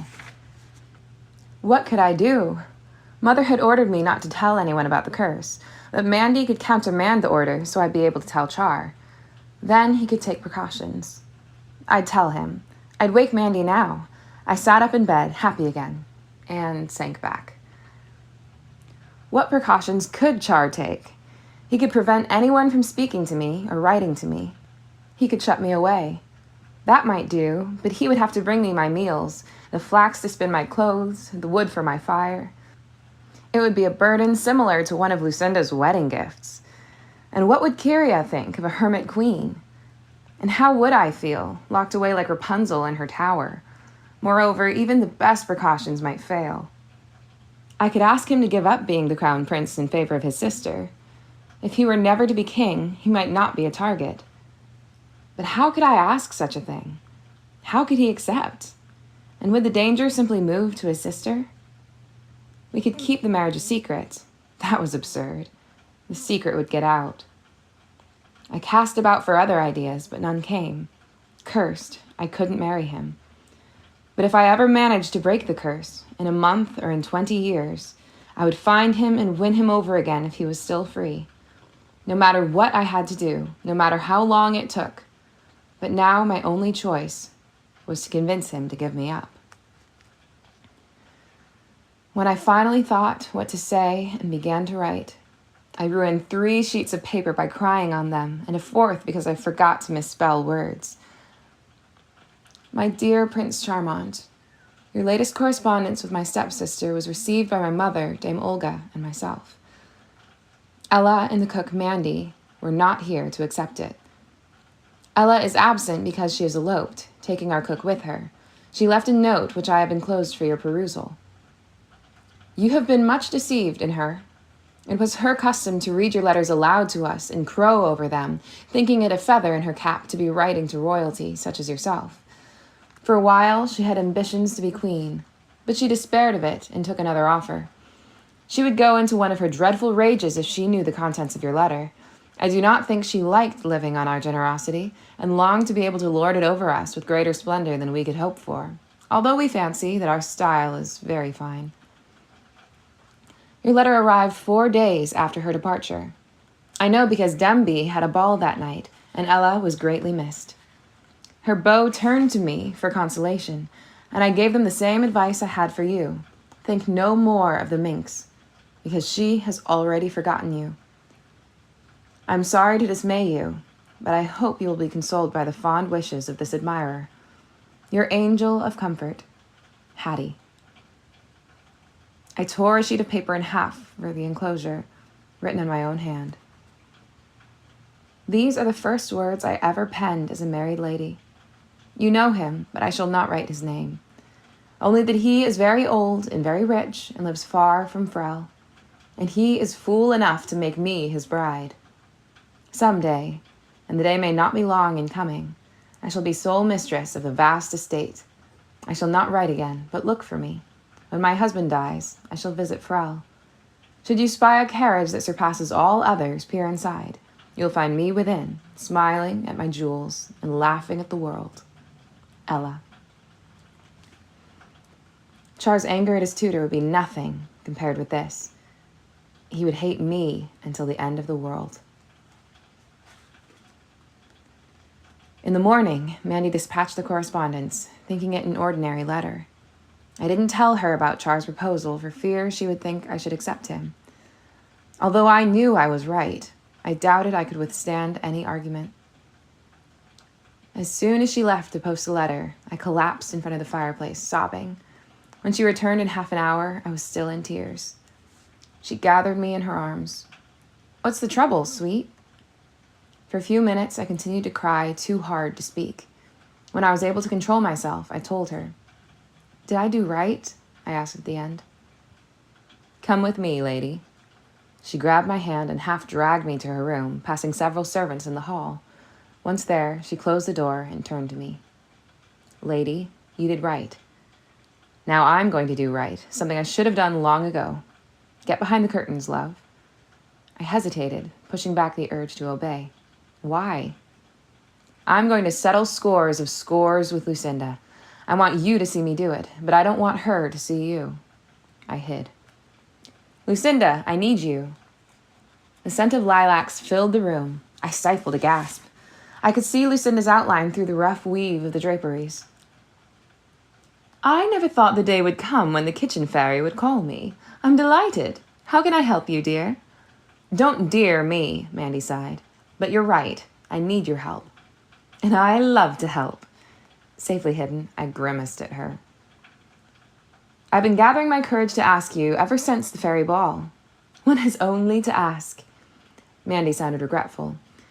"At the ball, I got into an argument with Kirby." "You shouldn't have. I never argue." "But I do. It was about you. Kirby said we should suggest you try being a squirrel and try being obedient. If you gave it a fair trial, 3 months as a squirrel, 3 as an obedient human, you'd find out that your gifts aren't so wondrous after all." "I don't have to try out my gifts to know they're magnificent." "That's what I said you'd say. There, I can tell Kirby I won the argument. I said you'd be too afraid you were wrong to put it to the test." Lucinda vanished. She must have been too angry at Mandy to continue the discussion. But then Mandy laughed. "Don't forget to be obedient, little one. Here's a nice walnut. I'm sending you to a comfortable park." She paused. "You can come out, lady." "Did she really turn herself into a squirrel?" I emerged cautiously. "She did," said Mandy, still laughing.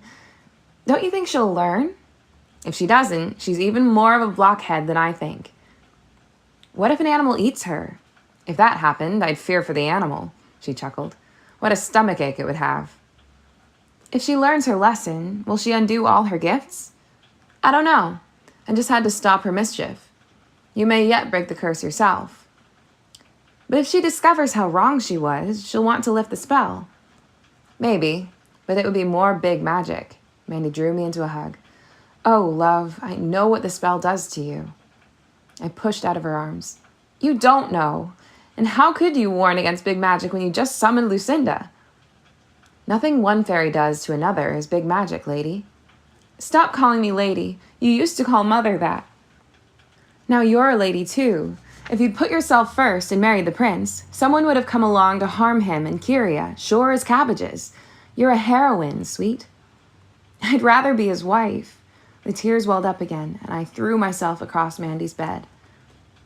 She sat next to me, stroking my back and murmuring, "Oh, sweet, my lady.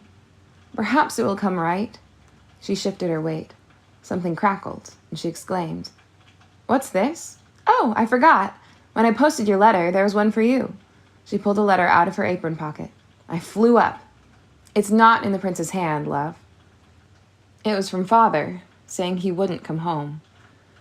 My servitude pained him, but not enough to return him to the arms of his odious, though beloved, wife.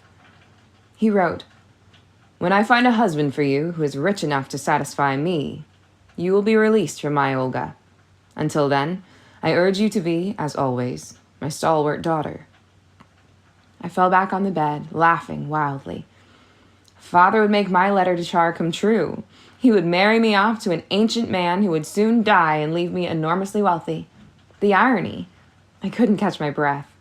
Tears ran down my face, and I didn't know whether I was laughing or crying. Mandy held me until I quieted. While she rocked me, I thought that Lucinda might still save me. Mandy might be wrong. Once Lucinda knew how it was to be obedient, she wouldn't be able to leave me cursed. She'd have to help me. A week later, I saw in my magic book that Char had received my message. I opened to an illustration in which he was burning my letters. I was glad to see his image, no matter what the image was doing. After I gazed a while and ran my fingers over his shape, I turned the page and found an entry in his journal. I've lost nothing. She never was what I thought her, so I've lost nothing. I'm only fortunate, as Kyria is blessed, that she eloped before my letter reached her. When I received the message from her sister, I thought it had to be a ploy to make me hate Ella, and I resolved not to be taken in. For a while, I considered leaving Eortha to discover the truth. Gradually, however, I realized the truth was in my hands. The sister could have no reason to lie to me. If Ella and I had married, she would only gain. But Ella's note convinced me in the end.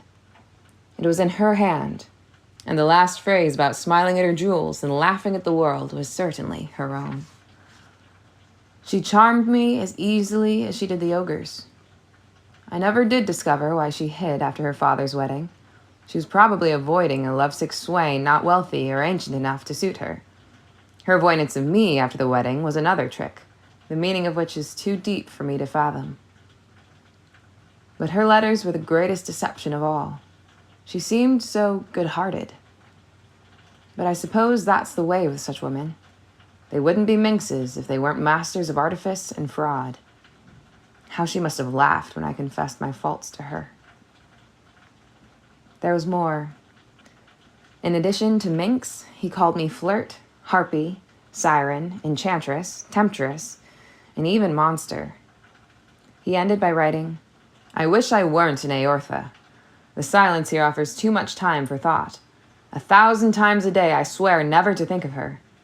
At least I can promise never to write or speak of her again, and can force my pen and my voice to keep my word. I endured 6 months of Hattie and Olive and Mum Olga by imagining my freedom when Lucinda released me from the curse. I didn't give up writing to Char. Since the new letters were never posted, I told him the truth about my life in Mum Olga's household. When Hattie told me that this earl or that duke loved her, I laughed over the absurdity of it to him. When Olive made me count her money again, he was informed. Every day she invents new hiding places for her wealth. There are coins in the hem of her gown, coins sewn into her sash, and coins buried in the stuffing of her waist-roll. With all the metal concealed about her person, she had best not set foot on a boat. When Mum Olga had me clean out the root cellar, and I found a tabby with her litter of kittens, Char learned of my delight. And when Mandy taught me cooking secrets, I shared them with him. I also described my future without the curse. My first act, I wrote, will be to confess that I love you. I'll beg pardon 1,000 times for causing you unhappiness, and make reparations by making you laugh 1,000 times. The night before Lucinda's reappearance, Hattie awakened me when she returned from a cotillion. She said I had to help her prepare for bed. I had never had to before, so I waited to learn her real reason. Tonight they talked of nothing but Prince Charmant's return next month, she began while I undressed her. I knew exactly when he was coming home, so why was my heart beating so? They say that King Gerald is going to hold 3 royal balls to welcome him. They say the prince will pick his wife at the balls. Ouch! Be careful. I'd stabbed her with a stay. For once, it was accidental. Mama says if I didn't hear anything more. Were the balls Char's idea? Did he really mean to find his bride there? Had he forgotten me? Could I make him remember when Lucinda freed me? Hattie dismissed me eventually, and I spent the hours till dawn imagining my release from the curse and thinking about my reunion with Char. I couldn't decide whether I should steal one of Mum Olga's horses and ride to Eortha to surprise him, or whether I should wait and amaze him at the balls. In the morning, I woke Mandy and tried to convince her to feign illness so she could call Lucinda immediately. But no, first we had to prepare Mum Olga's breakfast and wash all the dishes, and Mandy wouldn't use the smallest magic to speed the process. When we were through at last, Mandy and I repaired to her bedroom, and I hid as before. This time, the room didn't fill with the scent of lilacs when Lucinda arrived. From my hiding place behind the curtains, I heard a rustling noise, and then the sound of weeping. "Stop sniveling," Mandy said. The weeping became louder, more despairing.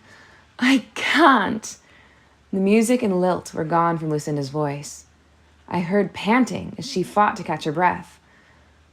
"But if I were still obedient," she puffed, "I would have to stop crying just because you told me to." More sobs. "What did I bring on those poor, innocent people? How could I have done big magic, and so carelessly?" "Your gifts weren't a boon?" I'd never heard Mandy be sarcastic before. "They were dreadful, terrible," Lucinda wailed.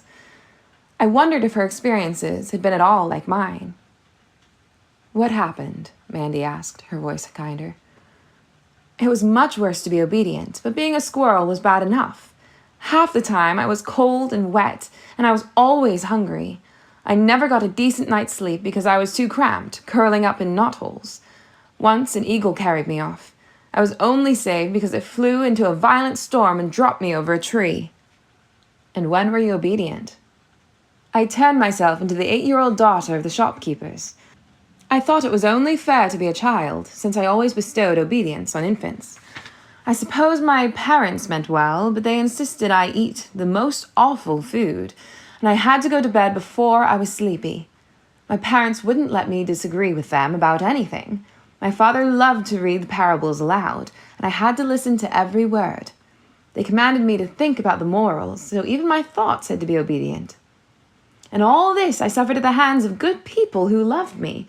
If anything had happened to them, I shudder to think what would have become of me." "You won't bestow any more gifts, then?" "Never. I wish I could take them all back." I stepped out from behind the curtain, even though I'd promised I wouldn't. "Please do take them back." Lucinda gasped. I gasped too. She wasn't Lucinda. Or was she? The enormous eyes were the same, but not the height. This fairy was stooped with age, and her perfect skin was wrinkled with a mole next to her nose. I was seeing the real Lucinda, unshielded by magic. "Mandy, who is this? You brought a human to spy on me." She straightened for a moment, and then I saw a hint of the young, beautiful Lucinda. Then she sighed. "You look familiar. Are you one of my victims?" This was my chance. The chance for the freedom I always should have had. The chance to escape from my stepfamily. The chance to win Char back. But I was so nervous my voice was gone. I could only nod. "What did I do to you, child?" she whispered, as though afraid of my answer. I found my voice. "You made me obedient. Now you know how it is." "I do, child." She touched my cheek, and my heart rose. "But I can't help you. I renounced big magic." "Oh, lady," I pleaded, "it would be a wondrous gift. I would be so grateful." "Ella," Mandy warned. "Mandy, don't you think, just this once," Lucinda shook her head, and wispy gray curls fluttered. "No, I mustn't. But if you ever have need of small magic, call on me. You have only to say the words, 'Lucinda, come to my aid.'" She kissed my forehead. "I remember you now. I thought you only spoke Eorthian." I begged her. I told her about my circumstances. I wept. She wept with me, sobbed harder than I did, but stood firm. I pleaded with Mandy to persuade her, but Mandy refused. "I can't, lady," she said. "It was big magic to cast the spell in the first place, but it would be big magic to undo it, too. Who can guess what would come of it?" "Only good would come of it, only good." "I can't bear this," Lucinda wailed, wringing her hands dramatically. "I can't bear your distress. Farewell, child." She vanished. I stormed out of Mandy's room and rushed to the library, where I could be alone, where no one was likely to make me scour anything or sew anything or say anything. Now I couldn't go to the balls. Hattie and Olive would go with Mum Olga. They'd be free to dance with Char, and so would every other young lady in Frel. And some lass would win him over. His nature was loving, and he'd find someone to love. As for me, I'd be lucky to glimpse him on the street. He wouldn't recognize me. My dirty servant's garb would rule out identification at a distance, and he'd never be close enough to see my face. I could neither go to the balls nor escape from them. Hattie and Mum Olga talked of nothing else. Even Olive was interested to the extent of worrying about her gown. "Sew it with gold thread," she instructed her maid. "Shouldn't I be as fine as Hattie?" Shouldn't I be as fine as both of them? I cooked and scrubbed and waited on them in a fury. For 2 weeks, I wouldn't speak to Mandy. The only sounds in the kitchen came from pots and pans as I slammed them down. Then it came to me. Why couldn't I go?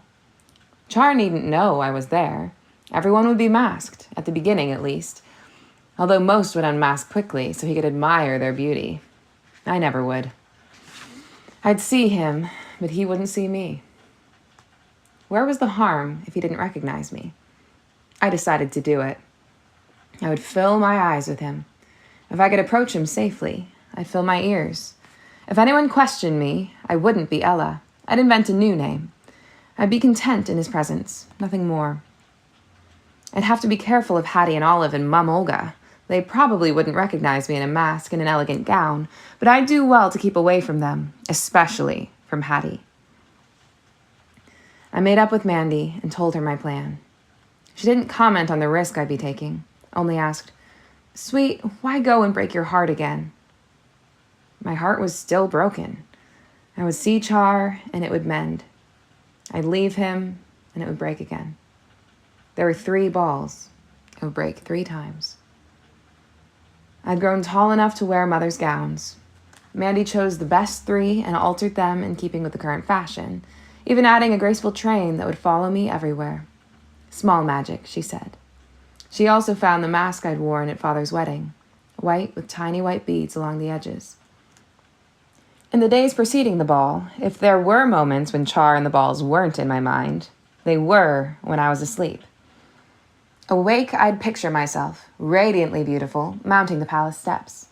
I'd be late, and the whole court would be there already.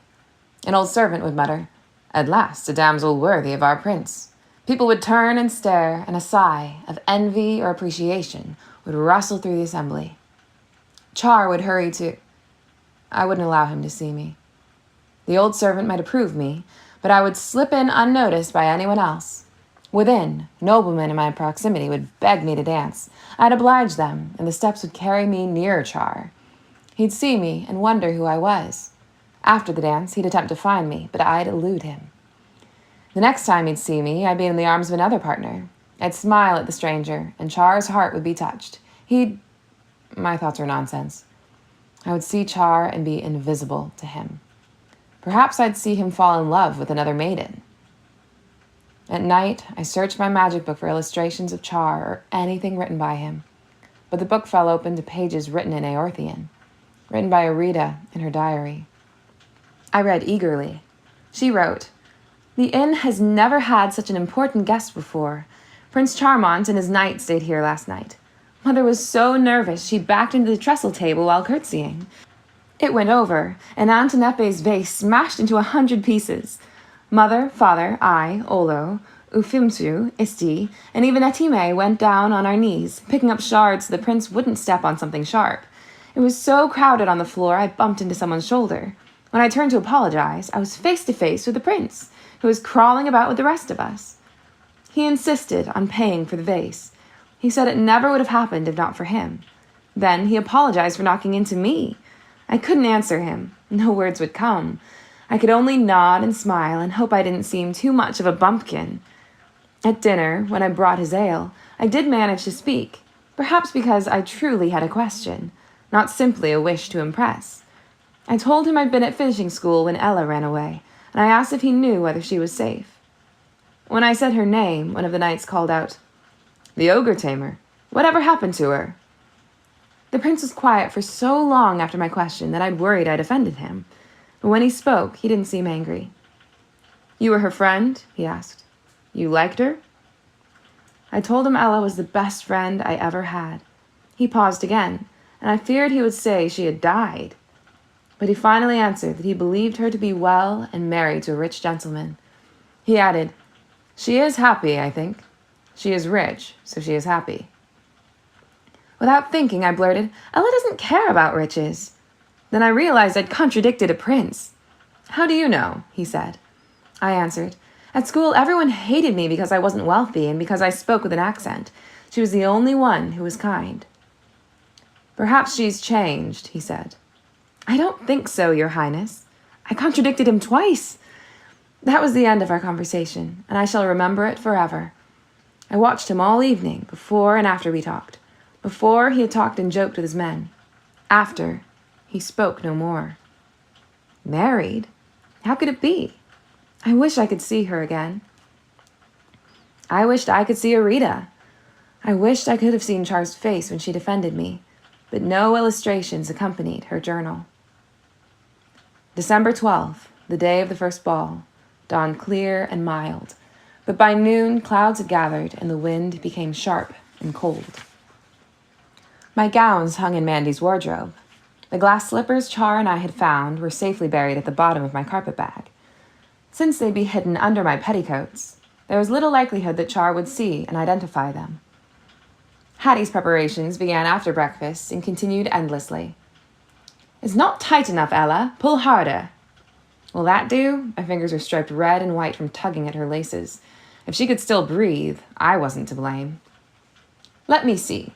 She curtsied at herself in the mirror and rose, panting and smiling. "I shall be desolate if you don't remember me, Prince," she cooed at her reflection. Then she spoke over her shoulder. "Am I not magnificent, Ella? Don't you wish you could look as I do and go to the ball?" "Magnificent, ravishing. Yes, I wish I could." Anything to make her go. "Pearls would set my hair off to an advantage. Fetch them. There's a good girl." 2 hours later, after Mama Olga called her 3 times and threatened to leave without her, she declared herself perfect and departed. At last I was free to bathe and dress. Instead of the kitchen soap I usually used, I helped myself to Hattie's store of bath oils and fragrant soaps. Mandy produced a fleecy towel and a fine scrub brush. "Tonight, I'll be your lady-in-waiting," she said, pouring steaming water into the tub. When your servant is your fairy godmother, you're never scalded and your water never gets cold. You become sparkling clean, but the water never gets dirty. I soaked away a year of cinders and grime and Mama Olga's orders and Hattie's edicts and Olive's demands. When I rose from the bath and stepped into the robe Mandy held for me, I was no longer a scullery maid, but the equal of anyone at Char's ball. My gown was a spring green embroidered with leaves of darker green and plump yellow buds. Mandy had done her work well. In accordance with the latest fashion, my waist tapered to a narrow point, and my train trailed 2 feet behind me. In the glass, I saw Mandy curtsy. "You're lovely, lady." She seemed close to tears. I hugged her. She squeezed me tight, and I inhaled the sweet smell of freshly baked bread. I turned back to the glass and raised my mask, which covered most of my forehead and half of my cheeks, with small holes for my eyes. With half my head hidden, my mouth appeared strange and unknown to me. The transformation was thorough. With the mask, I was not Ella. Nor was I perfectly dressed. I had no jewels. My throat was unfashionably bare. But it would have to do. I didn't have to be the most elegant creature at the ball. I only had to see Char. When I ran down to our front door, I discovered that icy rain was falling in sheets. If I walked the 1/4 mile to the castle, I would be soaked. I could go to the ball without jewels, but not wet through and shivering. "Mandy, what can I do?" "Oh, sweet, you can stay home." I knew there would be 2 more balls, and that it probably wouldn't sleet tomorrow, but it might. and I had set my heart on going tonight. Is there some small magic, a fairy umbrella, something that would keep me dry? No, love, not small magic. The weather was such a stupid thing to separate me from Char. Mandy hadn't made the rain, but she could have ended it. I wish you were a real fairy, one who wasn't afraid to do anything. I had a mad idea and acted on it without considering wisdom. I said the words Lucinda had taught me. Lucinda, come to my aid. If anyone would think keeping me dry wasn't big magic, that one would be Lucinda. Ella, Mandy protested, don't. The order came too late. Lucinda appeared between us. She still looked old, but she stood straighter than the last time I'd seen her, and many of her wrinkles had disappeared. Ah, sweet child, you need my help. She smiled, and the young Lucinda shone through. So long as it's not too big, I shall do what I can. I explained. Going to a ball? Like that? No, it won't do. She touched my neck, and it was hung so heavy with jewels that it took all my finishing school training to keep my head up. Mandy snorted. Perhaps it's too much for small magic, Lucinda agreed. The weight vanished, replaced by a thin silver chain from which hung a white lily made of the same kind of glass as my slippers.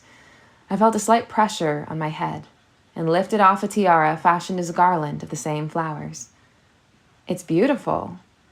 Lucinda replaced it on my hair. Now you need a coach. That shouldn't be too troublesome. How can you call a coach with small magic? Mandy demanded. And horses and a coachman and footmen, people and animals. You've forgotten your lesson. No, I haven't. I won't shape them from the air. I'll form them out of real things. That should satisfy your scruples, Mandy dear. Mandy grunted, which I knew was not agreement. But Lucinda continued gaily. Earlier this evening in Frel, I spied a giant's cart filled with pumpkins. An orange coach will be splendid. A rumbling noise reached us. Outside, a mass, darker than the storm, took shape and grew larger. A 7-foot-high pumpkin rolled toward us and came to rest in the street outside the manor. I watched Lucinda. She muttered no incantations, waved no wand. For a moment, her gaze shifted, and she seemed to stare within, not out. Then she winked at me. Look, child. The pumpkin had been transformed into a gleaming coach with brass door handles and windows through which lacy curtains peeked. Mice will make plump horses, she said. 6 fat brown mice raced across the tiles of the hall. They vanished, and 6 horses appeared before the coach. A white rat became the coachman, and 6 lizards were transformed into footmen. They're wonderful, I said. Thank you. She beamed. Mandy glowered.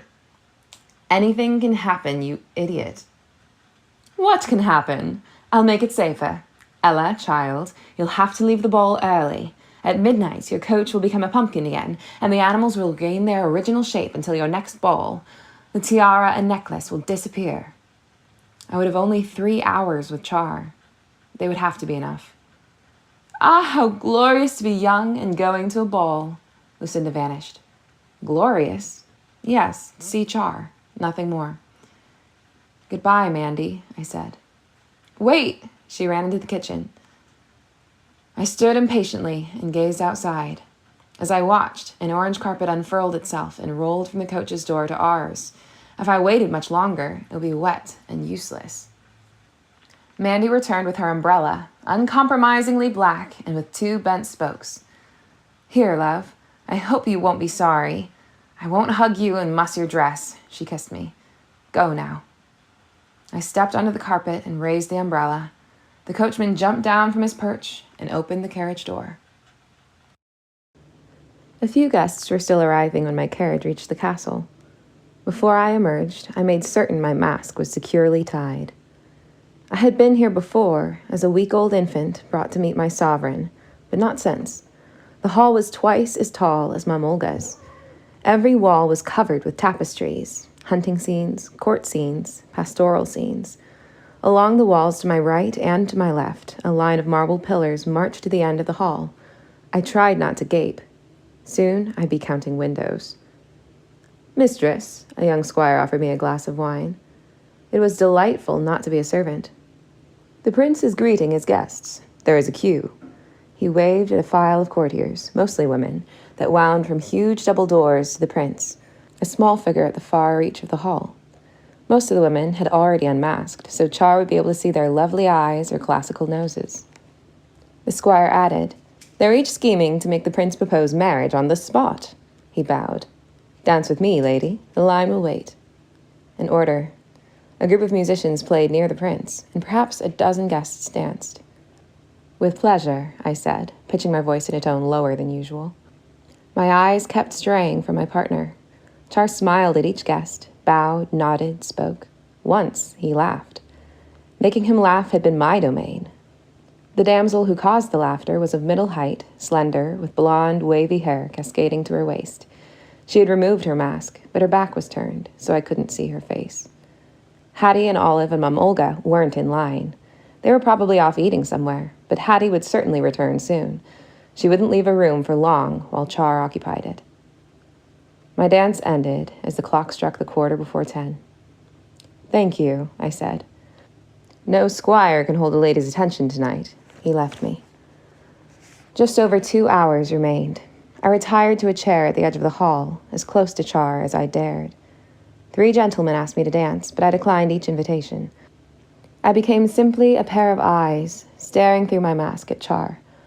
I needed no ears because I was too far off to hear his voice, no words because I was too distant for speech, and no thoughts, those I saved for later. He bent his head.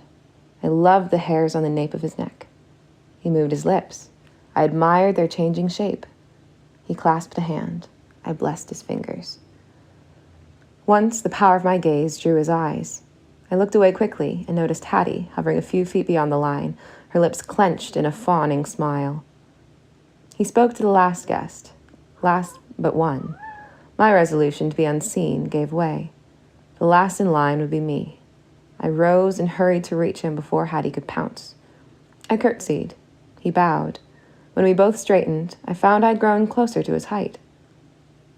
"What is your name, lady?" He smiled politely. I found my voice with difficulty. "Layla." We were silent. "Do you live here in Frel, Lady Layla?" "In Bast, Highness." I named a town near the Elves' Forest. He looked past me, ready to move on. "I hope you enjoy the ball in your stay in Frel." I couldn't let him go. "Abensa ohudo, isini ime asete urubu amufa." I spoke with a heavy Kyrian accent. "You speak Aorthian?" His attention was captured. "Not well. My uncle was born there. He is a singer. His voice can charm wood." Char's smile was genuine now. "I miss their songs. I was glad to leave, but now I miss everything." I hummed a stanza of Arita's favorite song, a sad one, about a farmer whose family is starving. Char joined me, singing softly. Near us, heads turned. I saw Hattie frown with her smile still frozen in place. When we finished, he bowed again. "Would you favor me with a dance?" Over all the others, I was his choice. I curtsied, and he took my hand. Our hands knew each other. Char looked at me, startled. "Have we met before, lady?" "I've never left Bast, but I've longed to see Frau my whole life." He nodded. The clock struck 11. The dance was a gavotte, too spirited for talk. Rapid movement was a relief in the midst of so much feeling. We flew through the hall, perfectly in step. Char smiled at me. I smiled back, happy. We separated. I twined arms with a succession of momentary partners. Dukes, earls, knights, squires, and back to Char. A final whirl, and the dance ended. "I love a gavotte," I said, touching to make sure my mask was still properly in place. The rush, the sweep, the whoosh. What nonsense was I talking? "It's the same with stair rails, the same feeling," he said. "Do you like to slide?" His voice was eager. Stair rails? Did he suspect me? I forced a sigh. "No, Majesty. I'm terrified of heights." "Oh." His polite tone had returned. "Do you?" "Do I what?" "Like to slide down stair rails." "Oh, yes. I used to." "I wish I could enjoy it. This fear of heights is an affliction." He nodded, a show of sympathy, but not much interest. I was losing him. "Especially," I added, "as I've grown taller." He stared. Then he laughed in surprised delight. I was a fool for behaving so much like myself. The clock struck the half-hour. Char started. 11:30? I've neglected my guests. He became the courteous host again. Refreshments are in the next room, if you care to partake of them. He waved at an archway. Then, I'll look for you later. He hoped to see me again. Layla, that is. I hurried out of the hall. Outside, the sleet had stopped. The pumpkin coach glistened in a line of black carriages. I climbed in. When we arrived at home, the coachman handed me out, remounted, and flicked his whip. The horses started off. In the morning, Hattie told me about her share in the ball, bidding me to sit on a low stool while the family ate their breakfast. He danced with me, Hattie said, her teeth stained purple from a blueberry muffin. And only good manners prevented him from spending the rest of the evening at my side. When will you pay me? Olive asked. Must I pay? Aren't you glad you danced with the prince? You said you'd give me 3 coins for every time he couldn't dance with anyone else because of me. You owe me, she thought. 8 coins. How many times did he dance with you? I asked. 3 times. I asked him 4 times, but the last time he said he had to see his other guests. I vowed not to approach Char during the second ball. It was too dangerous. The evening was clear, but Lucinda provided the coach anyway. My tiara and pendant were pink roses.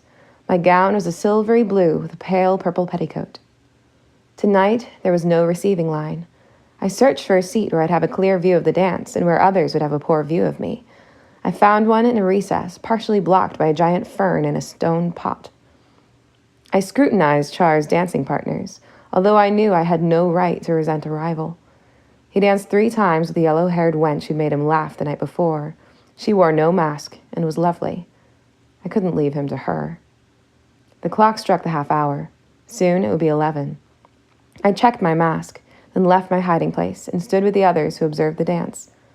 Char saw me. Over the shoulder of his partner, he mouthed, "Wait for me." I grew roots. An earthquake could not have moved me. The clock struck 11:15. It struck 11. If it had struck the end of the world, I would have stayed as I was. The final figure ended, and he came for me. "Will you dance?" he asked. "I looked for you." Did I have time? I accepted his arm, and we stepped into the dance, a slow saraband. "I was here all the while. I watched you." "What did you see?"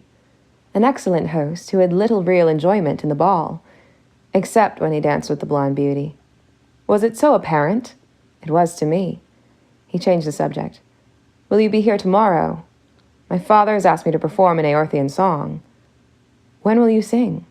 "Before midnight, please." "Sometime late," he grinned. "If I'm lucky, many of my guests will have gone. They needn't all hear their future ruler disgrace himself." "There will be no disgrace, not if you are taught in Aortha. What will you sing?" "A homecoming song." He sang in my ear. "Oak, granite, lilies by the road, remember me, I remember you. Clouds brushing, clover hills, remember me. Sister, child grown tall, remember me, I remember you." The dance ended, and he stopped. "There's more. I want you to hear it. Will you?" I resolved to stay late the next night. I'd managed to reach home without Lucinda's gifts, even if I had to swim. I'd be delighted to, but I must leave now, tonight. I'm expected by 12. How close to midnight was it now? He would think it odd if my jewelry vanished. "Oh, I'd hoped—" "I'm sorry, I mustn't—" He bowed. I curtsied. "Till tomorrow, Majesty." "One last thing," he caught my hand. "Please call me Char." I rode home, calling myself a dolt, but rejoicing nonetheless. In my room, I opened my magic book to see if it would show me anything about the ball or Char's thoughts. There was nothing. The next morning, I tried again and found an entry in his journal from the night before. "How dare she, that fright, Hattie, rushed at me the instant Layla left. Some wenches will stoop to anything to intrigue a man," she said. "I should be devastated if I had to wear a mask in order to be interesting." She warned me the mask might conceal anything: a deformity, advancing age, the face of a known bandit. "If I were sovereign," she said, "I would order her to remove her mask." I wanted to reply, "If you were sovereign, every Kyrian would wish you'd don one." Certainly I have wondered why Layla hides her face, but it may be the custom in Bast. If she is a bandit, she's courageous to come to court. More likely, she is disfigured. Maybe she has a scar, or one eyelid droops, or her nose is a mottled purple. I don't care. I'm pleased to have found a friend at these balls, where I expected to find only tedium. Does Layla want more than friendship? Why did I write that name? Did she come to these balls as every other maiden did, hoping to wed a prince? No matter what I am like, so long as I am a prince. I confess, I do wish to see her face. I turned the page and found a reckoning from Olive to Hattie. "You owe me 6 KJs. I danced with him 2 times when you were eating. Pay me." In the afternoon, I slipped out of the manor to the greenhouse near the menagerie. There I picked daisies and wove flowers into a garland to replace Lucinda's tiara. If I was to stay at the ball after midnight, I couldn't wear Lucinda's jewels. My gown for the last ball was my favorite, white with a low neckline edged in lace. The skirt parted in the front to reveal a petticoat with 3 lace flounces. In back, my skirt was tied with a large bow that flowed into the graceful sweep of my train. I faced myself in the mirror and began to set the garland in my hair, but Mandy stopped me. "Here's something better, love." She handed me 2 packages wrapped in tissue paper. "Open them." They were a tiara of woven silver leaves and a silver chain on which hung an aster made of lapis. "Oh, Mandy!" "I bought them at the market. They won't disappear at midnight." She placed the tiara on my hair and fastened the chain around my neck. "You make them beautiful, sweet." I looked in the mirror. Mandy's selections added something that Lucinda's creations hadn't. Just right for my gown, and just right for me. Char was waiting for me at the palace entrance. When the carriage drove up, he dashed to help me out before the coachman could step down. The clock struck 8:30, the beginning of the last ball. "You look splendid," he said, bowing. I was touched by his gallantry, since he believed me disfigured. As we went inside, he said, "Your carriage is an unusual color." "Not in Bast." If he knew much about Bast, I was in for trouble, unless orange coaches were common there. He took my arm. "May I visit you there?" "Bast would be honored." "And you?" "I'd be honored too. If I'm going to visit your family, you should meet mine." "I'll be delighted, someday." "Now is a good time. They're nearby. You're nearby." "Now? King Gerald?" He chuckled. "That's who my father is. But he's kind to everyone except ogres. You needn't worry." The king rose when we entered. I curtsied, blushing for my rudeness in wearing a mask before him. When I rose, he was beaming at Char. Queen Daria was smiling too. I'd seen them many times, but never so close. The queen had a wide face, perfect for broad smiles. An honest face. Char resembled his father, but softened a bit. The king's face was severe in repose, although merry now. "Mother, father, may I introduce Lady Layla, my new friend and acquaintance from Bast, where the carriages are orange." "Lady Layla," King Gerald took my hand. He had the roundest, deepest voice I'd ever heard. "Welcome to Fro." "Most welcome," Queen Daria embraced me. "I've waited long to meet the maiden my son loves." "I don't love her, mother. That is, I like her, certainly." Over the queen's shoulder, I saw Char looking silly with embarrassment. Queen Daria held me away from her and searched my face. "I can't tell through the mask, but you remind me of a lady I admired. She had the most playful spirit I ever knew." She added so only I could hear, "If you are like her, then Char has chosen well." She released me, and I stepped away, dazed. I was certain she meant mother. "Lady Layla is proof that I haven't been polite and distant to everyone," Char said. "Excellent proof," King Gerald answered. "Bring along more proof, and we'll be convinced." He frowned at my mask. "We should return to my guests," Char said hastily. As we left, I heard Queen Daria say, "I don't remember any orange coaches in Bast." Back in the hall, Char asked me to save a dance for him later. Just now, I'd better be polite and distant some more. I didn't want him to go. Every instant of our final evening was too precious to lose even one. But I nodded, and he left me. I watched the dance and turned down partners. "Mistress," Hattie stood before me, simpering. "I've wanted to catch you alone, my dear. I am Lady Hattie, daughter of Dame Olga." Layla had no reason to hate Hattie. "I'm happy to meet another Frelin. Charmant says you live in Bast." No one called him Charmant. She proceeded to pump me about my family and circumstances, pressing me until I said, "I haven't thought it was a custom here to interrogate visitors." "I apologize, but one has to be so careful when one is connected to royalty. You see, Charmant and I have an understanding. We are secretly engaged." Had she gone mad to speak such a falsehood? "To protect him, I must ask you to remove your mask. I must see what lies beneath." Thank heavens she had asked and not ordered. "You may ask, but I shall not oblige. Good evening, Lady Hattie." I turned and began to walk away. "Layla, there you are." Char was back. "Now dance with me," he said. "Your prince commands you to. I want to spend the rest of the ball with you." He bowed to Hattie, standing a few feet away. "Excuse us." I curtsied, reveling in her fury. "They are all asking about you," he said, pulling me as close as the dance required. "Who is this mysterious stranger, they say?" "The maiden who wears a mask." "Why—" He stopped himself and changed subjects, speaking of court affairs. I wondered how many more dances we'd have. The clock chimed 9:30. In a few hours, Layla would be gone forever. I'd never be so close to Char again. Despite a fierce struggle, I began to cry. He might not have seen because of the mask, but a tear coursed down my cheek. "Layla, I'm so sorry." There was so much remorse in his voice that I was startled. "Why? What were you saying?" "I'm the one to apologize. I wasn't listening. I was thinking how sad I'd be to leave Frau." I laughed a little. "No more balls every night." "But you can come back, can't you?" "I suppose, but it won't be the same. You can never go back to a moment when you were happy." "That's true." The dance ended.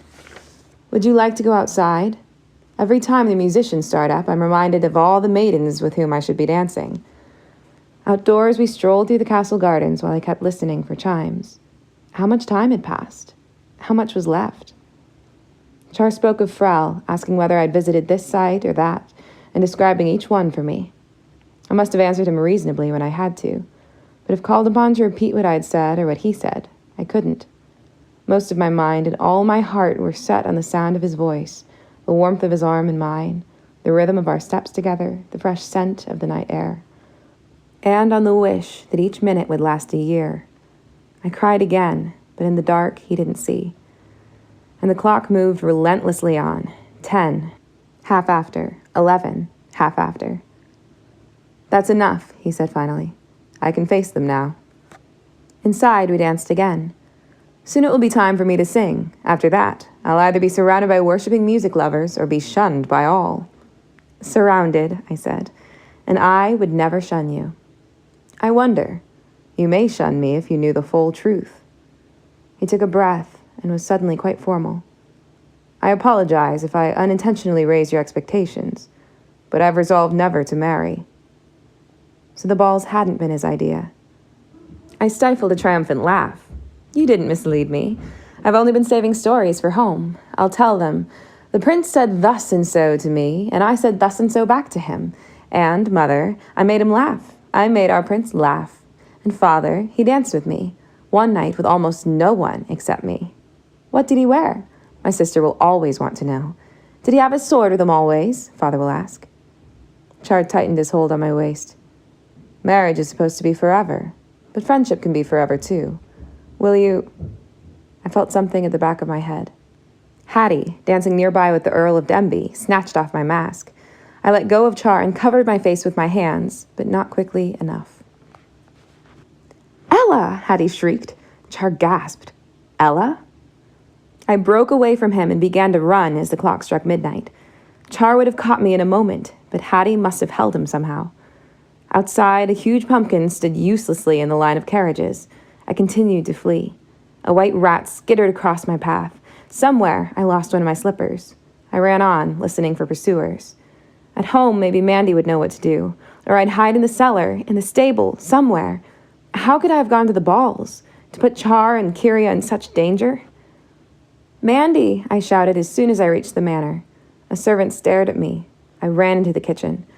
"I've endangered Char again, and Kyria. What can I do?"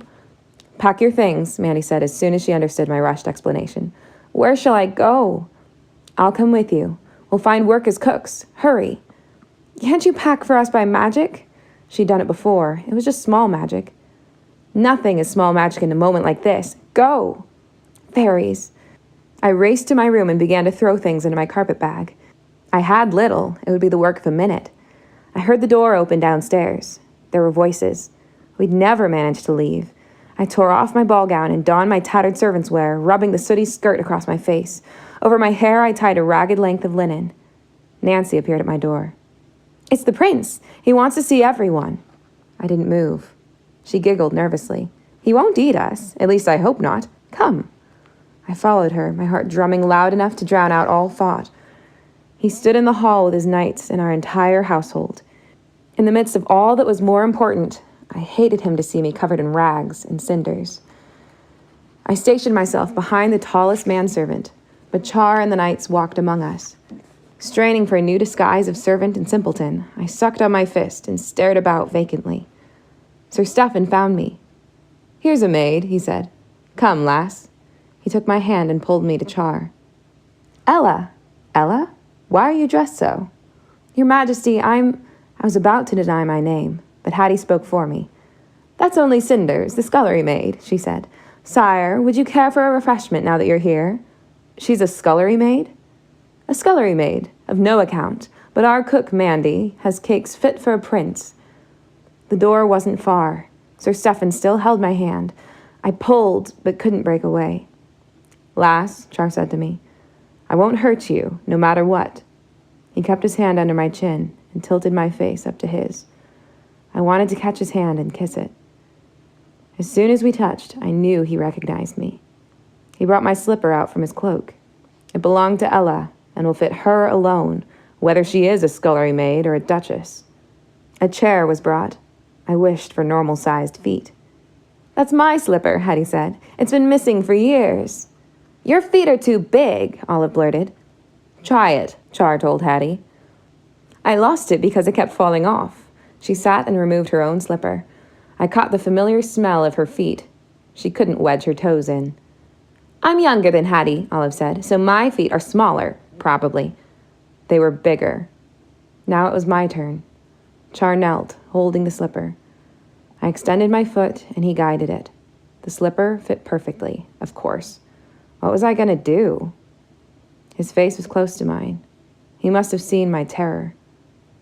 "You needn't be, Ella, if you don't want to be," he said softly. He was so good. "I'm not," I said, but in spite of myself, tears streamed down my cheeks. I saw hope spread across his face. That letter was rubbish. A trick. He glared at Hattie, then turned to me, his look probing. "Do you love me?" He still spoke softly. "Tell me." An order. "I do." I was sobbing and smiling at once. How was I going to give him up again? Char was jubilant. His voice rang out, "Then marry me." Another order. I nodded and continued to weep, but my hand found its way into his. "Don't marry him, Ella," Hattie commanded, giving my name away once and for all. I withdrew my hand. "I can't," I said. "Perhaps Hattie would save us." "Hattie, don't be a fool," Mamolga snapped. "Don't you want to be stepsister to the Queen and make her give you whatever you like?" She smiled at me. "His Highness is kind enough to want to marry you, Ella, my sweet." It had begun. The curse would make Hattie and Mamolga as grand as they wanted to be, and it would provide endless wealth for Olive. Char was looking at me with such gladness, and I loved him so. It was the cause of his joy that would be the cause of his destruction, a secret delivered to his enemies, a letter written in my own hand, a covert signal given by me, poison in his glass, a dagger in his ribs, a fall from a parapet. "Marry me, Ella," he said again, the order a whisper now. "Say you'll marry me." Anyone else could have said no or yes. This wasn't a royal command. Char probably had no idea he'd given me an order. But I had to obey, wanted to obey, hated to harm him, wanted to marry him. I would destroy my love and my land. They were in danger, and no one could rescue them. We were all doomed, all cursed. Char was too precious to hurt, too precious to lose, too precious to betray, too precious to marry, too precious to kill, too precious to obey. Words rose in me, filled my mouth, pushed against my lips. Yes, I'll marry you. Yes, I love you. Yes, yes, yes. I swallowed, forcing them down, but they tore at my throat. A strangled noise erupted from me, but not words, not consent. He put a hand on my shoulder. I must have frightened him, but I couldn't see his face. My vision had turned inward, where the battle raged. I heard Lucinda's voice. My gift to Ella is obedience. She will always be obedient. I saw Mandy telling me to eat my birthday cake. I saw Seif leering at me and heard him. No one need be persuasive with this one. It'd cook itself if we told it to. I saw Olive counting my coins, Mama Olga standing over while I scrubbed the courtyard, Hattie wearing Mother's necklace. I'd eaten the cake, drunk the tonic, given up my necklace, slaved for my stepmother, let Olive suck me dry. They'd all gotten what they wanted from me. But they weren't going to get Char. Never, never. Be obedient. Marry him. Say yes. Say yes. Say yes. The tears streaming from my eyes were acid, burning my cheeks. My mouth filled with liquid, bile and blood from my biting my tongue. Salty and corrosive and sweet. In spite of myself, my mouth opened. Consent had won. Obedience had won. But I clamped my hand over my mouth. My yes was stillborn. I remembered Char at Mother's funeral, waiting for me while I wept, grieving for Mother too. I heard his promise to the menagerie. And soon I shall catch a centaur and give it to you. I saw him binding Seif's ankles.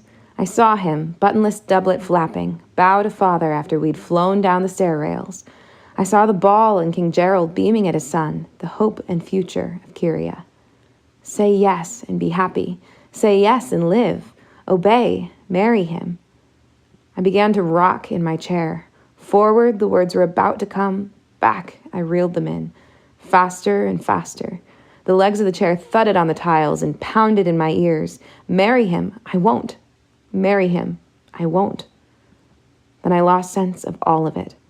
I went on rocking and crying, but my thought burrowed within, concentrated in a deep point in my chest, where there was room for only one truth. I must save Char.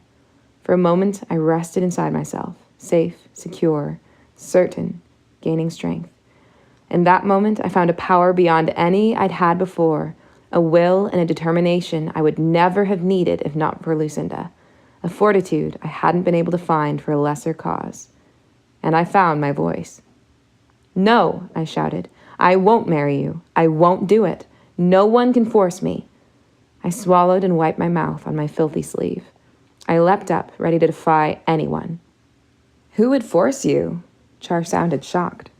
No matter who. I won't. I won't. They can't make me. No one can make me. I won't marry you. Olive said, She'll marry you. You told her to. She has to listen. She laughed.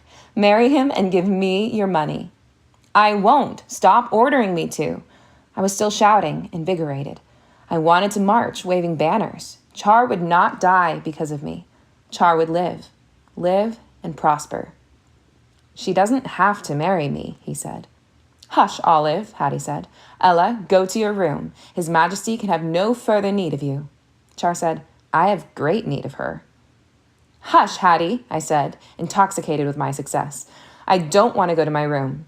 Everyone must know I shan't marry the prince. I ran to the door to our street, opened it, and called out into the night, I shan't marry the prince. I turned back into the hall and ran to Char and threw my arms around his neck. I shan't marry you. I kissed his cheek. He was safe from me.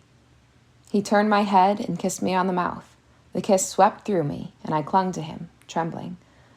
From behind me, Hattie shrilled, Go to your room this instant, I command you. I ignored her, but Char pulled away. Why won't you marry me? Why not, if you love me? I'm cursed.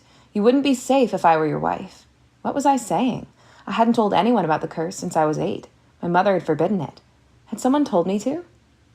No one had. Then why? My thoughts wouldn't settle. I wasn't going to marry Char, that was certain. He looked so handsome, smiling from our kiss, then frowning in confusion, a smudge of my soot on his nose. I wiped it off. Saving him made him feel more mine than ever. Could my refusal mean the spell was broken? Could it? I took stock of myself. I did feel different, larger, fuller, more complete, no longer divided against myself. Compulsion to comply against wish to refuse. Larger but lighter, much lighter. A burden shed. A massive burden. I defied Olive's command as well as Char's, and Hattie had sent me to my room, but I was still here. I had told my secret, but I felt no dizziness, no pain. You're free. The curse is over, love. Mandy was at my side, hugging me. You rescued yourself when you rescued the prince. I'm that proud and glad, sweet. I could shout. I had been able to break the curse myself. I'd had to have reason enough, love enough to do it, to find the will and the strength. My safety from the ogres hadn't been enough. Zulf's rescue hadn't been enough, especially not with guards about. My slavery to Mamolga hadn't been enough. Kyria was enough. Char was enough. Now it was over, ended forever. I was made anew. Ella, just Ella. Not Ella the slave, not a scullery maid, not Layla, not Eleanor, Ella. Myself unto myself, one, me. I tore off the rag that covered my hair, then I curtsied to Char. When you asked me my hand a few minutes ago, I was still too young to marry. I looked up at him and saw a smile start. I'm older now, so much older that not only can I marry, but I can beg you to marry me. I knelt and took his hand. He didn't let me kneel before him. He pulled me up and kissed me again. I took that to signify his consent. In a month, we were married. For the ceremony, I wore my first new gown in a year and mother's necklace, which I reclaimed from Hattie. After my deception had been explained to them, King Gerald and Queen Daria welcomed me joyously into the royal family. My stepfamily was not invited to the wedding and had to celebrate, if they wished, in the streets with the rest of Frel. Father was invited, but he was traveling and didn't receive the invitation until it was too late. Arita did attend. We renewed our friendship and swore to visit each other often, an oath we've kept faithfully. All the exotic peoples, except ogres, were represented at the ceremony. Slannon gave us a new pottery piece by Agulin, an elf child embracing a tree. Zaf and Zulf were there. Zulf still a toddler, since gnomes grow more slowly than humans. Uaxi came too and was responsible for keeping our animal guest, Apple, from galloping the length of the palace hall. Although we didn't invite Lucinda, she arrived anyway, with a gift. No need, Char and I chimed together. Remember when you were a squirrel, Mandy said. But the gift was what Father would have called a fairy trifle. It was a box, no larger than my thumbnail, which grew or shrank to accommodate whatever it was called upon to hold. Wonderfully useful and not harmful at all. We thanked Lucinda enthusiastically until she glowed with pleasure. In time, Hattie became reconciled to our marriage and used her connection to us to her best advantage. She never married, but Olive did. A garrulous widower fell in love with her unwavering attention. When she'd demand that he talk to her, he'd tell her about his triumphs, his enemies, his opinions on everything. She wasn't anxious to wed. In exchange for her consent, he paid her 20 kjs every day and served a white cake with every meal. Father and Mamolga continued to love at a distance. After my marriage, he became successful again, trading on the respect commanded by the royal family. Char watched over him and intervened when necessary to save him or his victims from the consequences of his chicanery. Mandy lived with us as cook and godmother of our children, and secret performer of small magic to protect us from colds, broken cockery, and sundry inconveniences of a royal household. Nancy lived at the palace, too, and commanded a legion of servants, several of whom were in charge of polishing stair rails for their sliding monarchs. I refused to become a princess, but adopted the titles of court linguist and cook's helper. I also refused to stay home when Char traveled and learned every language and dialect that came our way. When we left the children behind, my magic book kept us informed of their doings. Decisions were a delight after the curse. I loved having the power to say yes or no, and refusing anything was a special pleasure. My contrariness kept Char laughing, and his goodness kept me in love. And so, with laughter and love, we lived happily ever after.